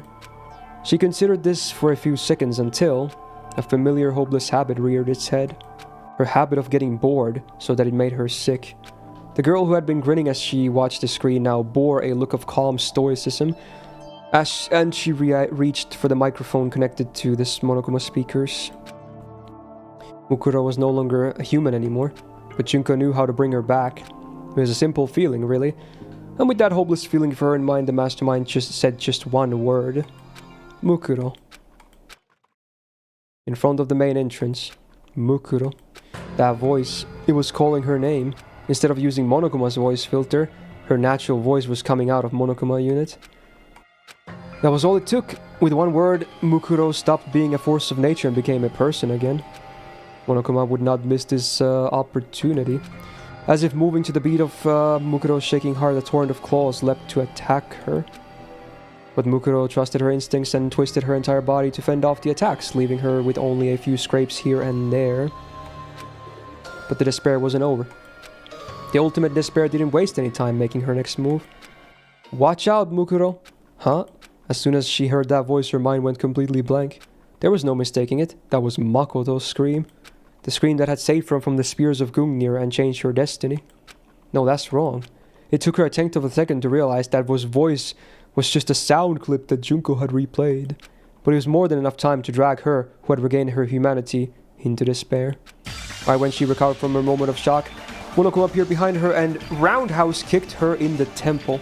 She twisted her head to roll with the blow, but at that moment a different Monokuma attacked her from the opposite side with a headbutt. And as soon as she dodged that attack, 3 more launched simultaneous drop kicks and knocked her to the ground. Ugh. The fact that they weren't using their claws meant they weren't trying to kill her right away. Before she could stand up again, dozens of them waiting for her on the floor climbed on top of her and pinned her limbs. One of them waddled over to her as she lay face down on the floor and laughed. Boop, boop, boop, boop. A pretty girl getting pinned by all these me's. I wonder if I should feel more excited about this. Don't make that face. If I wanted to kill you, I'd just pump you full of bullets right now. But I don't think the audience watching this on TV would like that ending very much, meta moment. I need to make sure I do it the right way this time. What are you planning to do to me? She asked in her emotionless voice. Monokuma guffed and answered, nothing, I'm just gonna stick to the original plan and make you play the killing game at this school. I'll erase everyone's memories again, and I'll just make them redo the introduction and the entrance ceremony again. In typical fashion, he leaned his face toward Mukuro. But it'd be boring if you had to redo everything. Maybe this time I'll have you participate as Ikisaba Mukuro. I'll take away even more of your memories like I did to that irritating detective girl. You'll just be a poor little girl with no memory at all. As Monokuma talked and wiggled his body from side to side, the other ones started dancing and twirled around. Amid this fantastical scene, he continued to describe his hopeless plan in a nonchalant manner. At first you'll be the girl with amnesia, and everyone will feel sorry for you, but as they unravel the mystery of this academy, they'll find out who you really are. It's exciting to think about how they'll treat you when that happens. This is like the writer writing this story. That's funny. Knowing you, you'll probably kill someone purely on instinct. Maybe I should rethink my rules about self-defense. Boop, boop, boop. You can't. Her memories would be erased. There was nothing she could do about her classmates hating her. But losing even her childhood memories would mean her connection to Junko would be severed as well. Even if she had no interest in the world, that was unbearable, even for her. I've heard of a New Game Plus before, but this is the first time I'll get to see a New Game Minus. Ah, should I tie you up for fun? Or maybe we should take this game even more masochistic, or make it. Forget hard mode, very hard mode, or an inferno mode. Why not just skip ahead to impossible mode? Maybe I'll erase your memories even after I drag you on a motorcycle, pummel you with 1,000 baseballs, burn you at the stake, and crush you with an excavator. Yeah, those never happened. Clueless. Mukuro knew what Monokuma was talking about. He was describing the tools they had prepared for the various executions they had planned for the students. After everyone reintroduces themselves, they'll walk around the school grounds and eventually find a flat-chested girl with amnesia, covered in bandages with Fenrir's tattoo on her right hand. I bet a certain fan base might get off on that. If this were a game, that would increase sales by 500%. Though he sounded like he was joking, everything he said was deadly serious. As evidence, Mukuro heard a rumbling sound off in the distance. Now then, your sweet ride is on its way. Based on the engine's noise, Mukuro surmised that it was the large motorcycle that was supposed to be used for one of the executions. I took the time to bring it all the way from the punishment room, so you better be grateful. The sound of the roaring engine grew louder and louder, like the approaching footsteps of death. She wondered how Monokuma would drive it with such tiny arms and legs, but then she remembered she was dealing with an ultimate despair. Junko would make the impossible possible just to bring about despair. A despair that went hand in hand with her fate. Did I fail? I couldn't fill Junko with despair? I couldn't save Makoto and the others? Questions raced through her mind, but she wasn't able to answer them. There's no way she could have answered them so easily. After all, she was still alive. The sound of the motorcycle grew closer and closer, as if it was threatening to break her spirit. Suddenly, Monokuma stopped moving. The other ones continued doing their automatic movements. As this strange event unfolded, Mukuro noticed something. The motorcycle had suddenly gone quiet. After a few seconds, the engine exploded to life and began to approach even faster than before. Only a few seconds later, what appeared in front of the main entrance was an enormous motorcycle that plowed through the groups of Monokumas like a predator hunting its prey. The rider of this motorcycle was none other than Owada Mondo! Yo, it's Jojo. Wow. Mukuro and Monokuma were both visibly shocked by this turn of events. Instead of addressing them, Mondo accelerated the motorcycle he stole from Monokuma directly toward Mukuro. Just before his front tire touched her, he popped a reverse wheelie and turned the entire motorcycle around. I guess this is kind of cool because we never saw him ride the motorcycle at all, right? Like, it was kind of a lame thing to have the ultimate biker gang guy or whatever it's called, but never see him ride a motorcycle, right? Except in his execution, which was rigged anyway. The back wheel swept over Mukuro's back, knocking away all the Monokumas that were pinning her. Hey, can you stand? Mondo asked and begrudgingly offered his hand to her. Confused, she took his hand and stood up. What are you doing, Mondo? I was so close. One of the Monokumas protested, not in his normal voice, but as the hacker, Madarai Beshiki. Oh yeah, you're Beshiki or whatever, right? That's right, why are you helping a terrorist? I ain't bragging about this or anything, but I have no clue if you or this girl is lying. The veins in his temple began to bulge and his cheeks flushed with anger as he said, but still, I ain't the type to just stand around while some idiot gangs up on a girl. What are you saying? Get a hold of yourself. You must be experiencing Stockholm Syndrome. You've deluded yourself into thinking you're friends with the criminal who's taking you hostage. Monokuma tried to explain to him, but he ignored him, took Mukuro's hand, and pulled her onto the back of the cycle. Oh, shut the fuck up.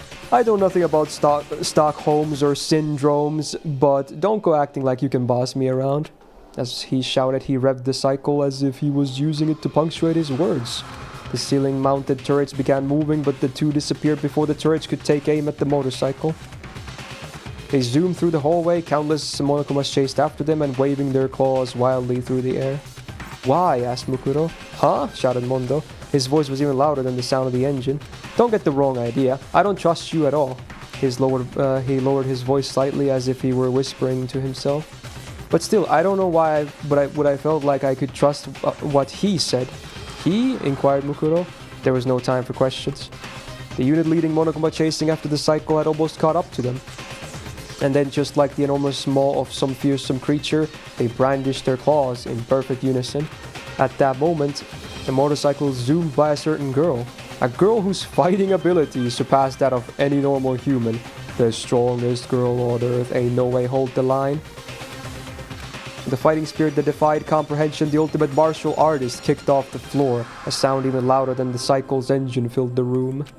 When Mukuro looked back, she saw Sakura landing on the floor, sending the pack of Monokumas flying several meters away. Sakura? If she heard Mukuro mumble her name, she didn't acknowledge it. Like a statue of a fearsome god king, she calmed her breathing as she stood before the pack of them, ready for battle. Your pursuit methods seem unbecoming for one who claims to be the ultimate hacker. An overpowering aura seemed to seep from her skin, and her skin shimmered as an intense heat began to fill the hallway. Unlike the power of Mukuro's sheer violence, this was the power of martial arts. Mukuro froze the air around her and time along with it, but Sakura was generating enough heat to boil space itself as she stood before the Monokumas. With that heat stinging her back, she looked ahead. Hifumi and Chihiro were cautiously peeking from behind the door leading to the dorms, while Aoi and Taka kept watch from inside the building. After passing them, Mondo slowed down the motorcycles as he reached the front of the cafeteria and turned into a complete stop. The other students looked warily warily at Mukuro. But among these students, Mukuro noticed two people who weren't regarding her with suspicion. One was Kyoko, who seemed to be studying the situation. The other one was a skinny boy who was leaning against Kyoko's shoulder. Makoto? His lips began to tremble as she sat on the back of the cycle. Or her lips. Ignoring the pain coursing through his body, Makoto smiled at her and repeated what he said to her earlier. I'm glad you're safe. Unfortunately, Mukuro was unable to realize her hope of filling her little sister with despair. Instead, she had successfully planted the seeds of hope into her fellow students. Makoto had barely regained consciousness while Mukuro was fighting the horde of Monokumas at the main entrance. Does the anime version cover all the games? I think there's an anime for the first game, then no anime for the second game, no anime for this side story, What If? And then there's an anime that's like bonus content, more context for 2 or something. And then there's no anime for 3. That's what I understand. Okay. When he woke up, he did something extremely simple. He talked about his memories. Most of the students were still skeptical even after listening to Bukuro's recorded confession on Chihiro's laptop. Obviously, they were still not entirely convinced at first when he woke up, but after Sakura asked him a certain question, the ambience completely changed. Then beyond the walls of the school, the world is completely destroyed. You're saying there's no one else alive? Makoto slowly sat up to answer Sakura's meek question. Don't worry, I'm sure Keiichiro is still safe. Who? I'm sure he'll still keep his promise to you. Is it Sakura's father, boyfriend? I don't know. She gasped. She was the only man she couldn't defeat, a man who had promised her a rematch, and she made her one other promise as well. I guess that's interesting. Well, how do you know that name? How do you know about that promise? Because you told me. No. Makoto slowly corrected himself. You told all of us.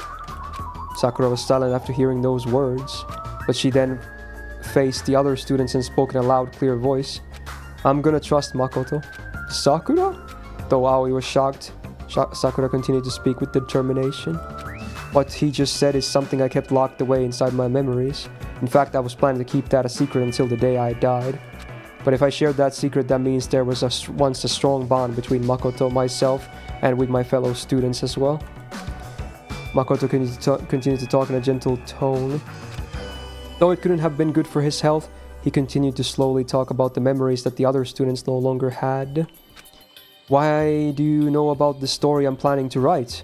Are you a specialist Nen user who can predict the future? Yo, shout out to Hunter x Hunter. You already finished that story, Hifumi. You had me help you with inking. What? Wait a sec. How do you know I extorted money from that girl related to the Kuzuryu clad? Wait a minute. That's an interesting name, huh? Shout outs. Because you even tried to sell my organs to them. His wounds were excruciating. But even so, Makoto kept smiling and talking about their lives together, as if it was his duty to do so now that he had regained his memories. As the other students listened to him, they slowly began to realize something. The vivid accounts he was providing couldn't be explained as just passing knowledge. Clearly, some kind of bond between them had all been erased. Only Byakuya remained cynical. There's no way I would have grown closer to any of you. It's likely that you're all secretly working together. Though he was still hostile towards Makoto's recollection of their memories, for the time being he determined that he wasn't actually a terrorist. Mukuro had brought enough time for Makoto to wake up and share his memories with the others. Even if she hadn't intended to do that, it was a small sliver of hope that she grasped tightly. And now, she looked at the boy who had smiled at her. Mukuro didn't know what to say. She couldn't think of anything to say at all. The battle was over, and she was now back to being a disappointing girl. She turned away from everyone's faces and apologetically climbed off the back of the motorcycle. But Makoto saw her and slowly opened his mouth to say, "Thank you, Mukuro, you saved my life." He gave her words of sincere gratitude between his weak breaths. She couldn't bring herself to look at him as she mumbled to herself, "Why? Huh? If Kyoko told you, then you already know what I did, right?" After regaining his memories and learning the truth, Mukuro should have been nothing but a hated traitor to him. Why would he smile at someone like her? She kept her head down. He smiled as if he was unsure how to respond and said, Well, I guess you're right, but you also saved my life that many times during these past 2 years, and... He took a deep, quiet breath and smiled at Mukuro again. You're my friend. We all spent time with each other. It would be great if you could look for a different path, not despair. And if there's any way I can help you, I will. Do you really think I can walk another path at this point? I don't know what you can do, or even what I can do. But I think it's more important to look for that path instead of actually finding it. Was this intentional or a coincidence? Just before he regained his memories, Makoto had said something similar to her when she spoke to him in the nurse's office as Junko. Regardless of whether he lost his memories or regained them, those words revealed his true character. As Mukuro confirmed that to herself, he blurted out something that was almost too trusting. And it's not just you, even Junko can. But he was immediately interrupted. Oh. Boop, boop, boop, boop, boop. Monokuma's face appeared on every monitor in the academy, and his laughter seemed to be coming out of every speaker. I could have kept pretending to be that ultimate hacker, but it's boring to impersonate someone who doesn't even exist. If this keeps up, I'll lose my identity and turn into Khan Okuma. Kyoko looked up at the surveillance camera and addressed Monokuma directly. You seem to give up pretty easily. There isn't a bear anywhere that gives up as easily as I do. Regardless, I'm pretty sure Chihiro has figured out the secret of my control program by now. So just as I thought, you included that program on purpose. Kyoko realized something when Mukuro told her about Junko. There were 2 reasons such a hateful person would intentionally leave an obvious clue inside the units. Either Junko wanted the students to learn the truth about the outside world and themselves on their own and turn their hopes into despair, or she was looking forward to that clue resulting in her own plan being undone, which would allow her to feel despair toward herself. She was an angel of everlasting darkness, delighting in her own despair, and using it to spread despair and destruction to those around her. Why would someone like that continue to play the role of Monokuma? Actually, I set the trap for Chihiro to discover if she happened to be one of the final 5 survivors. I feel so sad and empty that my preparation was a waste. I'm gonna think about it positively. The word retreat doesn't exist in Monokuma's dictionary.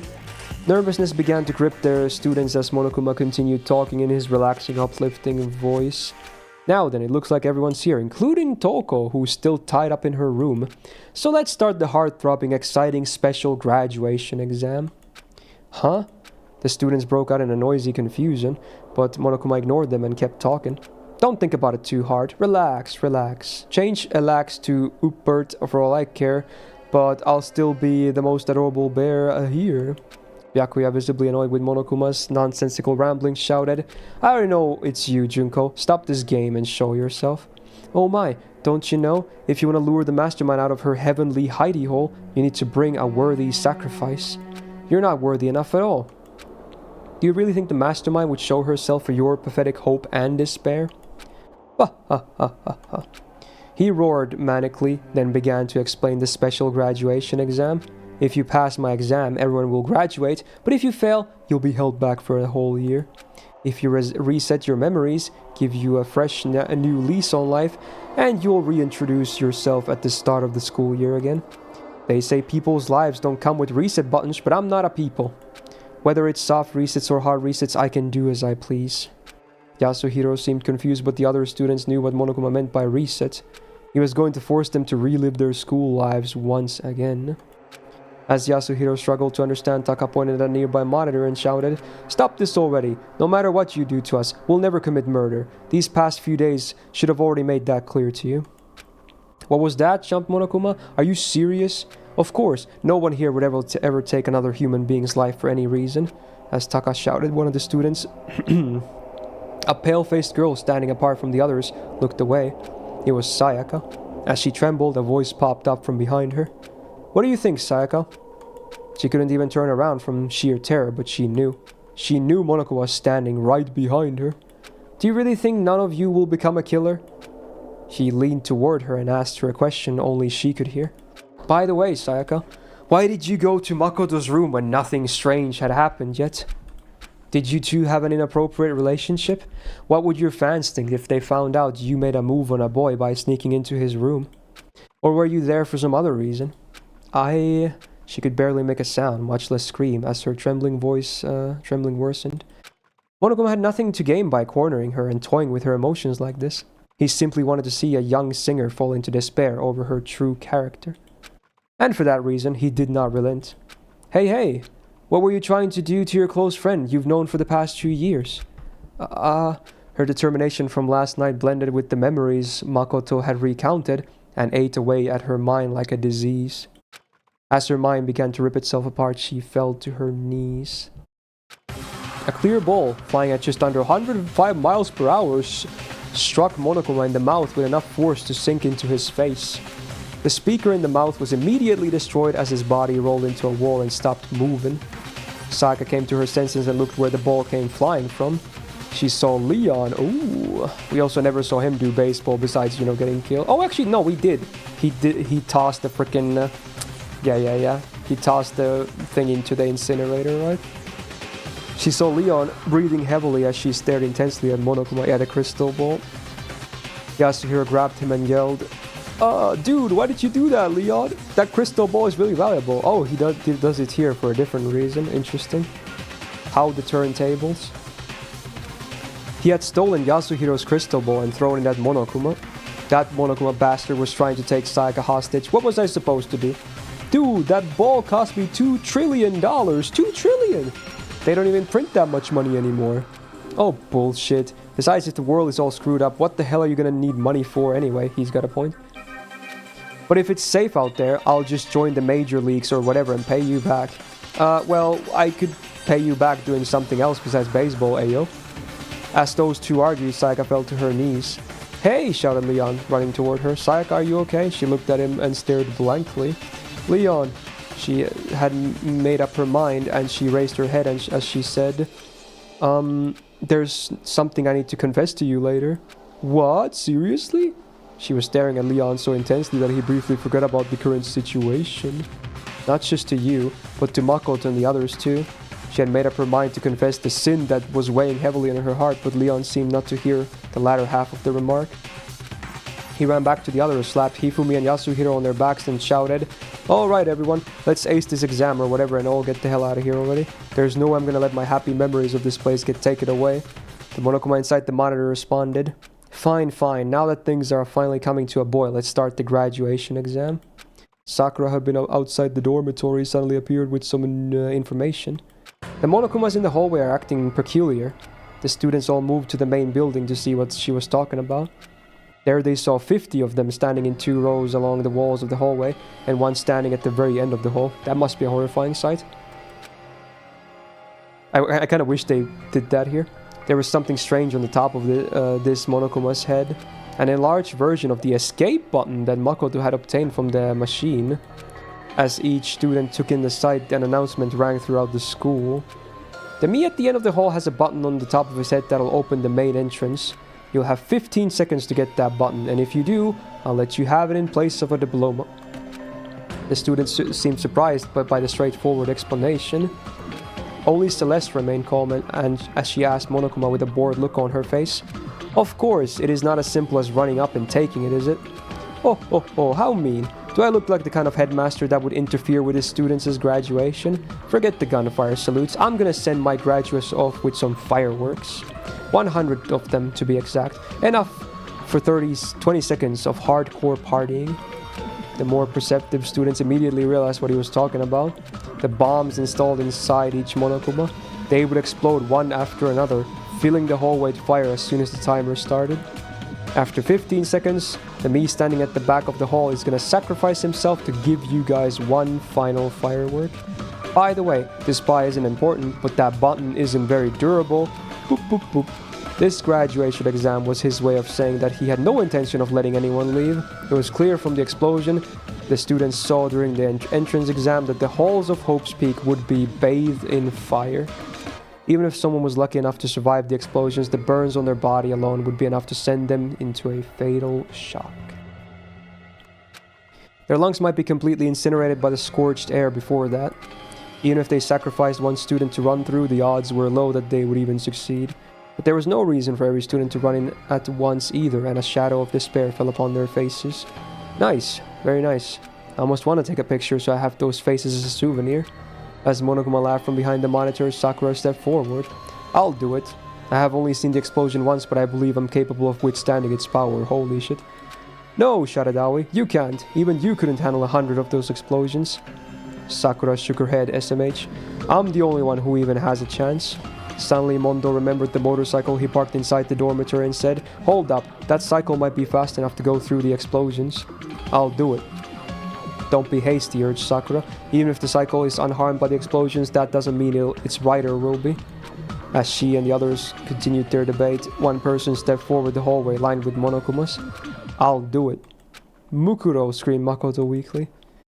With her back facing him, she turned her head to the side slightly and gave him a small nod.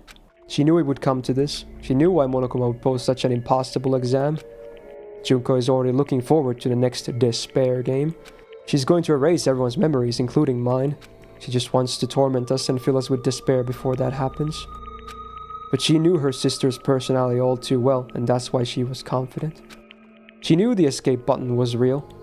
Whenever Junko brought despair to others, she always made sure there was a possibility that despair would befall her instead. If the students won this gamble and made it through this horrible situation, they would finally escape to the outside world. That outcome would obviously fill Junko with immense despair. In the same way she left a clue in Monokuma's control program, Junko would not be satisfied unless she took pains to assure her own destruction. It was this quality that made her the ultimate despair. That's why Mukuro was determined to do it.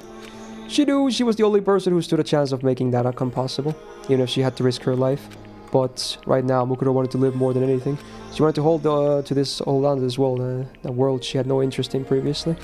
She didn't even know if this hesitation she felt was disappointing or not, but she wanted to live and continue searching for a new path. A path where she could abandon her submission to despair, where she could accept the sins of the past and continue to live. She who was known as a war machine, found her heart beset by overwhelming fear and anxiety. Until now, it had never occurred to her that determination was necessary to live. As if she was brushing that fear aside, she quietly said, Thank you, Makoto. Unfortunately, the words she said to the boy who showed her new possibilities never reached his ears. Sakura, however, heard her and frowned as she said, If you're planning to sacrifice yourself as an act of penance, I'll stop you with all my power. Though her words were firm, there was unmistakable affection hiding in them. Both girls had dedicated their lives to battle, and yet Mukuro felt a twinge of jealousy towards Sakura possessing something she lacked. Also, how much is there left? Holy shit, my voice is really tight. I might need to go grab a new drink. I'm out of drinks at this point. I need to run to my fridge, like actual big fridge. 15 minutes? Dude, you said an hour left and I even started to speed up? Holy shit, bro. Okay, dude, fuck this. I'll need to be right back. Holy shit, dude. Holy shit. Oh my god.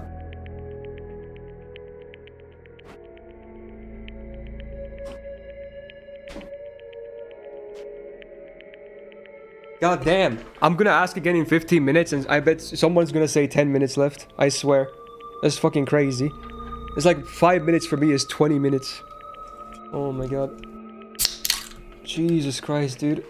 This is the most brutal reading session I've ever done, and I've done fucking 8-hour tier lists. Holy shit.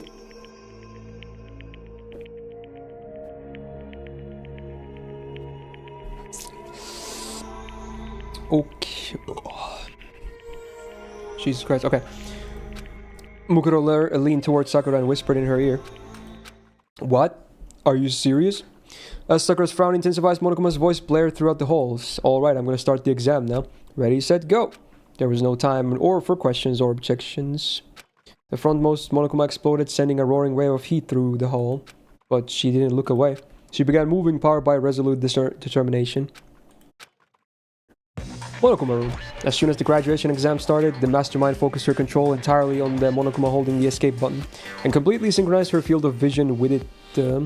She knew what was going to happen next. She could predict that her sister would do in this exact situation. Or she would choose to focus her superhuman skill with weaponry. And so, through Monokuma's eyes, she watched the scene unfold exactly as she had predicted. A pointed metal bar burst through the explosions, heading straight for the weak point of the Monokuma holding the escape button. Specifically, it was aiming for the point where the bomb's detonation system and Monokuma's power source overlapped. It flew straight and true as if it had been fired by a master archer. Today's on.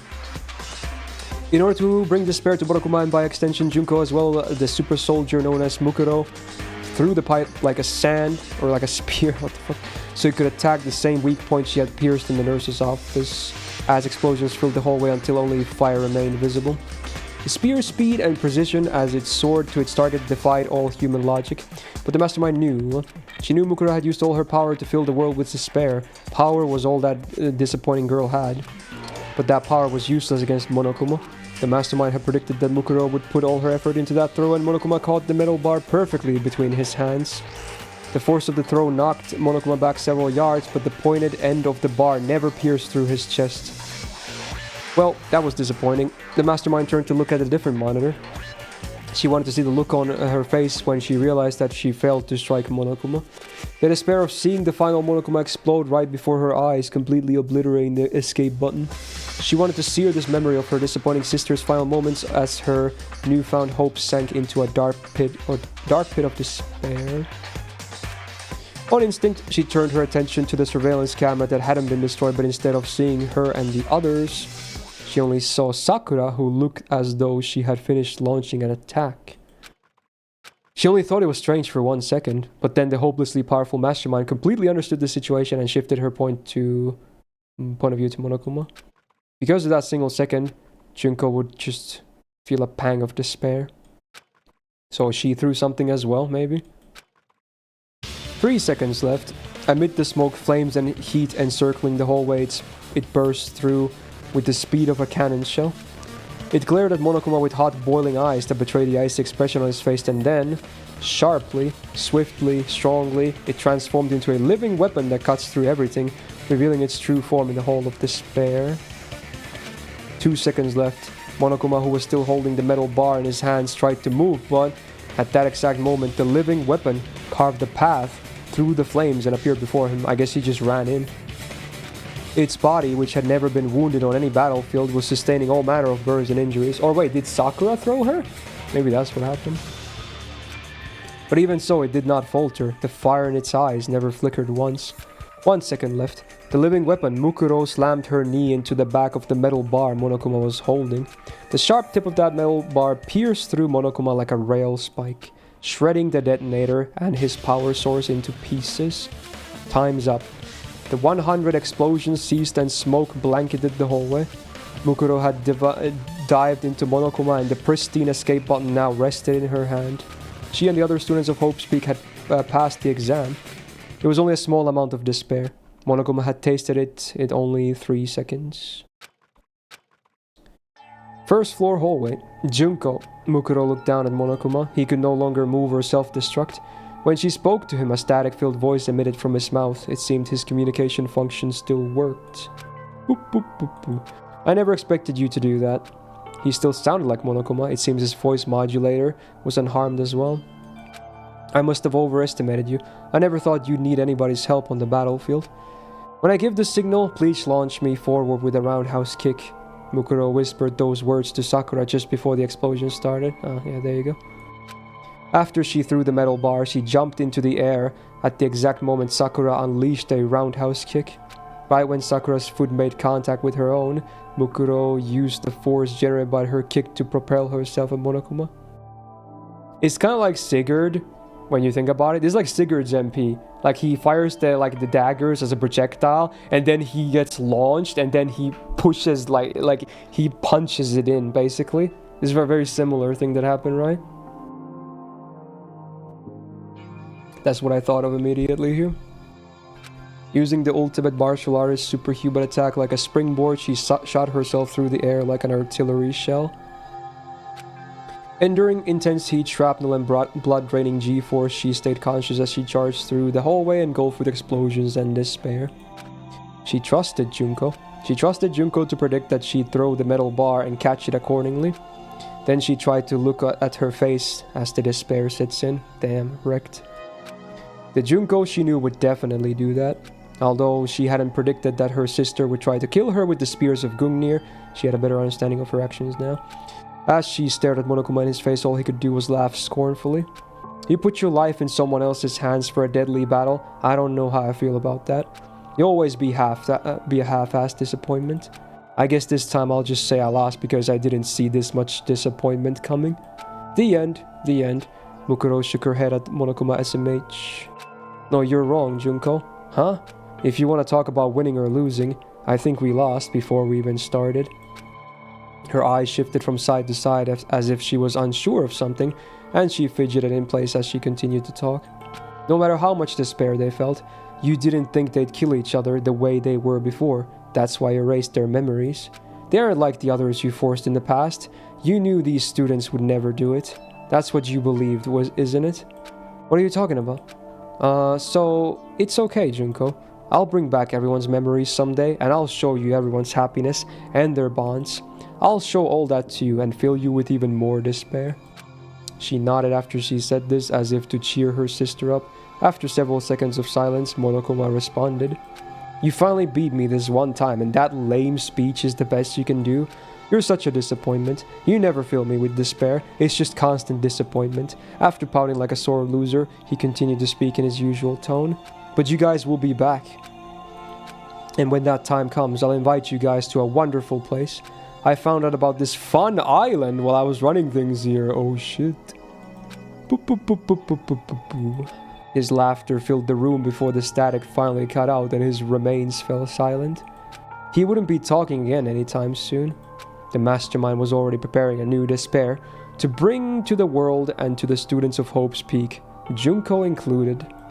In the end, the mastermind stayed in her Monokuma persona until the very end, and Junko never showed her face again. It was as if she resented the despair Mukuro had given her. That thought almost filled Mukuro with despair, but when she heard her classmates calling for her, she sealed that despair into the depths of her heart. From now on, she would seal away all her despair. And one day, when she can give Junko the perfect despair, she'll unleash all that she stored and plunge with her sister into a dark abyss. I won't leave my little sister alone.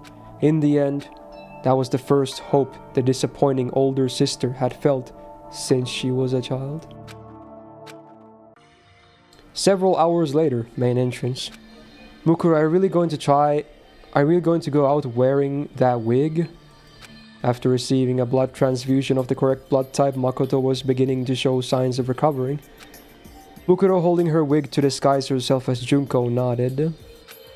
If I live as her, I might be able to understand her better. Despite that, her voice still sounded like her own, as if she hadn't fully decided. Now I've made up my mind. While I'm out here, I've decided I'll accept everyone's hatred toward me and toward Junko. I can't die until I've destroyed all the despair that she has spread. The damage that ultimate despair inflicted upon the world could not be measured in terms of money, culture, or even human life. Television broadcasts had already begun informing people that Junko and Mukuro were the heart of the ultimate despair. Yeah, I'm not gonna lie, that's totally the reason. Because this CG already existed from the first game. They didn't want to redo it or change this sprite. That's actually funny. Among the survivors in the outside world, there are still people who hadn't been tainted by despair yet. Regardless of the fact that she had released Makoto and the others, to these survivors she was nothing more than the reason the world ended. And to the terrorists wearing Monokuma mask who continued to ravage the world, Mukuro was nothing but a traitor. She was now in the hopeless situation of being enemies with most of humanity, but she wasn't making a big deal out of it. I'm going to try not to kill anyone who comes after me for revenge. Wouldn't it be safer to just turn yourself in, wondered Yasuhiro? Well, you might just get executed instead, but you could live to be an old lady if your trial keeps getting pushed back. She slowly shook her head at Yasuhiro. Laws, justice, these things no longer exist. Is it really that bad out there? Maybe we should just stay in here. Byakuya glared at Yasuhiro with contempt. Ignorant idiots should just shut up. Your fate won't change whether you stay in here or not. Though he was shocked to learn the Togami Corporation had been destroyed, he continued to remain firm and proud, even toward Mukuro. You're a rare asset, continued Byakuya, so I will let you live for now. Depending on your actions, I may consider forgiving your crimes after I've built a new world. Only a Togami would boast that they're capable of forgiving the crime of ending the world. You don't need to do that. I don't plan on just surviving. After turning away from him, she looked at the other students. Everyone's reacting in their own way. Kyoko had a look of quiet preparation. Toko, having just changed back from Jack, was panicked and confused. Mukuro looked back on the 2 years she spent with them, then turned to Makoto, who shared the same memories of her, and gave him the escape button. You press it, Makoto. Huh? Me? I think it's better if you press it instead of me. As she watched him accept the button with some hesitation, she thought about what Monokuma had said. You guys will be back. She knew what Monokuma was, that he was telling the truth. After all, the file the students needed to fully restore their lost memories remained hidden in the academy. The research note of Matsuda Yasuke, the ultimate neurologist. Wow, that's a new name as well. Wow. His research is the key to restoring everyone's memories. Even if the students no longer have their memories, they may be able to repair the bonds they had built among themselves over the past 2 years. But as long as their memories remain unrestored, the mastermind could still repeat her deadly plan. Although the island mentioned earlier sounded strange, the students could not turn their backs on the despair facing them. Then let's go. Makoto remembered everything that was happening in the outside world. The boy who had chosen to remain inside the academy 2 years ago was now choosing to leave. How much did he struggle to come to that decision? But he was determined to face the despair awaiting him outside and hid his internal conflict from the others. By protecting Makoto's hope, Mukuro would bring despair to her beloved sister. But she no longer knew if the end result of her goal would lead to hope or despair. She pulled the wig over her head and hid her face with her hands. Was she smiling because hope was waiting for her? Or was she crying because her path would lead to despair? When she lowered her hands, her face was devoid of all emotion. Mukuro no longer knew what expression she would wear on her face. At the same time, Makoto pressed the escape button. A siren began to wail as the turrets retracted into the ceiling. From beyond the heavy door, a bright light appeared. An infinite number of ifs, and all the possibilities contained therein, encased the world. Accepting everything, hope, despair, and even the feelings of that disappointing girl, Ikusaba Mukuro. Holy shit, is that it? Oh, cutscene!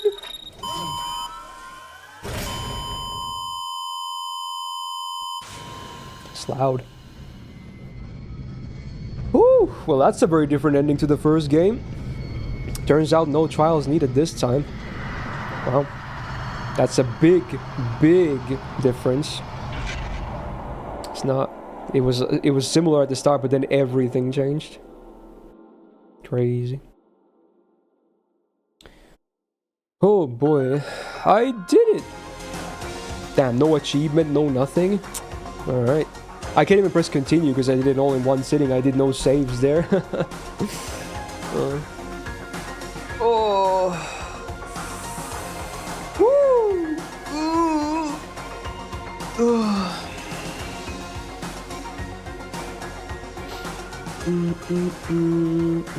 Yeah, I know about the anime. Play cool, yeah. That before I do the V3 game, I should probably watch the anime stuff first, right? Yeah. Yeah. Oh boy, wow, that was a hell of a session. It's funny because ending the first game, we didn't really, or the first game, the base game here, it didn't really take too long. It was like an hour, and then we spent like 3 hours on this. This is what if. Yeah. Next up, we're gonna do subset. Yeah. I heard that you're supposed to alternate between the episodes or something, Hargul, instead. Like, not even like finish one, then the other one, then another one, but then like, you know, alternate. Is that what you mean? Anyway, I'm probably gonna put a pause on DR for now. Like, not do any anime, not do any games for now. I'll think about all this stuff.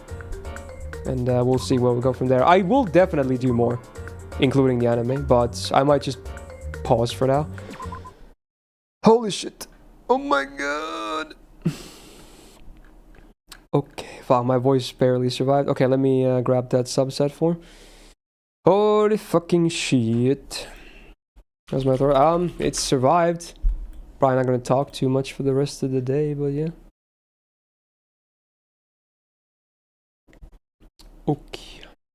Yeah, that was crazy. Crazy. Okay, let's see here. Huh. Let's see any duplications. No, actually. Wow, 47 is surprising. With no dupes.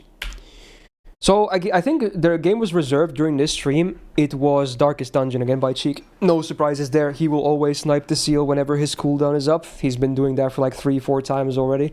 And will probably continue to do so. So you'll see more Darkest Dungeon tomorrow. But what else are we playing? We have number 23. It's like the halfway point. As close as it gets. This one comes in from... Oh, Mr. Daril. And honestly, he would probably normally suggest Hollow Knight, but it's already a Sunday game. So I'm gonna guess it's a Resident Evil, maybe 4.